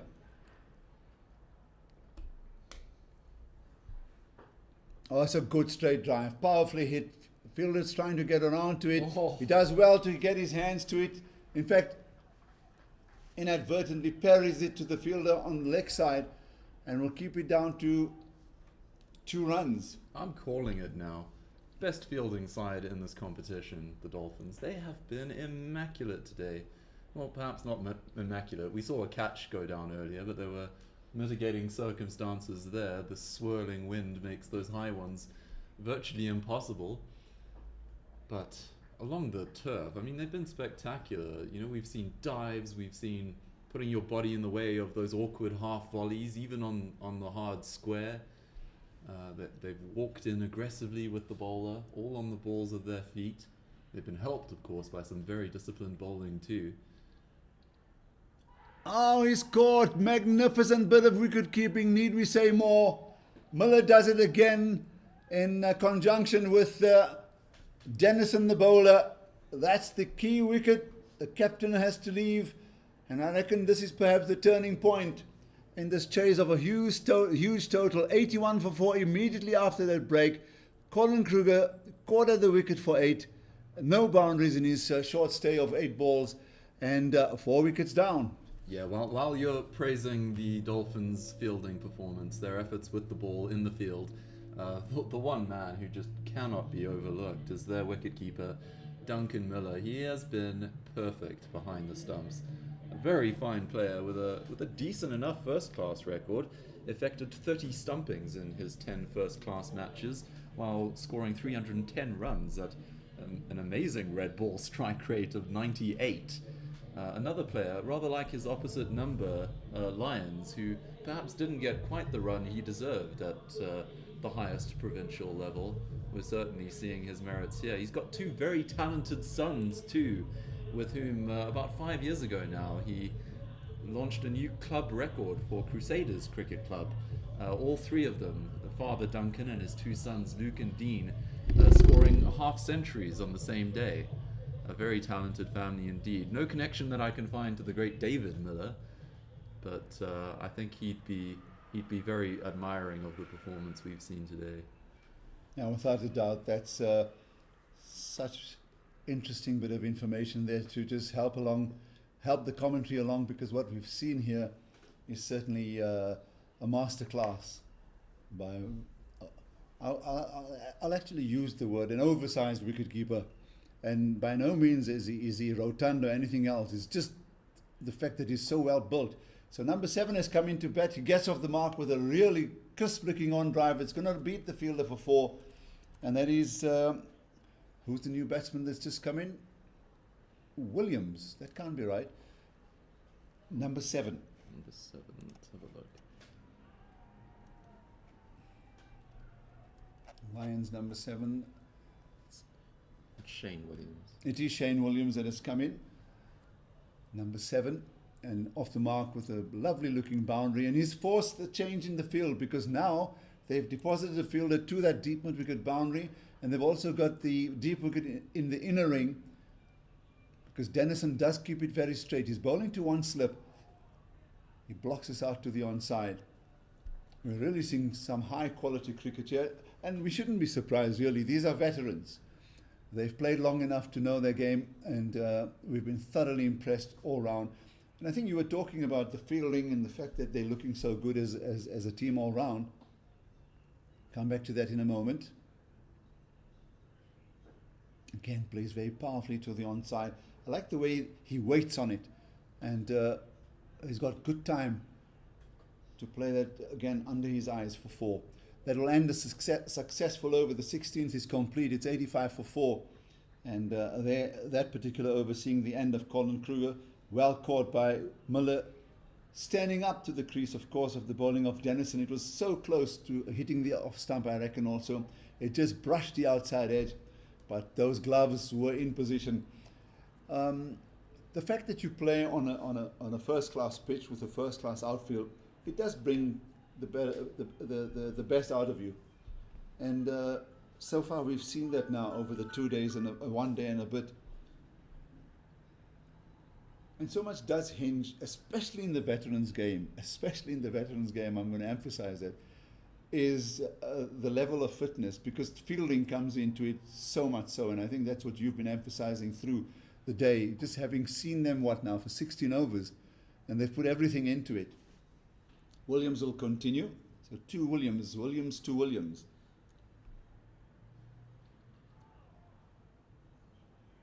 The bowling too has been really, really disciplined. I should have a look at how many extras have accrued so far. I can't think of very many. Yeah, just the 6 wides. I think one of them was a 5 wide actually. So you're right. Really, morally 2 wides so far.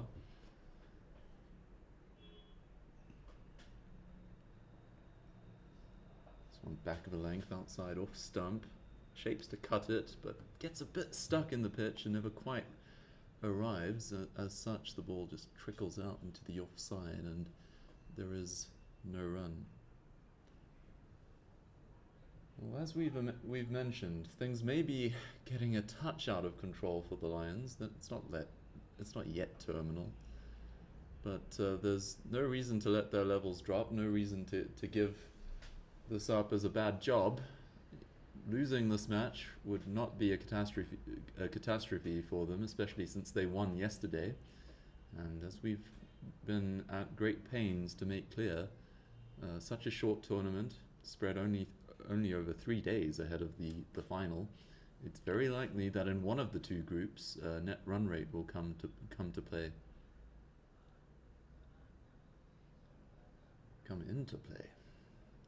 This one's full, almost Yorker length. It's squeezed out in the direction of mid-off, and there is no run. I'm just looking at the package that we've been given from a commentary point of view, and the team lists and team management, squad players, their shirt numbers, making it easy for us to identify. Let's watch Williams. He's in again. Short delivery, pulled across the line. It's high up and lands just about a metre inside of that mid-wicket boundary.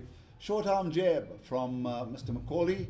He finally gets to a score of 16, 91 for 4. Clearly he needs to up the rate as well. That's exactly what the team needs, because they continue to fall behind the asking rate, which is now 8.4. So Zahid Akhtar is the captain, but they've got 3 vice captains. They have the Dolphins. In Duncan Miller, not surprisingly, because of the way he's handling things, and I'm not sure if Zahid Akhtar is actually in the field. And so is Deepak Anand, the opening batsman. The manager is Adir Maharaj, he's the player manager, and he's the coach as well. So it's good to reflect on that, because I think they have a huge say in the development of this veterans team that we're watching. Williams to Macaulay. Nice looking drive. So 2 fours in a row for a batter that's really been sedate in the way he's gone about his work. That'll take him to 20 of 34 deliveries. We'll get confirmation. 95 for 4. And that's after the end of the 17th over. Do you know, Aslam, who would have been Duncan Miller's competitor for the wicket-keeping place for the Dolphins in around the mid-2000s era, about 2005 to 2009? So that wouldn't be Errol Stewart, right? Maybe. Tell you what, I'll delve into some contemporary scorecards and see what I can find. Okay. It would be interesting to know who kept him out. Yeah, why he didn't keep for long enough. You're Because absolutely his right. performances were, perfectly good, especially for a player making a start at that level. And you also made the point about that he's pretty capable. He was pretty capable with the bat as well. So what could have kept him out? Dennison, the successful bowler, in.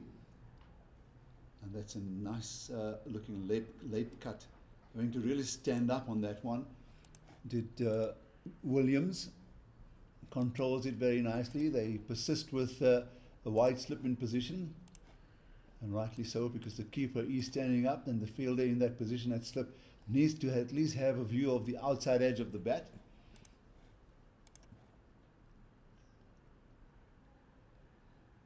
Dennison, like Kruger, runs very close to that stumps on the bowling end, and very much like Earl Glenister did in his 2 overs as well.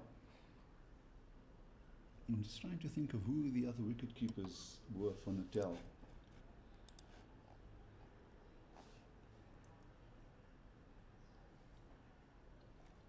Oh, that's going to run away into the gap. It's not gone where he's attempted to hit it, but it's come off a very large part of the bat, and it's run away to fine leg for 4. They'll certainly take that boundary, because they need as many of them in this period where boundaries have not been too easy to come by. So suddenly, in this period of what, a half a dozen deliveries, we've seen 3 scored, and that's taken the Lions veteran score to 99 for 4 here in the 18th over.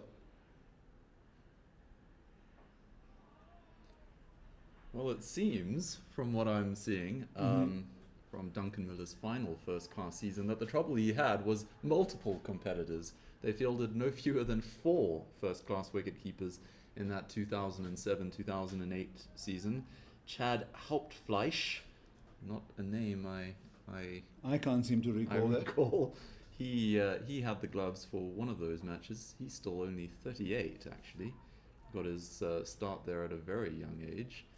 Rivash Gobind also captained and kept wicket for KwaZulu-Natal that season. And finally, Wayne Marsden, now more famous for his efforts with the Italian national side, also had a stint behind the sticks for KwaZulu-Natal that season.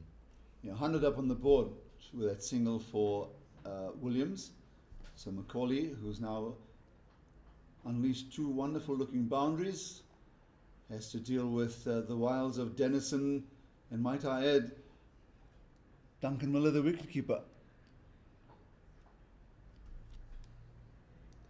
Still playing not only for the Italian national side, old Wayne Marsden, but also first-class cricket in the county championship. Already 3 under his belt this season for Derbyshire.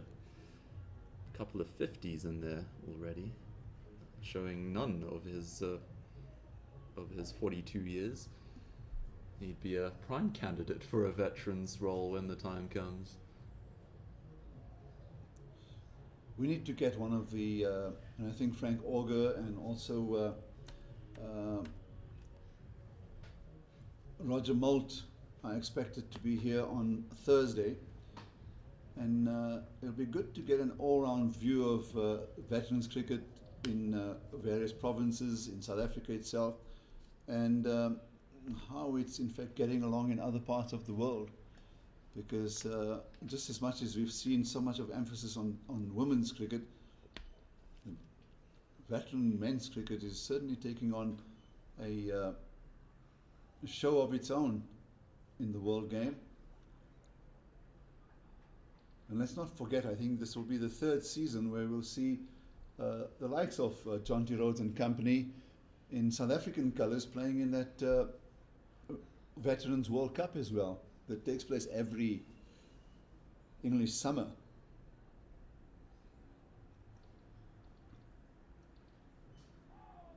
Really has been excellent so far, Williams. Wicket to wicket, high arm action. Very little room for the batsman to manufacture anything of value. And of course it's not just up and down. We mentioned he runs the fingers down the side of the ball to great effect. That one came back a long way. Too much for the batsman, sliding down legs, so no question of an LBW appeal, although some fielders square of the wicket momentarily got excited. Leg by a cruise.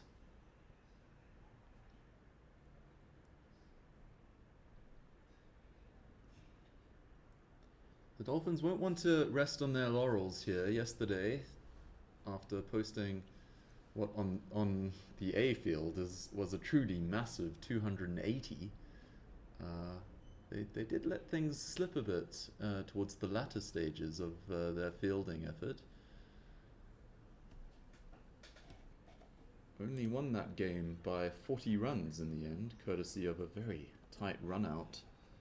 And as such, they're not top of their group. The Lions are on net run rate. That highly salient factor in such a brief tournament. In fact, Western Province got within 36 runs of the Dolphins' 280 all out yesterday. Yeah, I think also lost too many wickets in that middle period, and although they looked like they were on course, the Dolphins just held things together, and eventually it seems a huge result of 30 odd runs in 45 overs. But all close games on the opening day. The maths there doesn't work out, does it? It's 36. Williams to Williams, eh? The maths there doesn't really work out. So end of the over, the 19th, 102 for 4. I hope their net run rate isn't being calculated on that basis. They deserve 10 more. It's 36 runs clearly. That's right. I remember. No, it's not. I'm wrong. I'm wrong there, right? Really? Yeah, yeah.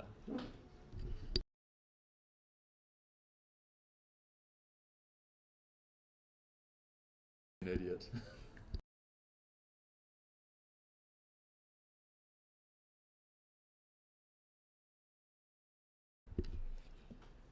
So Dennison, who's picked up 2 wickets in his 3 overs, 3 for 16, or 2 wickets, 2 for 16, will continue on the far side. He's in to Macaulay, whose 40 deliveries has yielded 21 runs and 2 boundaries in the last over.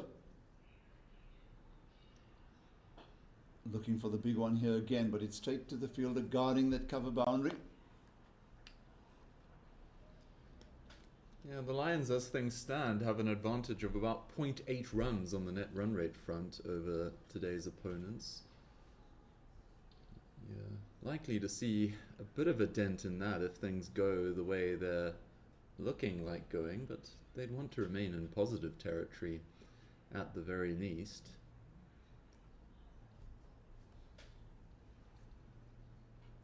So is there any chance of calculating what would they need to score at a minimum to still stay ahead on the run rate? So in that pursuit of 329, the target, if they, let's say, get to 290 or 300, does that stand them in good stead to at least still have a positive run rate?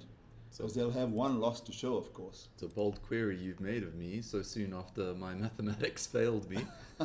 Oh, it's a lofted drive, Oh. and it's completely mistimed by Williams, and much too far forward for the fielder at cover to try and get forward. I reckon if it was one of the young guns playing in a T20 domestic circuit somewhere, would have probably got under that one. Dennison in again to Williams. This time he plays a good, competent-looking drive to the fielder at square leg, and that sloppy fielding has allowed them to run through for 2. That's really not good fielding. He covered it quite nicely. It seemed to just go under his body, and then he was unable to recover that. And in that time, Macaulay and Williams saw the folly and picked up the single, the failure rather, and picked up the single. Dennison in again. He's been amongst the impressive bowlers that we've seen over the 2 days now, Dennison. And one good thing that we've seen so far in his bowling spell, and that we also saw yesterday with Justin Price, is that in veterans cricket, try and keep it as straight as possible. So it gives a bit of width, but there is a fielder in at short third man, and a good call from Macaulay ensures that the run will be taken.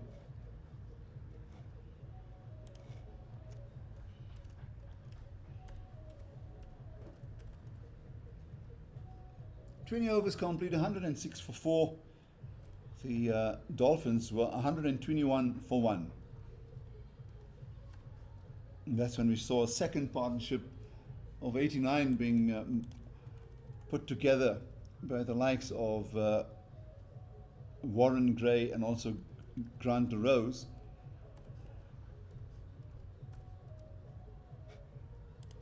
The required run rate has now gone up to 8.9.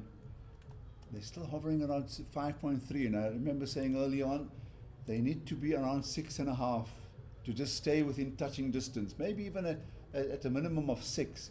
But they've lost 4 wickets in the process. One which, of course, the Lions weren't too pleased when Craig Lyon was adjudged caught by the wicketkeeper, having to dive forward on the leg side, which means to the wicketkeeper's left, to get under that ball as it dropped. According to the umpire, it certainly struck either the glove or some part of the bat, or even the bat handle. But a very good catch. It will go down as, but that was, to me, a very, very good piece of wicket keeping. And then Colin Kruger caught at the wicket again by Miller of Dennison, the finest of edges, and I reckon that, to me, the turning point. All right, I've spent the past 2 minutes crunching the numbers, and by my calculation, the Lions would need to score 269 here in order to retain what is at present a positive net run rate balance. Change of bowling from the Ekurhuleni end. new bowler, Gray.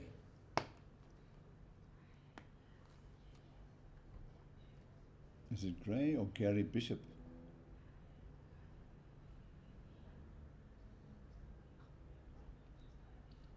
Warren Gray, in fact it is. Top order batsman who got that 92. If they do pull off a win here, he is certainly one of the candidates for man of the match. He batted absolutely beautifully. Just saw him change gears from 1, 2, 3, 4, 5, 6, and let's just say he went into overdrive as well. Unfortunately, was outfoxed by Richie right towards the end of his innings. Clean bowled, bottom of off stump, out for 92. He's got ball in hand. He's got a rather peculiar approach.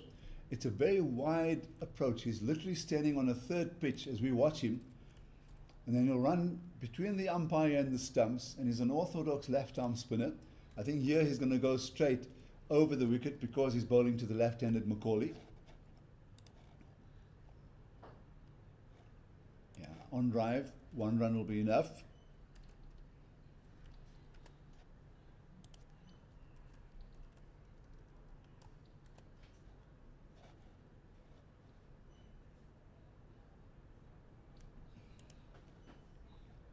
Now he will go between the umpire and the stumps, uses the width of the crease, and attempted little punch down by Williams, missed, once again capped by Duncan Miller.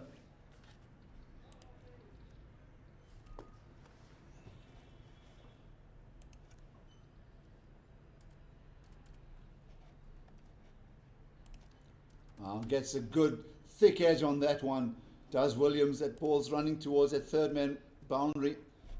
Fielder was pretty well placed there, so he's managed to chase it down and will keep it down to 3 runs.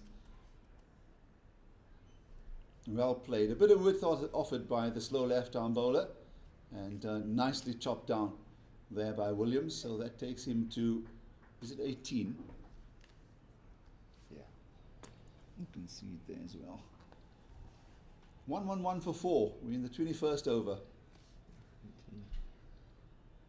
I've just double checked my work, and yeah, 268 would be the Lions' target if they are to retain their positive net run rate balance.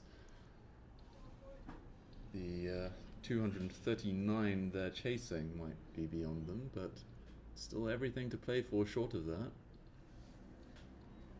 Keeping the broad view, the trophy calculus in mind. I've got to say, what a final we'd have if the personnel involved were border batsmen and Dolphins bowlers. I'd give a lot to see that. Best fielding team against the best batting team. If I were hazarding a prediction at that point, at this point, that's probably where I'd go.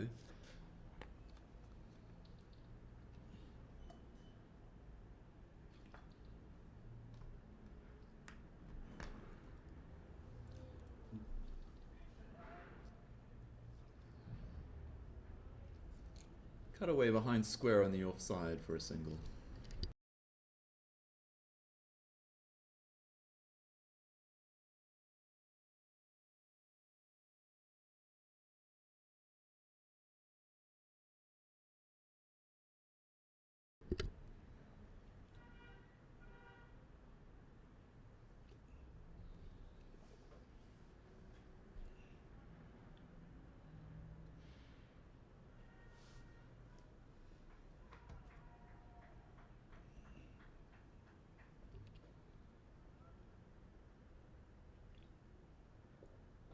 Full toss, clipped away, but straight to mid-wicket. He'll feel he's missed out there.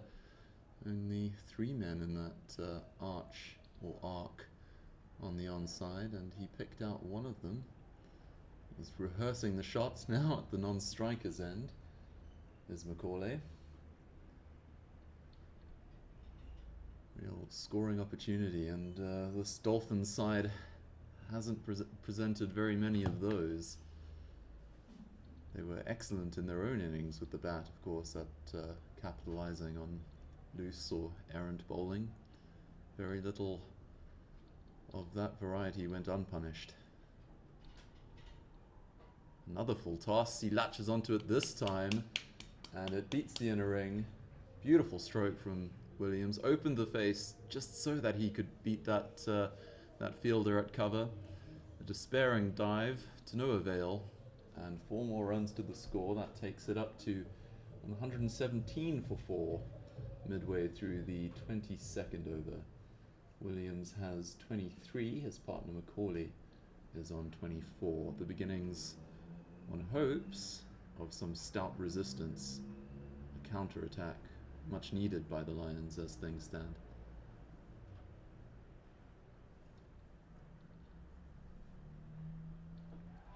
There is now a man patrolling that extra cover boundary. He's not called into requisition this time, however, as bowler tightens his line into the pads. It's defended back up the wicket. Well, the bowlers kept it so tight, Dennison, that they've actually now put the fielder in the deep for let's just say, the bad ball, because that was a full toss. He's bowled beautifully otherwise.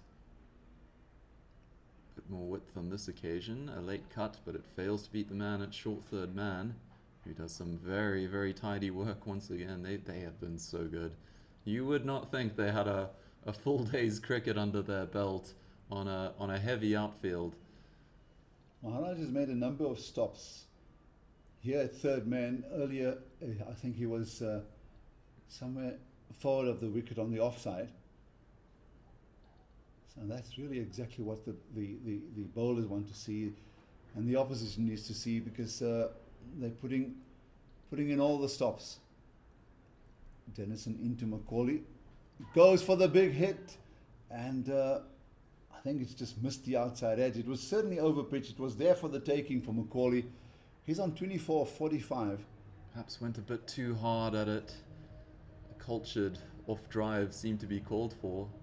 He wanted a bit more than that, I'm afraid. Perhaps eyeing the grass embankment.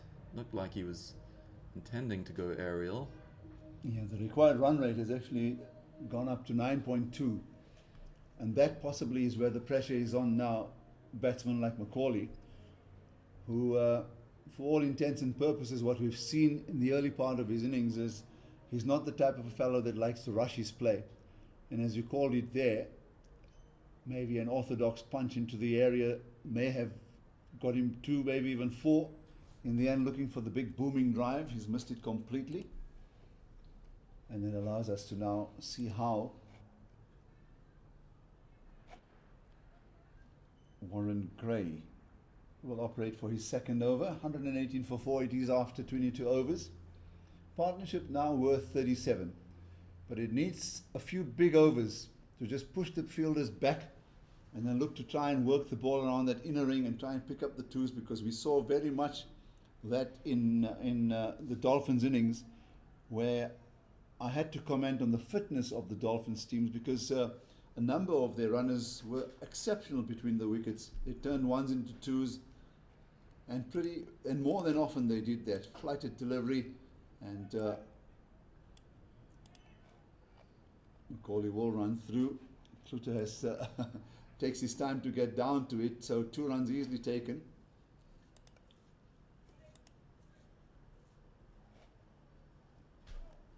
An update, perhaps, on the complexion of affairs elsewhere in this competition. Things have taken a bit of a turn in Border's match against the Titans.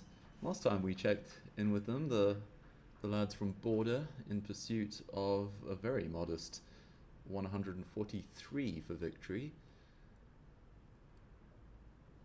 This doesn't quite get hold of that, but they'll run through for a leg by. They were 51 without loss after 10, 17 overs down the line. They've had a little wobble. 94 for 5, the strongest batting lineup in this tournament, are now needing a further 49 runs from their final 5 wickets in 17.3 overs. I doubt the balls left is much of an equation, is much of a factor to secure a second straight win. The Titans are very much in that. What a thriller it would be if they took it down to the wire. Yeah, given that it's a very modest total that they're defending, do we know if the Centurion Daniel Stephen is at the crease, given that they are 5 down Daniel Stephen failed on this occasion. Out for 3. The vagaries of cricket. It's a cruel mistress. One day it's all too giving with its riches and beneficence. On the next day it says, well, 3, that's your lot, mate. You had 160 plus yesterday. Let's not spoil you. And it seems both the batsmen who got in amongst the runs have failed today. Oh, this is a very interesting shot from Macaulay. I've not seen a shot like that before. He steps across to the offside on the front foot, and then it's all just wrists that come into play. He's timed it to perfection. It's gone a long way, even on the short boundary. And that's the first 6 hit of Macaulay's bat. That takes the total to 127 for 4, and that takes him to 30. Resembled more a tennis shot than a cricket one, I think. A backhanded swat. Beautifully struck. No doubt the moment it had left the bat where it was headed.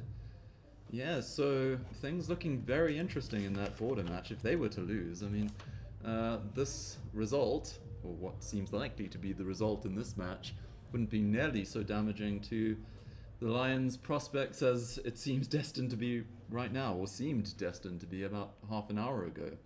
Elsewhere, Eastern Province against Western Province. Western Province making very light work of the 171 they're chasing. Currently they're 102 for 2. Needing a further 69 in 21 overs. And finally, we've got Boerland up against Eastern Storm. Boerland batting first, scored 144 for 9 in their 45 overs. In response, Easterns are 88 for 4, needing a further 57 in 21 overs. Probably lost more wickets than they'd like, but that should still be well within their ken. Also 20 overs to go, so they've got everything to play for. They've got wickets in hand, 6 of them. So the Storms, Eastern Stormers yesterday, obviously struggled in the end to defend at 257. Today they're chasing a modest total, and as hosts they certainly want to get a win behind the belts, because in the end they'll be looking to play hard enough in the remaining fixtures to make sure that they can at least be in with a chance to play in the final. Remember, there are no semi-finals in this competition. The 2 teams that top the group qualify for the final on Friday. Would be good for the competition, of course, if a few of the teams who won yesterday lost today, and vice versa. That may well be the case with Border. What an upset that would be. They looked unplayable at times in yesterday's triumph over the Eastern Storm, who themselves have recovered excellently in their fixture against Boerland. As mentioned earlier, the remaining 57 runs they need in 21 overs should be well within their power. With Russell Benoni still there, the captain, apparently a fantastic batsman, captain of the South African team, and also captaining the defending champions Border. They'll be depending a lot on his... This ball went between bat and pad. I'm not too sure if it struck anything on its way, and between the batsman and the leg stump. So that's why Dennison had his hands up in the air for a moment, hoping perhaps that it would have ricocheted off the body and hit the stumps. It didn't do that. So Williams remains there, 127. Partnership now. Can you confirm that partnership? I'm not too sure what that scoreboard's showing right now. I think it's 58. The last wicket fell on 81, of course. So not quite 58 yet, I'd imagine. It would be 48.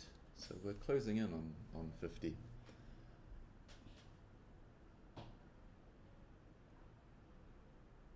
Thank goodness we got the internet up and running in the commentary box today. Our failing eyesight no longer has to challenge its limits by squinting at the scoreboard. A very well appointed, prominent scoreboard, but not equal to the challenges of my myopia, at least. It's a very good over from Dennison. He gets a round of applause from his teammates. 130 for 4 after 24. And what do they need? 199 in the remaining 21 overs. They need to score at 9.5 runs.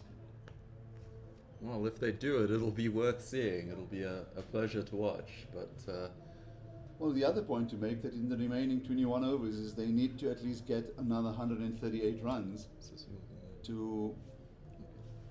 They need 138 runs, as you've mentioned. If they can get to 268 plus, then the Lions will at least remain positive in the net run rate that they will achieve after 2 matches. of course, whoever loses this will have their fate taken out of their own hands. The Lions would then be praying for a defeat of the Dolphins in the final match to be played by the boys from KwaZulu-Natal. If they retain a perfect record, well, even net run rate wouldn't save anyone else. Net run rate, of course, only a factor where teams are level on points.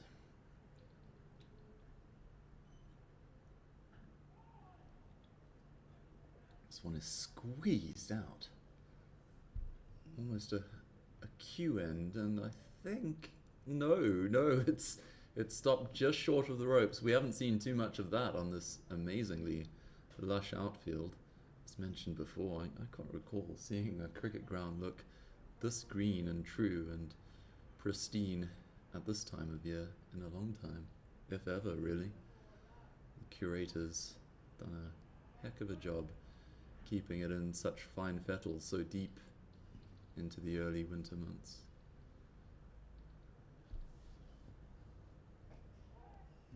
This one's slapped out to deep mid-wicket.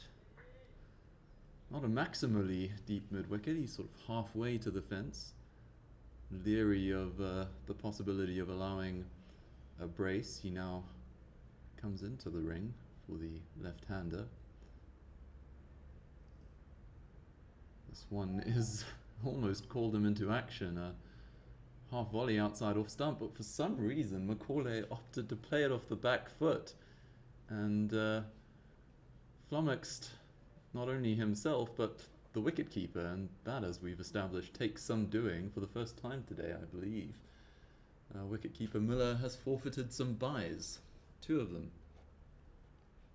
This is just looking at the remaining fixtures for the Lions and the Dolphins. The Lions have Western Province on Thursday, and the rampant Dolphins have Eastern Province. Those are the remaining fixtures for these 2 teams.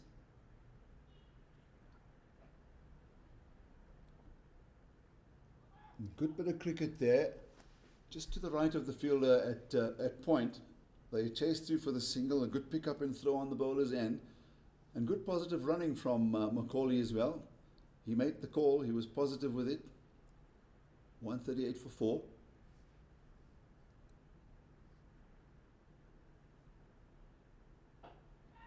Oh, he's favoured that hit. Fielder not in position, but he does very well to keep it inside the boundary. And Murray Clark just timed his run. I don't think he was intending to sprint to get under that, because earlier he almost hurt himself very badly. In the end, he saved 2 runs. Or was it just a single? It was a single that they've taken. Yeah. Yeah, he did very well indeed. It was perfectly placed by the left-handed Macaulay. If you're not going to clear the rope, get it in the gap, and he almost perfectly bisected the 2 men out in the deep, but one of them made great hay to get to it and rescue the situation. And well, he saved 3 runs in the end. Another illustrative example of what we've been praising as the Dolphins' peerless out cricket. It's certainly the best we've seen on this ground to date. I mean, as mentioned earlier, in cricket we're rather lagging behind baseball in terms of measuring fielding contributions. But could we measure them? I think they'd probably be the main difference between the 2 sides here. Dolphins have been really a cut above. When you consider that fielding sharpness is probably the first thing to go as you head into your mid to late 40s, early 50s. The Dolphins have really done themselves a good deal of credit. Already a full day's cricket under their belt, of course, on a very heavy outfield. I think they fielded the best part of 42 overs yesterday. This is a wide half volley. It's very well played, but there is a man there, deep extra cover for precisely that stroke, so only the single. So 25 overs, the Dolphins were 160 for 1. The Lions find themselves at 139 for 4. And the one thing I'm not going to depend on is the arithmetic of the scorers who are manning the scoreboard or womaning the scoreboard, because the partnership, unless that fourth wicket fell with a score on 71, the statistic up there is incorrect. So 141 for 4, we're into the 26th over. And at least these two have settled into some sort of a partnership. No, it looks all right to me. Is it okay now? Yeah. The fourth wicket fell at 81, and we're now at 141, so the difference is 60. 60. Yeah. It's outside the leg stump, cannons into the pad. 145 for 4, we're in the 26th over. They still need 184 runs in 19 overs and 2 balls. The run rate, the required run rate remains at stagnant at 9.5. And one of these fellows in the partnership, a bit of a misfield or just ill judgment from the fielder at short cover, allows them to run through for 1. Somebody has to take the responsibility here in looking to push back the fielders and maybe force some bowling changes, more especially against Dennison, because he's been exceptional. He's bowled unchanged. He's into his 7th over, and he's picked up the 2 wickets as well. 2 of the 4. Just to backtrack a bit, it would be remiss of us not to sing the praises of umpire Hassan Hussain, who's very, very kindly availed the 2 of us of his spare bedrooms. And, well, we couldn't have asked for more generous accommodation, more friendly hospitality than we received last night. After what was, on our first evening here, a rather hairy Airbnb experience. Yeah, indeed. He's opened his heart to us, and so has his son and daughter-in-law. And I think the key aspect to mention and why it means so much to us is that driving from Rudaput in Lenasia all the way to Benoni takes close on to 90 minutes plus. And that has saved us a lot of bother. And it took us literally 6 minutes from Mr. Hassan Hussain's home to the ground this morning, which I must say made things a lot easier. It's a lovely looking drive. That will go through for 4 as well. He's been looking for those gaps on the offside. He's been striving for it as Williams on occasions. He's actually found the fielder. On this occasion, he finds the gap as well and runs away for 4. So 2 4s in the last number of deliveries. 150 comes up on the board. And the partnership now 70. This is exactly what the doctor ordered.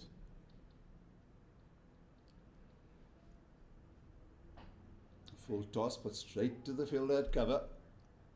That in fact takes Shane Williams to his highest score at this level of the game, beating his previous best of 27. It's only the second time he's passed 25 at this level. Plays across the line, bowl him in fact.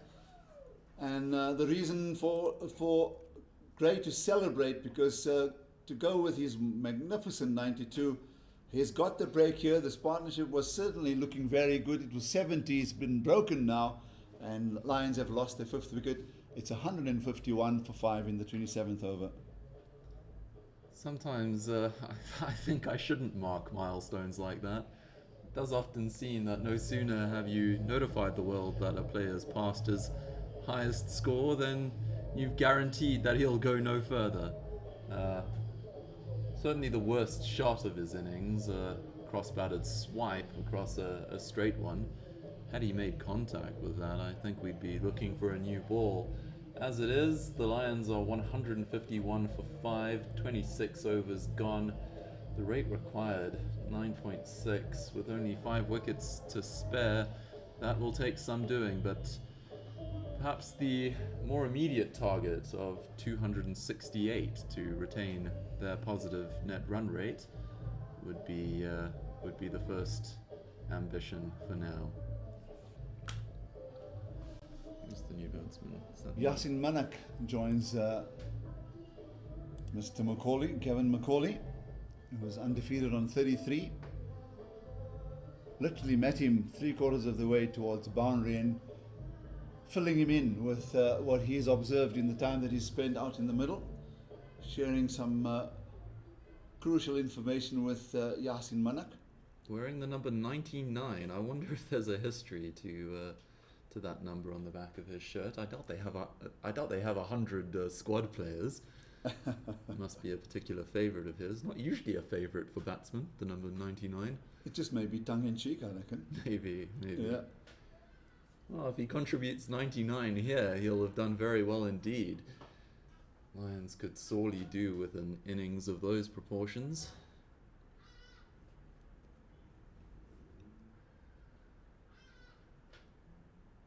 Taking Gone has to face Warren Gray.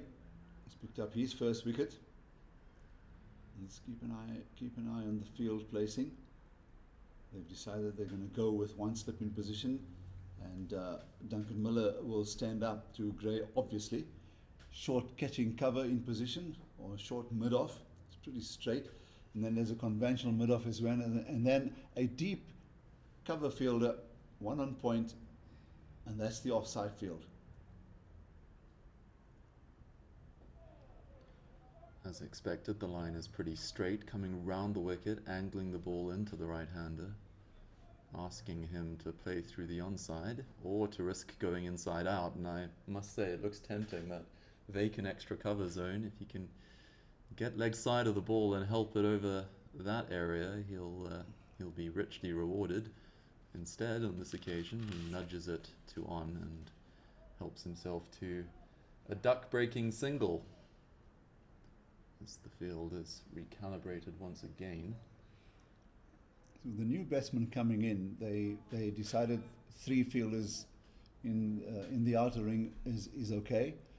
And now with Macaulay, who looks obviously well set, he's forced the mandatory 4 fielders, and they're all boundary riders. And an inside edge, attempted drive through the offside. The inside edge is slowly trickling away towards that boundary. In fact, it stops on its way, and the fielder gets there in time, and the pair of batters complete 3 runs, and that takes the total to 155 for 5 here in the 27th over. In fact, that ends the 27th over, and a successful one as well, as Gray had picked up the wicket of Shane Williams, where he was eventually out for 35 of 44 deliveries. He hit 4 fours, and in conjunction and in partnership with Macaulay, added 70 for the 5th wicket.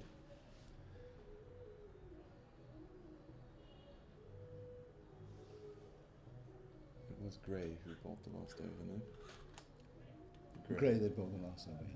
Yeah, he's bowled very well, has Gray, taking all the pace off the ball, all the energy off it, as Mark Butcher likes to describe it.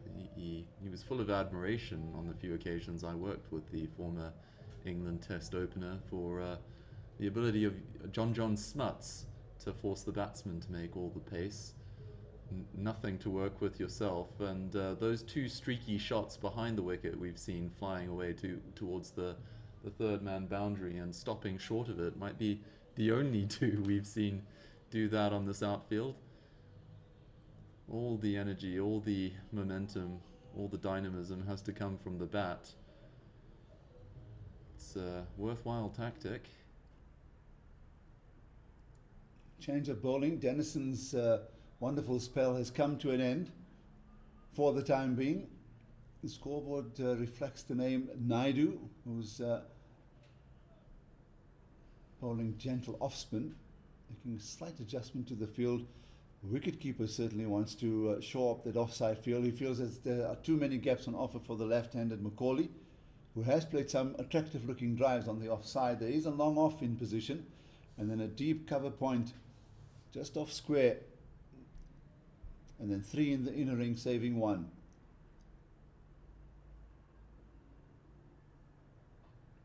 Or he places off the back foot, full toss. It's come off the middle of the bat and it's run away to that third man area for 4. Yeah, very full of length, knee-high, full toss outside off stump, with a vacant square boundary that side of the wicket, a very short boundary too. It was only a question of beating the infield. This is wide down the leg side. The umpire confirms as much. So a good start to this new spell, at least for the batsman, putting the new bowler under a bit of pressure. Lionel Naidu is the bowler in action. Right arm orthodox off spin. An attempted off drive comes off the thickest inside edge. In fact, it may be a good thing that it's happened because he's got 2 for it, whereas if he hit it straight, he would have probably got 1. So Macaulay now moves to 47, 162 for 5. We're in the 28th over, and the 2 have just come together, and partnership of 11.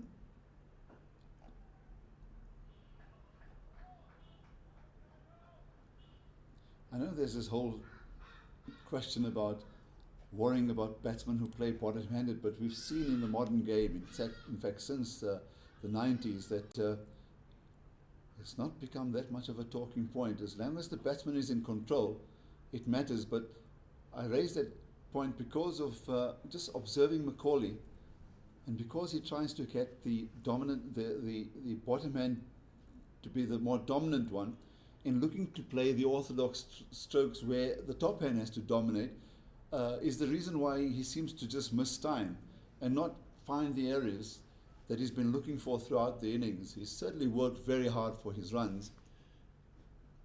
That single taking him to 43. Yeah, predominantly bottom-handed batsmen before the 1990s were as rare as hen's teeth, weren't they? The only one I can really summon to mind would be Alan Lamb, who had a famously wide grip. Correct. Most batsmen like to keep their hands relatively close together on the batting handle. Lamb spread them and allowed full sway to the bottom hand when he needed to. Not coincidentally, a very fine sweeper of the ball. All round a fantastic player, Alan Lamb, a joy to watch. Watched him in his young days for Western Province before he made the decision to qualify for England. And he was amongst those exciting young batters in the Western Province team, along with Peter Kirsten. I think both of them started around the same time. So you're right about the wide-handed grip. I remember him making a lot of that in his autobiography. He was slightly before my time, was Alan Lamb. Never got to see him play apart from old highlights clips. He thought it was an asset, personally, a point of difference. Well, it suited his game, and I think when you get your shot selection right, and you use it to the optimum, your grip to the optimum, it all just comes together. Gray in again to Macaulay. Macaulay inside edges again, but he'll get the one to short fine leg. Well, Alan Lamb has a wonderful record against the West Indies. In the 80s, they were pretty much a rampant team. The other South African, of course, he's late now, Robin Smith, had a very good record as well against pace bowling. But Alan Lamb, I think, if I remember well, was it in test matches or is it one-day internationals? He reeled off 300s in one season against the West Indies. Oof. Drifting down the leg side. No real coincidence, is it, that England's 2 finest players of that stalwart West Indies pace battery had been reared in South African conditions. That's right. On the green mumbas we were apt to produce in those days, and still in some jurisdictions do. The other point to add to a rider to the point you're making is that with just 4 senior provinces, you were certainly facing the best bowling in the country during that period. Oh, it's a lovely looking sweep shot, premeditated, saw that it was going to be drifting in towards his pairs, and Manakes pulled off a very good stop. In fact, an equally good stop on the boundary, and that shows the commitment of the Dolphins teams. And he's kept the 4 down to just 3, 167 for 5 here in the 29th over. Manak, with that sweep shot, goes to 4. I'd suggest that with any other fielders, that this total would be at least 30% larger. The number of diving stops we've seen, the energy in the field, putting their bodies in the way, sprawling to stop the seemingly unstoppable, they really, really have been fantastic. It's a performance worthy of men half their age. That brings up the 50 for Macaulay. It's taken him, I think that's 81 balls I'm seeing on the scoreboard, again testing the old myopia. Yeah. And his boundaries?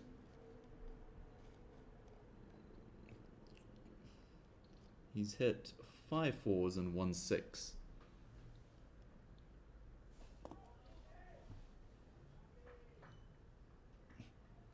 I'd sold him short, in fact. He's only faced 64 deliveries. Is it 64? Yeah. To confirm. So he's certainly picked up the rate somewhat. 81 would have been rather slow going under the circumstances, wouldn't it? Yeah, no, you're right. So end of 29, 168 for 5. Manak 4, Macaulay 50. And for those of you joining us, just a quick summary. Dolphins won the toss, elected to bat. 328 for 7. Contributions of 51 from Deepak Anand, 29 from Grant Rose, 41 from Chris Webber. There was 23 from Adir Maharaj. A very well played 43 towards the end by Gary Bishop. I thought that was the highlight of the innings, 43 coming off 28. But of course, the headline grabber was Warren Gray, 92 off 88. Looked well set for a great 100 and was eventually bowled.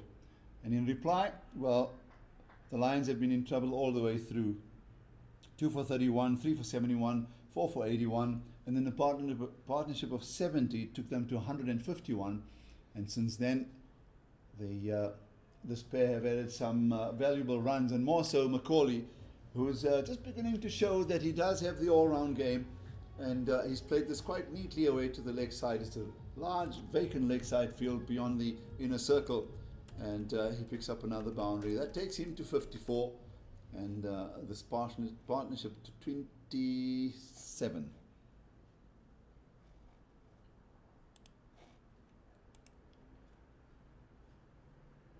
Again, down the leg side. Once again, he's found the gap. It's going to run away for 4. The batsman needn't use up their energy in the middle. Second boundary in the over of Lionel Naidu. Yeah, short of stature, so he really struggles to get the ball flighting in towards the batsman. And when he does look to perhaps put a few revs on it, the ball invariably goes down the leg side. And Macaulay's handled it quite nicely in this over. 2 boundaries to take him to 58. Stalwart of the Wanderers Club is Gavin Macaulay. Served for many distinguished years that storied club. It says 4th 50 at this level. Veterans one-day cricket to go with the 4 he has in the T20 format. His one-day runs have come at a very healthy strike rate too. Shade over 91, so very much capable of going through the gears. He made a cautious start, understandable after the loss of some early wickets, but he's going through the gears very nicely now, picking out the gaps and keeping the Lions' hopes, which admittedly are pretty tenuous right now, just about alive. Yeah. 10 runs required run rate has jumped to, and this is at the end of the 30th over. They're going to take a drinks break. It's 177 for 5.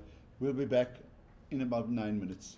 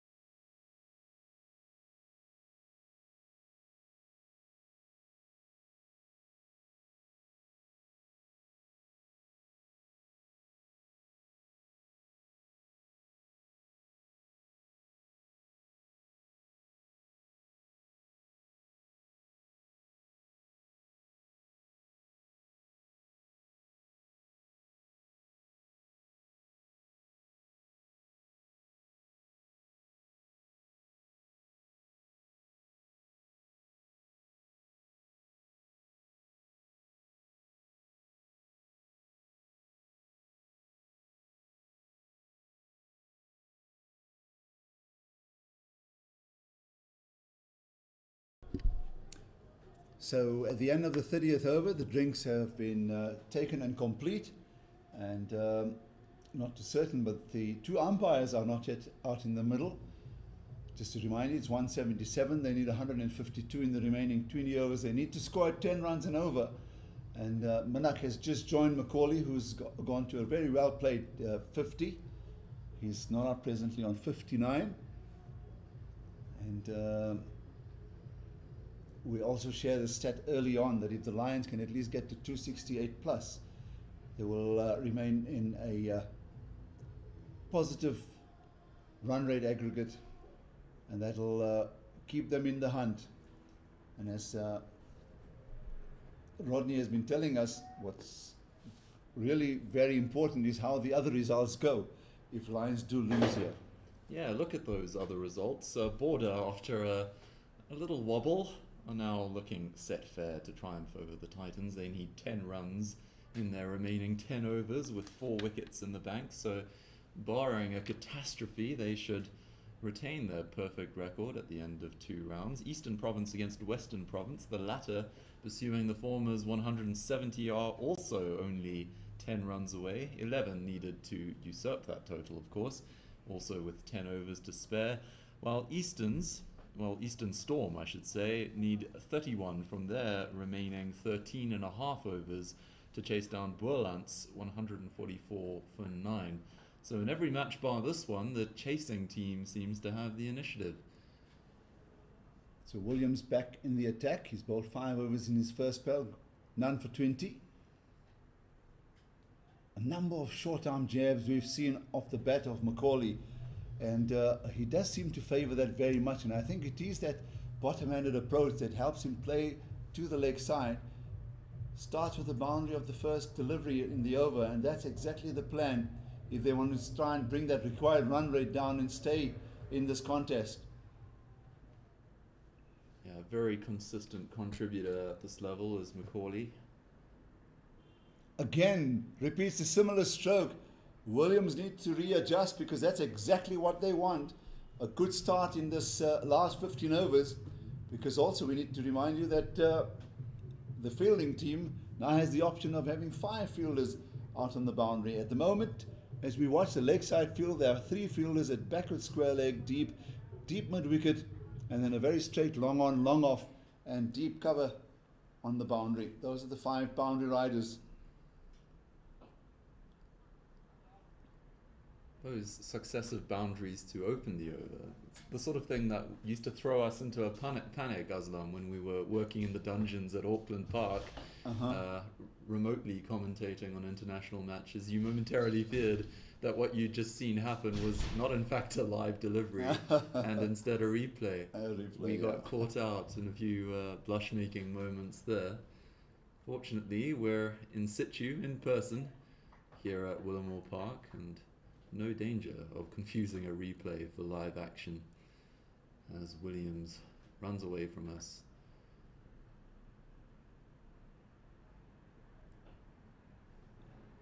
Nicely negotiated. Almost walked into that shot. Knew exactly where it was going even before he'd made contact. Another single to the score. Good start to the final session, the post-drink session of play. Must admit that even though Yasin has grown up as I've seen him as a toddler, I can't say I'm seen much of his cricket. This is up in the air. The field has decided, Kluter has decided that he's not going to attack it and he's going to rather allow it to bounce. So it allows the batsman to run through for a single. I don't think he was ever getting there. Wise decision.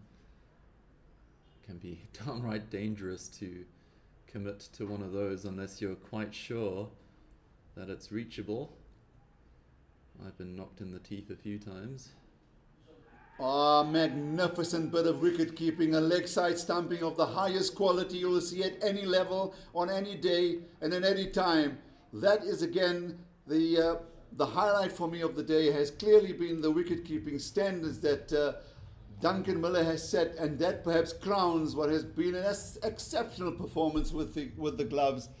And you wonder even if the bowler deserved that wicket, but it will count for Williams. It certainly will. Macaulay, Minnock on this occasion, just maybe shimming towards the offside and hoping that the angle will be in his favour. It wasn't. It was in favour of the wicketkeeper, and he's pulled off a blinder. 188 for 6. All three of his dismissals, Duncan Miller, have been absolutely spectacular. Perhaps the most impressive was that diving catch. Took multiple deflections. I think that was to get rid of Colin Kruger about an hour ago. Then he held on to a heavily deflected uppercut off the bat of Craig Lyons, and now a spectacular bit of work down the leg side. He had those bails off in a flash. He would have, of course, been unsighted for much of the progress of that delivery, what with the bowler bowling over the wicket. But he behaved as if he'd seen it throughout its flight. And, well, you know, anyone at any level, any wicket-keeper would have been proud of that piece of work. He has been pretty much immaculate today. I think the only error he's made, the only buys he's conceded were, I think it was about 45 minutes ago when Macaulay attempted to back foot a half volley, almost Brian Lara style, and sold both himself and the wicketkeeper for a loop. Understandable, I think, given how rare that sort of thing is. Apart from that freak, he's been absolutely perfect. New batsman in, Meyer. Faces trapped LBW. No, there's a big shot. He was obviously shouldering arms to it. Didn't offer a stroke. Did that come back enough? The umpire immediately said no. Williams clearly aggrieved at that decision from the umpire. In fact, turns and talks to him as well. But now the wicketkeeper was indicating a dead ball for some reason. Well, the umpire agreed. He didn't offer a shot, deflected off his pad down to the boundary behind the wicketkeeper, and quite correctly, the umpire does not award them 4 runs. Dead ball is the outcome. No shot played. Yeah. Okay, so that clears that. 188 for 6 after 31. It must have been very, very close to being a wicket, to being adjudicated out. LBW, of course, the outside the off stump line, the question of on the question of impact does not obtain when a batsman fails to offer a stroke. I've often thought as an old leg spinner that it ought to be the case too when the ball pitches outside leg stump, but us leggies have yet to win that particular battle. Seems a little unfair, but there you go.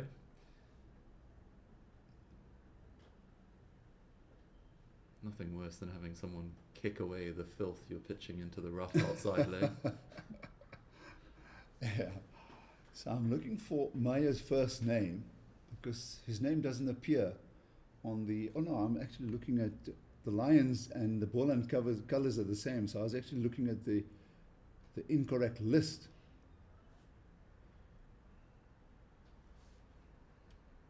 Len Meyer is the new batsman that's just joined Gavin Macaulay, who was about to take strike. Change of bowling on the far side. Maharaj is into the attack. Orthodox right arm off spinner. Prefers to go between the umpire and the stumps. Misfields with this good straight drive from Macaulay, and they take the single.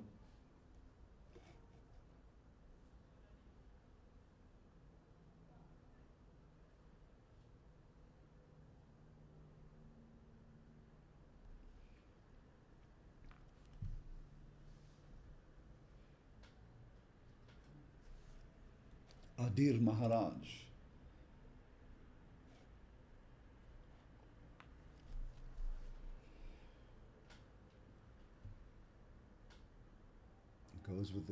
Chooses to bowl the quicker delivery.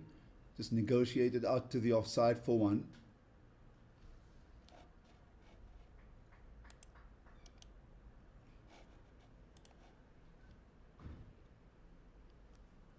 Well, we have 2 results to report from elsewhere in this competition.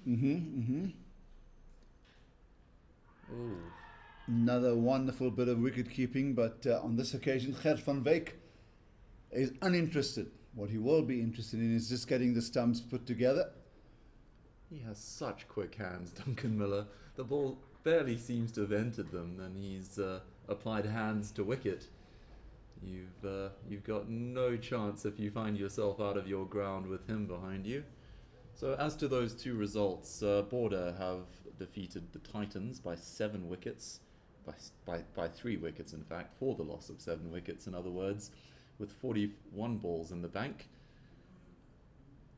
Maharaj into Macaulay, steps back, looks to punch towards the offside, misses it completely, well taken again. And Western Province elsewhere have triumphed over Eastern Province with, even more decisively by 6 wickets with fully 58 balls in hand. Another attempt at the punch off the back foot. It's a quicker delivery on this occasion by Maharaj.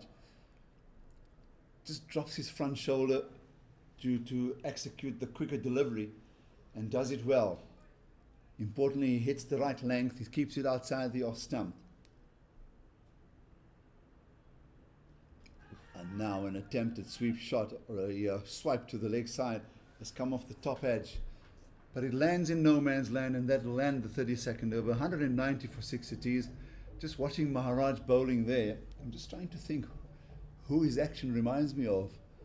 And I'll come to that in a short while. Those results? And then the final result is not yet in fact a result. That remains a live game between Boland and Eastern Storm, who in pursuit of that very modest 144 have now lost 8 wickets and require a further 21 from the final 10.4 overs.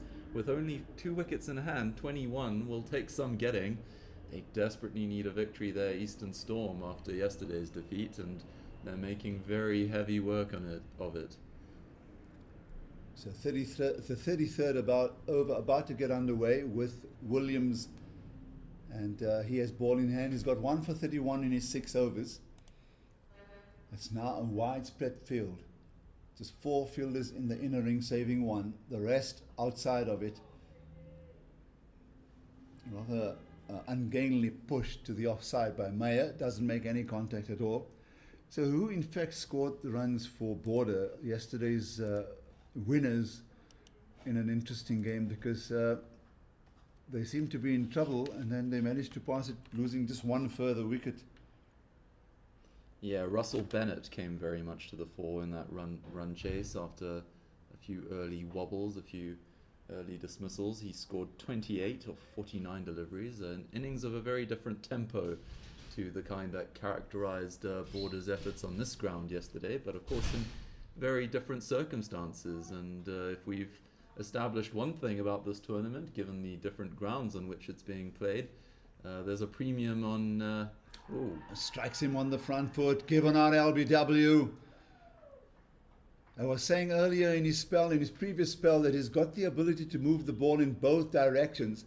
And this one, on a good length, he's just got it to nip back enough to convince the umpire that Meyer was right in front. So tapped for 1, 190 for 7, and the Dolphins look like they're swimming away. Well, if Gert van Wyk's giving you LBWs, you know they're out. He definitely leans more to the not-out camp, a thoroughly consistent and fair umpire, but not overly generous with the LBW calls, certainly as compared with the man at the other end. Both umpires have done an exceptional job today. Utmost fairness, kept things composed on the very few occasions they've threatened to get a little heated, and with the fall of that wicket, the Lions are reduced to 190 for 9. Their required rate now up to 11.1, which would take some doing for the top order, but of course now we're in and amongst the lower order and perhaps even the early tail. The main ambition here, one feels, ought to be to retain that positive net run rate. And I'm afraid they're still 78 runs away from that. Mm-hmm. Well, just coming back to that Border win and mentioning Russell Bennett, I did say earlier on that there's so much spoken about the fact that he's such a fine batsman and a very good leader. And I did think, and I did say that whilst he was there, if he was still at the crease, I reckon Border will put off the win, and exactly as he's done there. So very subdued, 28 of 48 deliveries, but just to make sure that they score their second win. And once again, you have to say with that result, they look the favourite team to get into the final, the defending champions. In the meantime, it's Williams who's picked up 2 wickets so far, and we'll be looking for the third, no doubt. Earl Glenister is the new batsman, and he blocks out in front again. An impassioned appeal. Earl Glenister stands a good 6'2" maybe. Front foot well stretched out in front, hitting him outside the line. Eastern Storm, meanwhile, have lost another wicket. 126 for 9 now, still needing 19 runs to win. The run rate's well within their remit. They need fewer than 2 runs an over, but no margin for error as to wickets. What a thriller that must be. Ah, indeed. Macaulay on 70, on strike. Plays off the back foot. Oh, that takes a horrible bounce off maybe a divot in that pitch which was used yesterday. Maybe out of the foot marks or where the stumps have left a bit of a hollow. Yeah, just on the cut separating the 2 different strips on the square. That's always a hazardous place to be fielding. I've caught a few on the forehead in that position before. That's why I tend to graze at third man these days. You're safe at third man or slip. Much safer at third man. Down the leg side. That's a really wide delivery from Williams. He doesn't even apologise. He should, especially being a veteran, demanding so much out of Duncan Miller. Once again, no extras with that fellow. Behind the stumps, it'll be very hard to make a mistake. Slip can be pretty dangerous too, especially when they're dropping just short of you. Oh, that's a nice stroke. That's a lovely stroke from Macaulay. Hasn't he played so beautifully? We're beginning to see why he's the permanent one-down batsman here for the Lions. Veterans, that 4 takes the score along to 194 for 7. And batsman goes to 76 of 90 deliveries. Yeah, he's 1 scoring shot away from his highest score at this level, Macaulay. You can't say he hasn't earned it. It's been a chance-free knock. While everyone around him's been tumbling, he's propped the innings up, and but for his efforts, things would be truly parlous.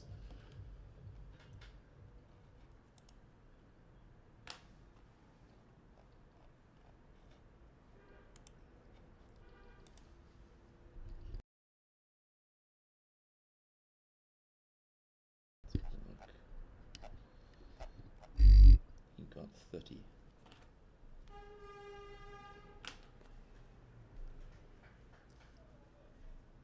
So Maharaj back into the attack. Just 2 runs coming off his first over.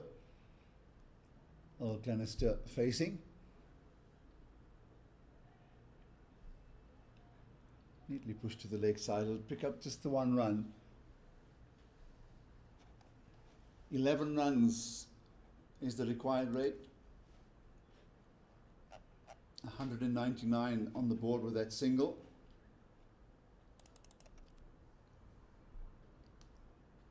Yeah, the Dolphins look really smooth and polished in the way they've gone about their cricket in really every aspect that's demanded of a cricketer these days.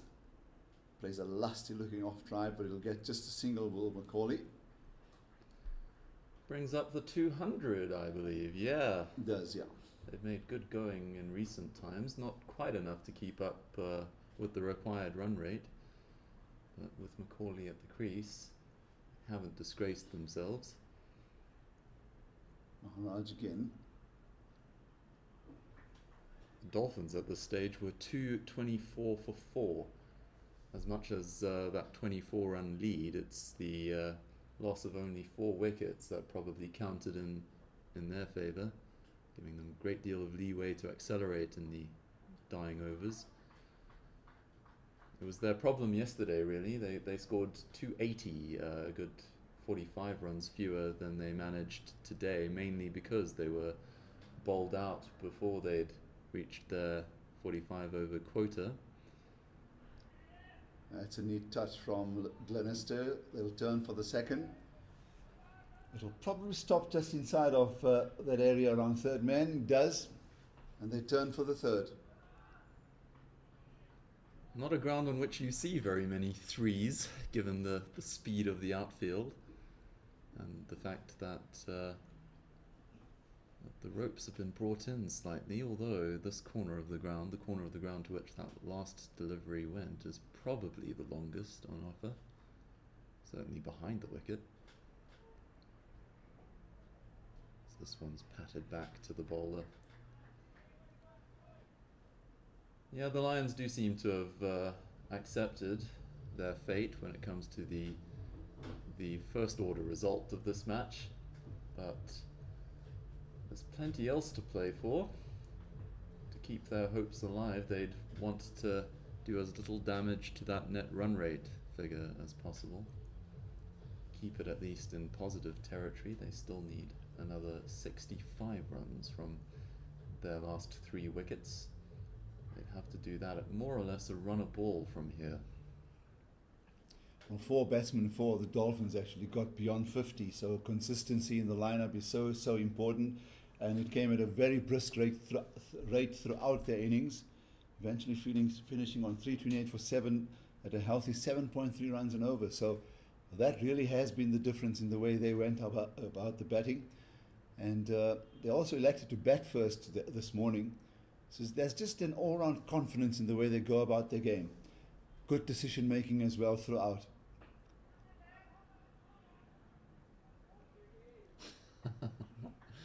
Bit of cat and mouse between batsman and bowler there.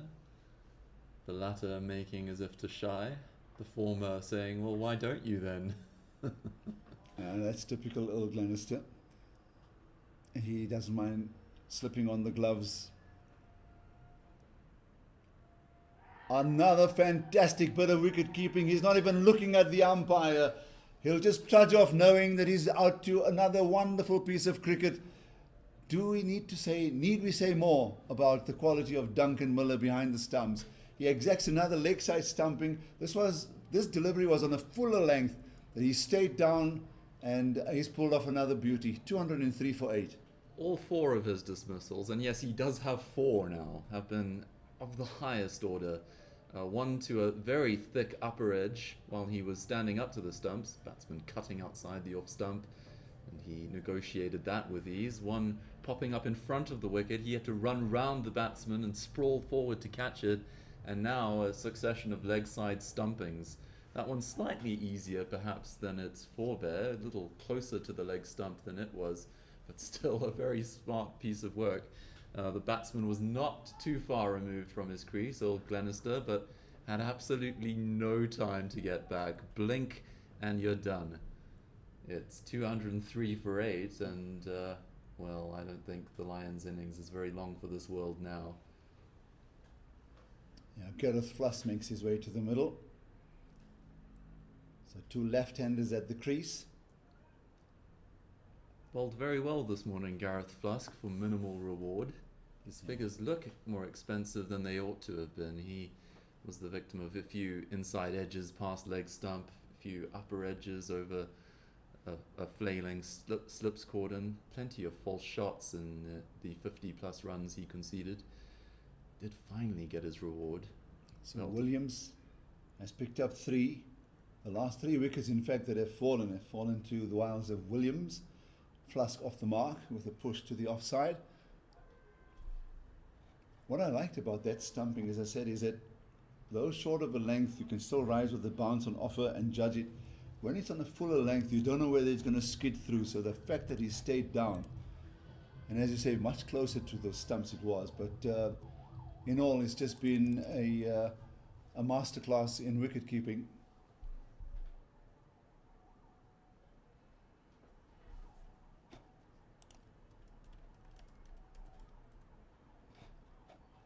Williams to Macaulay. Macaulay drives again with power, but he'll only get the 1 run.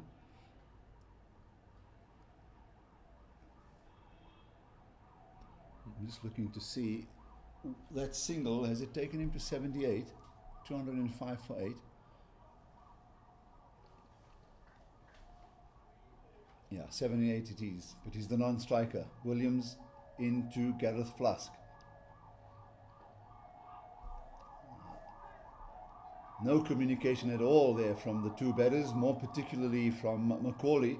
He just thought that Flusk would run the moment of impact, but Flusk was watching the fielder very carefully, and Macaulay was just running through. Fortunately, they are able to take the single and complete it. 206 it is. He plays the drive again straight to the fielder at point. No mug with the bat, Gareth Flusk. Averaged solid double figures in both first class and list A career. He had a decent length career, certainly compared with a few of the other players we've recounted. 25 first class matches for Easterns and Transvaal.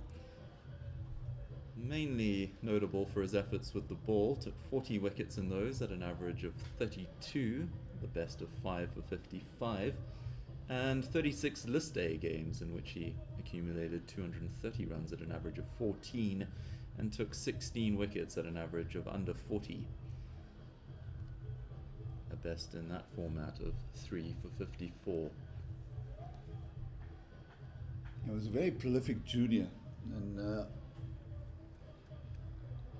I think it was a period just at the time of the transformation of cricket in South Africa. The Cricket South Africa at that stage then had adopted the charter, and the likes of Gareth, who was obviously a very good performer at schools level, was certainly pulled into the system because he deserved to be, and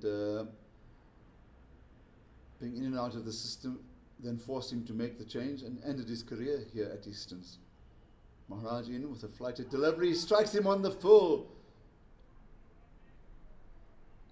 The way Gareth Flusk turned is as though he had given himself out, LBW. I thought for a moment that the umpire's signal as well, indicating that the ball was drifting down leg, looked an awful lot like a raised finger for a moment. Yeah, a bit of confusion as far as we're concerned. Now plays a nice looking off drive, just leaving the crease for a moment, but it was well flighted. He had to readjust for that. Maharaj's action reminds me of Illingworth. Father and son combination, very much the same action.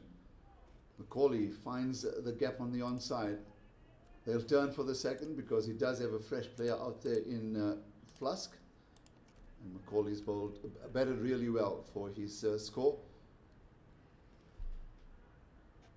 209 for 8. Takes him to 80. Equaling his highest score at this level. And that will take him beyond his highest score. Plays a neat looking off drive to take him to 81. And if anything, it's been a good day out for Macaulay. 3 for 60 for Derek Brand as far as wickets is concerned. Earl Glenister picked up 2 wickets as well.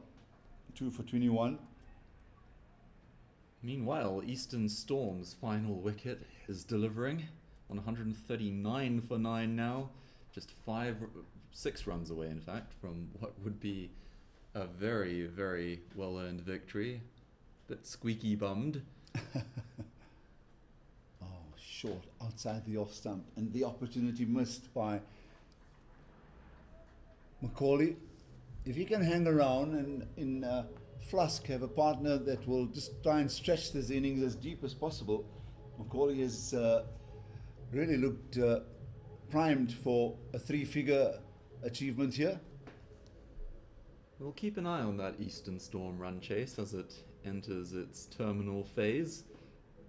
Very exciting game of cricket there. I've always said that the low scoring limited overs matches are always the most exciting. The margins are so much thinner. The results tend to be proportionately closer.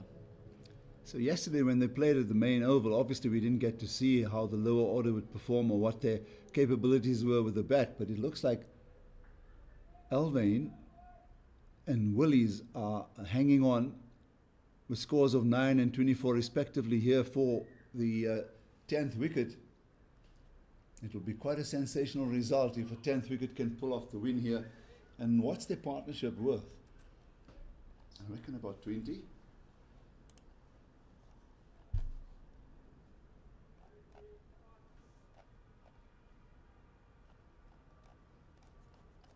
Williams into his last over.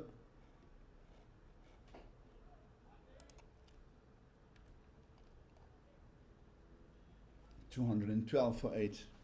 Yeah, well, their last wicket fell at 125, so far it's worth 15.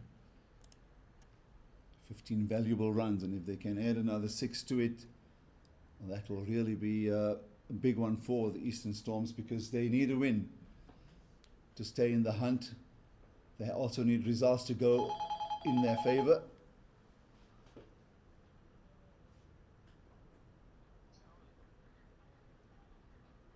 We'll keep a very close eye on that match. Perhaps we're keeping too close an eye on that match, because there's been some excitement in this one. The ropes cleared in very decisive fashion by Macaulay, who, not content with having reached his new highest score at this level, seems determined to eclipse it by some margin. In fact, to go on to 3 figures. He's still got plenty of time to do that, and with the result of this match now a formality, the question of personal milestones, well, it's forgivable if those start entering the mind instead.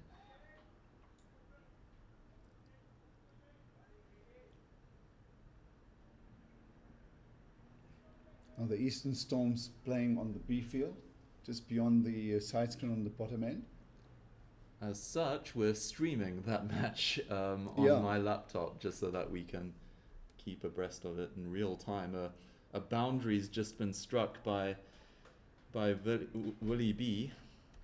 The scorecard's on very familiar terms with him, calls him Willie B. What is his surname? I'll get that for you now, but it does bring the scores level.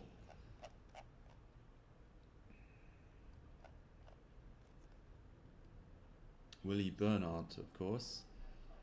So, do we have a tie on our hands, or are the Eastern Storm about to get home by the very skin of their teeth? He was out for 6 yesterday, so playing a really important hand here in trying to see his team through in this rather low scoring encounter. A thriller, in fact it is, because they're 9 wickets down. In the meantime, here at the main oval, 220 for 8. Extras now a total of 18, of which 10 are wides. Our colleague Lebohang Peter, whom I had the pleasure of interviewing yesterday in this commentary box, he'll be enjoying that match, won't he? Give him plenty to write about in his copy for the Benoni City Times and the Citizen tomorrow. He was very kind to mention both of us in his dispatch yesterday. And he says that's what he really enjoys doing. He loves covering cricket. And I'm delighted to report, as someone who yesterday acquired some fondness for the boys from Eastern Storm, that the winning run has now been hit. Cut away through the offside. The crowd goes wild. The players shake hands sportingly. And that leaves only this match on the main oval yet to be decided. All 3 of the others have resulted in successful chases for the team batting second. Seems rather unlikely that this one will follow that example. If it does, we'll have seen something truly unprecedented. 108 to win of 48 balls with only 2 wickets in the hut. But it's a funny old game, cricket. I've seen madder things in my time. I'm not too sure you're going to see anything mad today. Macaulay remains the wicket to get. But we are watching Gareth Flusk. 2 left-handers at the crease. Yeah, really, I'm sure that the team are just hoping that if anything happens here, it will be important to see Macaulay get through to 3 figures and stretch this innings for as long as possible. They'll all have a break tomorrow. It's a free day. There'll be no cricket in this seniors interprovincial tournament for the over-50s. And then play resumes again on Thursday with the final on Friday. Maharaj in again to Flusk. Flusk pushes. He's obviously working very hard to make sure that Macaulay does get the strike. So clearly that looks like the intent. So with all of Group A's matches concluded today, it may be worth revisiting the table as it stands, border over 50s. with a perfect record. Their net run rate 0.59, probably uncatchable at this point, barring an absolute disaster on Wednesday. They have 2 wins from 2 matches and 8 points, 4 clear of second place Titans, who ran them close today. They still have a positive net run rate, 0.02. In third place are Eastern Storms, who've just got home by the skin of their teeth. They're on 4 points as well. Their net run rate ever so slightly improved. It won't have moved much given how close the match just concluded was. And in last place, Over-50s, who have lost both of their matches.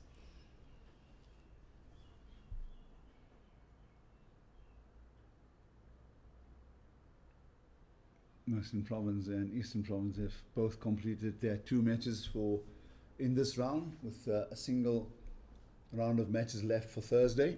Yeah, that's in Group B, Yep. the group in which this match, the one we're bringing to you live, is contested. Lions, going into this match, headed that group.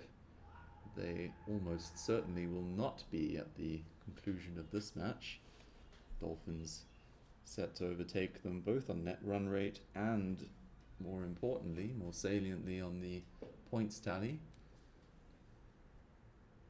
It'll leave 2 teams in this competition with perfect records, Over-50s, who seem to be by far the best batting side in this tournament, and Dolphins Over-50s, who are proportionately brilliant in the field. It would make a good final, that, and it does, as things stand, seem the likeliest final. But plenty to play for. Donny Clutter back into the attack, seam bowler. Yeah, it's a tough ask now. Obviously, 42 balls remain, 103 required. The visiting team from Natal looking for just 2 wickets. Macaulay looking for, would it be 10 runs, just to confirm?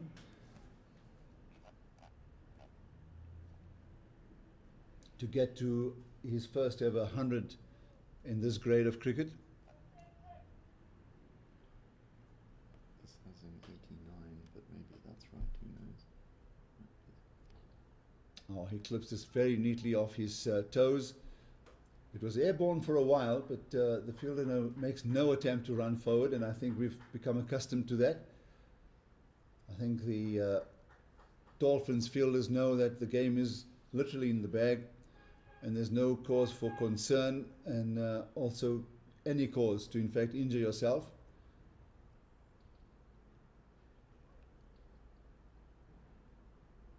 So Clutter into Flusk. Flusk plays very nicely. He's found the gap. He'll get his first boundary. It was a full toss and deserved to be punished, and he's done exactly that.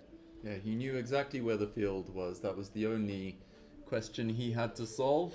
Big vacant space out there between cow corner and deep square leg. And he picked it with aplomb.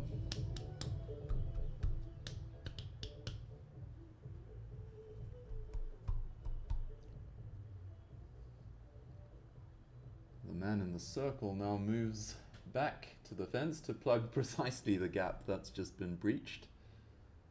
One trusts there won't be too many leg stump full tosses in this over.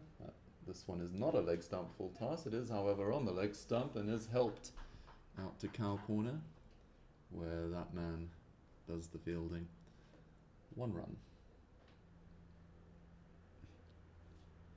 No change to the field.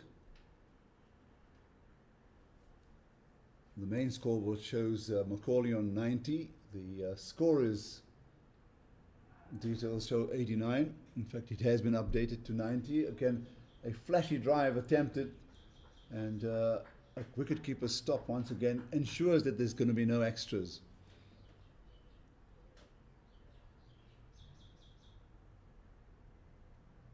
So all eyes on Gavin Macaulay. An old Eds veteran, you said, or Wanderers. Wanderers veteran. I also like the way he's certainly changed gears. Plays an on drive, will get just a single. Because it took a long time to actually really get his innings underway. He just bided his time. I think he's playing rather dutifully as a one-down player, but then saw wickets falling around him and certainly got hold of the loose balls more than often. He does on this occasion, but plays it straight to the fielder at long off. Williams comes off the boundary and fields. No, in fact, that was Gareth Flusk that's just played that stroke. Macaulay on 91. And that ends the over as well. In fact, the 39 complete. So 6 overs remain. It's rather academic as far as the balls remaining and runs to win is concerned. And Macaulay has got a partner in Flask. The two of them had added 31 runs for the 9th wicket.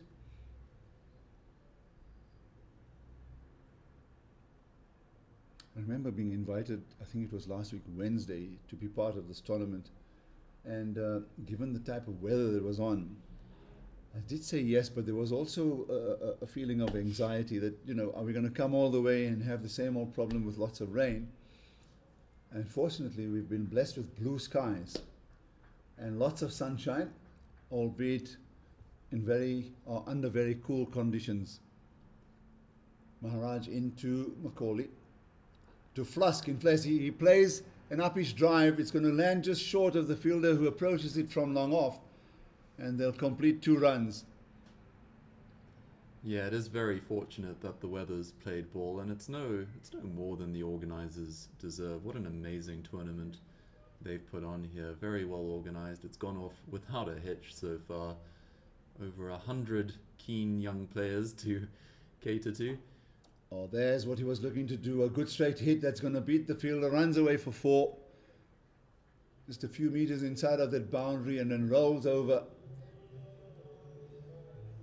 As you said earlier, when you're looking at those stats, that he did show glimpses of good batsmanship during his first-class career. Always batted in the lower order. I don't think he has ever batted above number 8 or 9. Down the track again, it's a good firmer straight drive and it's going to beat the fielder once again. A lot flatter that time, a lot more powerful.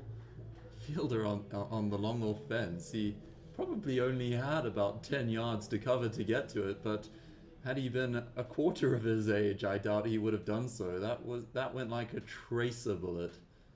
Magnificent hit from Gareth Flusk. Yeah, we're going to have the points table up on the screen to your left, and it'll continue to just allow us to update what has unfolded over the last almost 2 days now. 240 for 8, 2 lusty blows off the bat of Gareth Flusk. Now he plays a little bit of touch cricket, runs for the single, and has he been run out? Umpire has given him out. Flusk plays this little dab straight to the fielder at third man, and Macaulay on the brink of 100 is run out. He backed it up certainly, and very good to see also that Duncan Miller has run all the way to Macaulay to congratulate him for his innings. 2 days in a row we've seen 290s scored, and this one was an innings of high quality, good amount of patience, and he gets just applause from his teammates.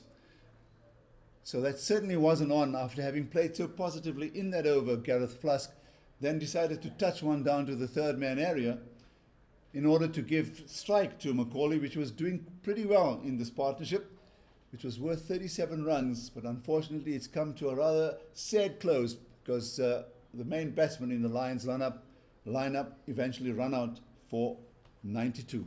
Yeah, very sad to see. Perhaps the main point of interest remaining in this match was whether or not Macaulay would get his desserts, attain the mythical 3 figures.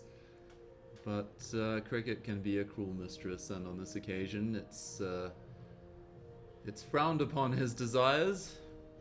The great thing about cricket is that there's always another match, there's always another season. So 9 down now, the Lions. Yeah, Mike Ritchie makes his way to the middle.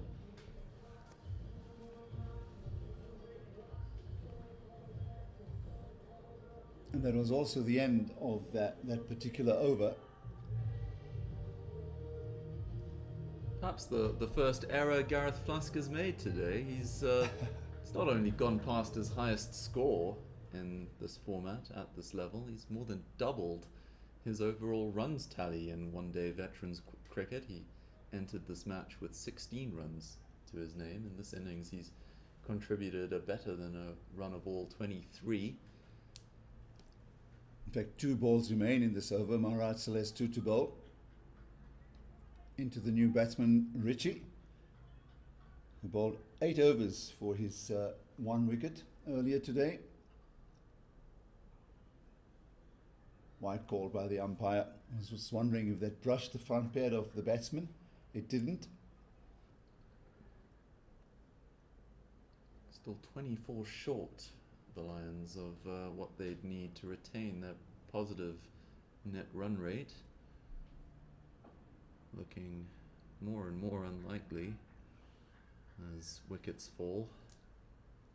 The ambition here really has to be to bat your full 45 overs. That's the best way from here of improving or consolidating the net run rate.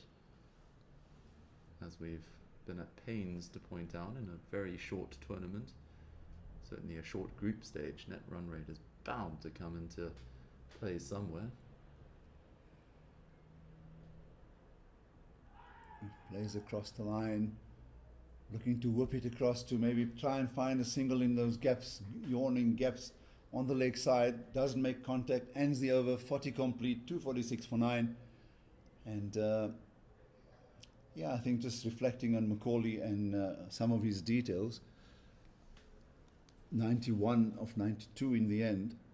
Yeah, not really responsible for his own dismissal either. 10 fours, 2 sixes, a strike rate of 99. He played beautifully, especially given the circumstances. Wickets falling all round him.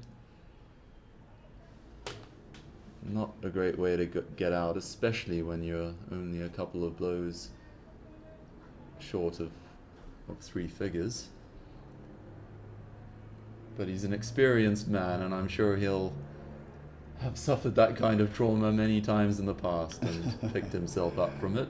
I reckon being a veteran, you'd be obviously correct. If this happened to a young man at the beginning of his career, it will certainly be a mini tragedy. But there's always another sunrise. 246 for 9. Donny Kluter. Flusk wants the single, and Richie's replaying his stroke and wondering how he missed that.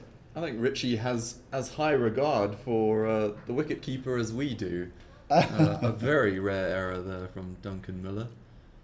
Very rare bye to the batting team. Yeah, I can attest to why that was difficult, because the batsman gets across and then it's pretty awkward to see the ball that's angling in. And especially if you're standing up, you could easily miss those as well. Even if you're a high-quality wicket-keeper. I've experienced it with some wonderful quality spin bowlers who are also veterans in their time and learned a hell of a lot from them. One of them, of course, being Ismail Qasim, who's now late, was a stalwart in cricket in the 60s, 70s, and I played with him in the 80s. Cap to him, in fact, that's what I should be saying. I didn't know you were a keeper, as this one's lofted over the bowler's head, plugs in the turf, and a single accrues. Didn't know you were a keeper, Aslam. You've been hiding your light under a bushel. I thought you spoke with some authority on the question of wicket keeping, and not terribly surprising, I guess, to learn that you once donned the gloves yourself. Yeah, in an era where the leagues were, how can I say, full of good quality keepers, young up-and-coming, some veterans, the likes of Musa Mangera, Babes Chunara. Oh, here's an opportunity for a run out. In fact, the fielder decides against throwing it because the bowler in his follow-through has impeded his vision, his view. And yeah, there were very many. There were some veterans in Musa Mangera, Rachi Kirsten, who played into his 40s. And but because my brother was doing it for a while, I decided as a young gun in junior cricket to also take up the gloves. And donned it for a long time, and in a very interesting 2 seasons that we had as Pirates Cricket Club, where we won the double, which was the 1.5 day league and also the knockout 50 overs. I kept the likes of Jack Manak, Hussain Manak, Nazir Dinda, Barney Mohammed, Dr. Musaji, Imran Umar, Miley Kasim, as I've just mentioned. You know what I'm going to ask you Quality next, attack. don't you? Now that I know you were a wicket keeper, I think I want a good look at your hands. Let's see how gnarled those look. You know, they're in pretty good condition considering. So I can tell you one thing that I always say, that after all of those years of wicket keeping, I have ladies' hands. Pretty smooth, all of them, all intact, all the knuckles are intact. I did have 2 injuries that were difficult to manage, but fortunately the 2 pinkies have stayed straight. Oh, that's a lovely stroke from Richie. He'll get one. And but I enjoyed fielding very, very much. So for a long time, when we had good quality keepers around, I always preferred to stand, to be out in the field. I enjoyed it at short leg, and then of course in the deep, being a reasonably good catcher in the outfield, as I was at short leg as well. I clearly enjoyed my cricket in the outfield as well, and put in a lot of hard work. I can just mention that. So yeah, on many occasions with fellow commentators, when I do wax lyrical or make observations about wicket keepers, they wonder where it all comes from. But it does certainly come from the fact that I had the opportunity at first league to stand to some quality bowlers. In fact, in the first season, I took as many as 36 catches in the 1.5 day league, given the fact that we had so many good fast bowlers.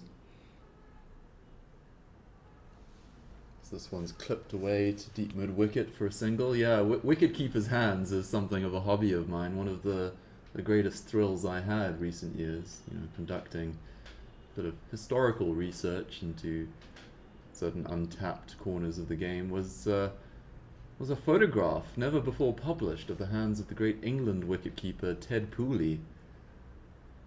And goodness me, did they did they look battered? It almost looked, because you shared your book with me, and it looked as though somebody had placed his hand on an anvil and then hammered it down. That's how bad it looked. Yeah, they were swollen and knotted and bent outwards.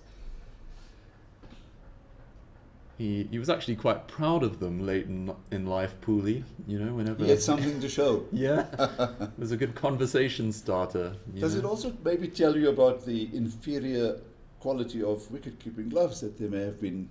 Oh, they looked more playing like with? garden mitts in those days. Yeah. Oh, a lovely sweep shot from Gareth Flask. It's a nice way to end the second match from his point of view, because he'll take this form into the remaining match, which is on Thursday.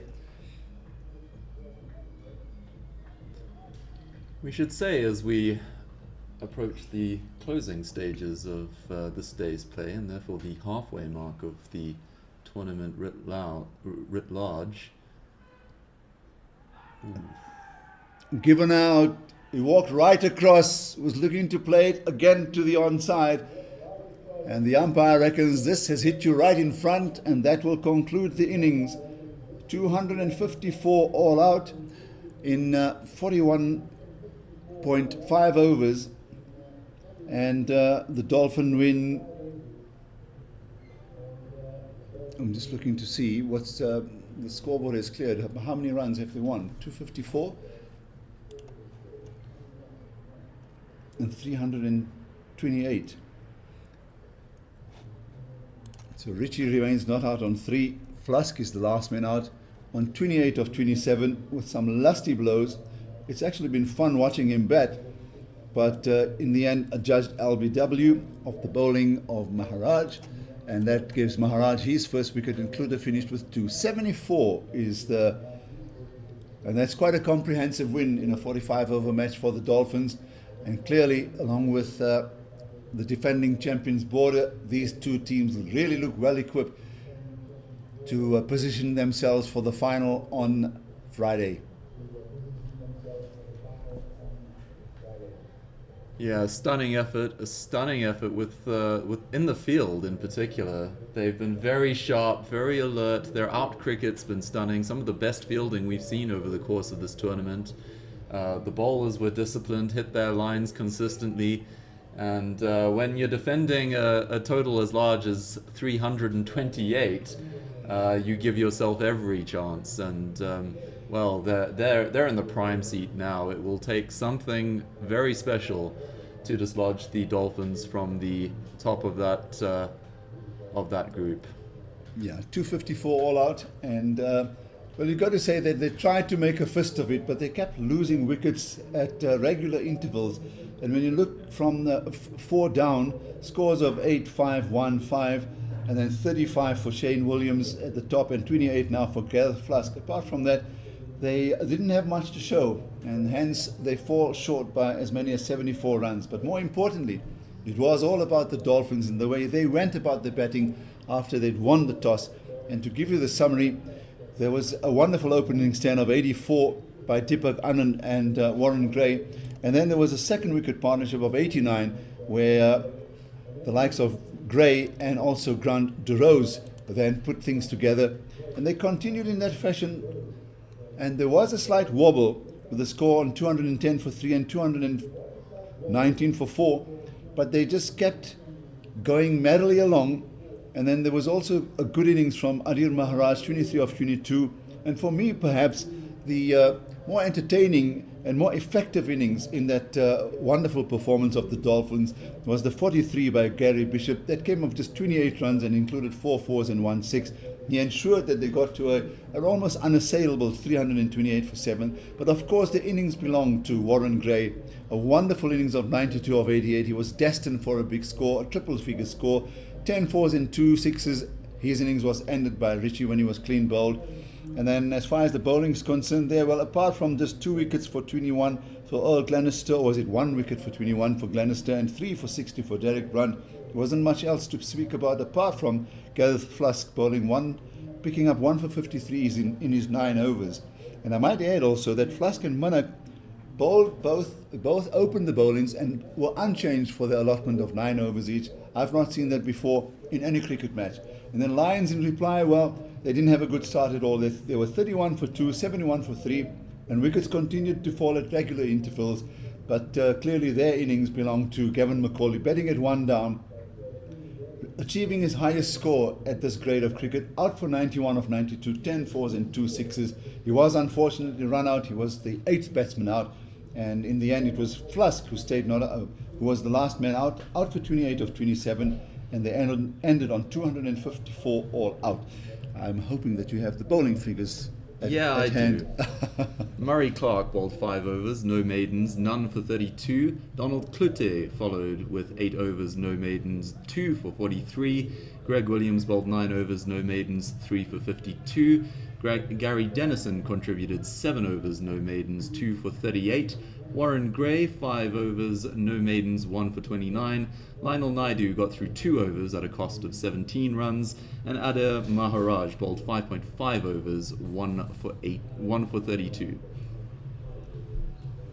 And that's where the day has ended, the second day's play of this much anticipated tournament, the interprovincial tournaments for the over-50s, and this will count towards obviously at the championships itself. And of course, as we heard earlier from Raymond Boy, that the selectors are watching this with a very, very keen eye, because they'll need to put the team together, a squad together for the World Cup that will happen early next year. So without further ado, in fact, you want to add something? Yeah, well, I have one final question for you. It's the question you put to me at this time yesterday. Your man of the match, Aslam Kota. I reckon the fact that they got to 328 for 7, Warren Gray has to be the man of the match. Yeah, there's no arguing with that, unless, of course, you're sufficiently taken with the efforts behind the stumps of Mr. Miller, who impressed us throughout his display today. But yeah, Well, a 92 in a match-winning cause seems more than enough to earn that prize. And I must tell you, in all the years that we've watched cricket and covered cricket, I've not seen a wicketkeeper actually grab a prize as man of the match. Would have been slightly left field, but perhaps well earned in this case. Anyway, I agree. Without further ado from us, thanks for joining us. It's been a wonderful day's cricket. Thursday. Yeah, and until we see you again on Thursday morning, that's it from us. Thanks, everyone. By a donkey.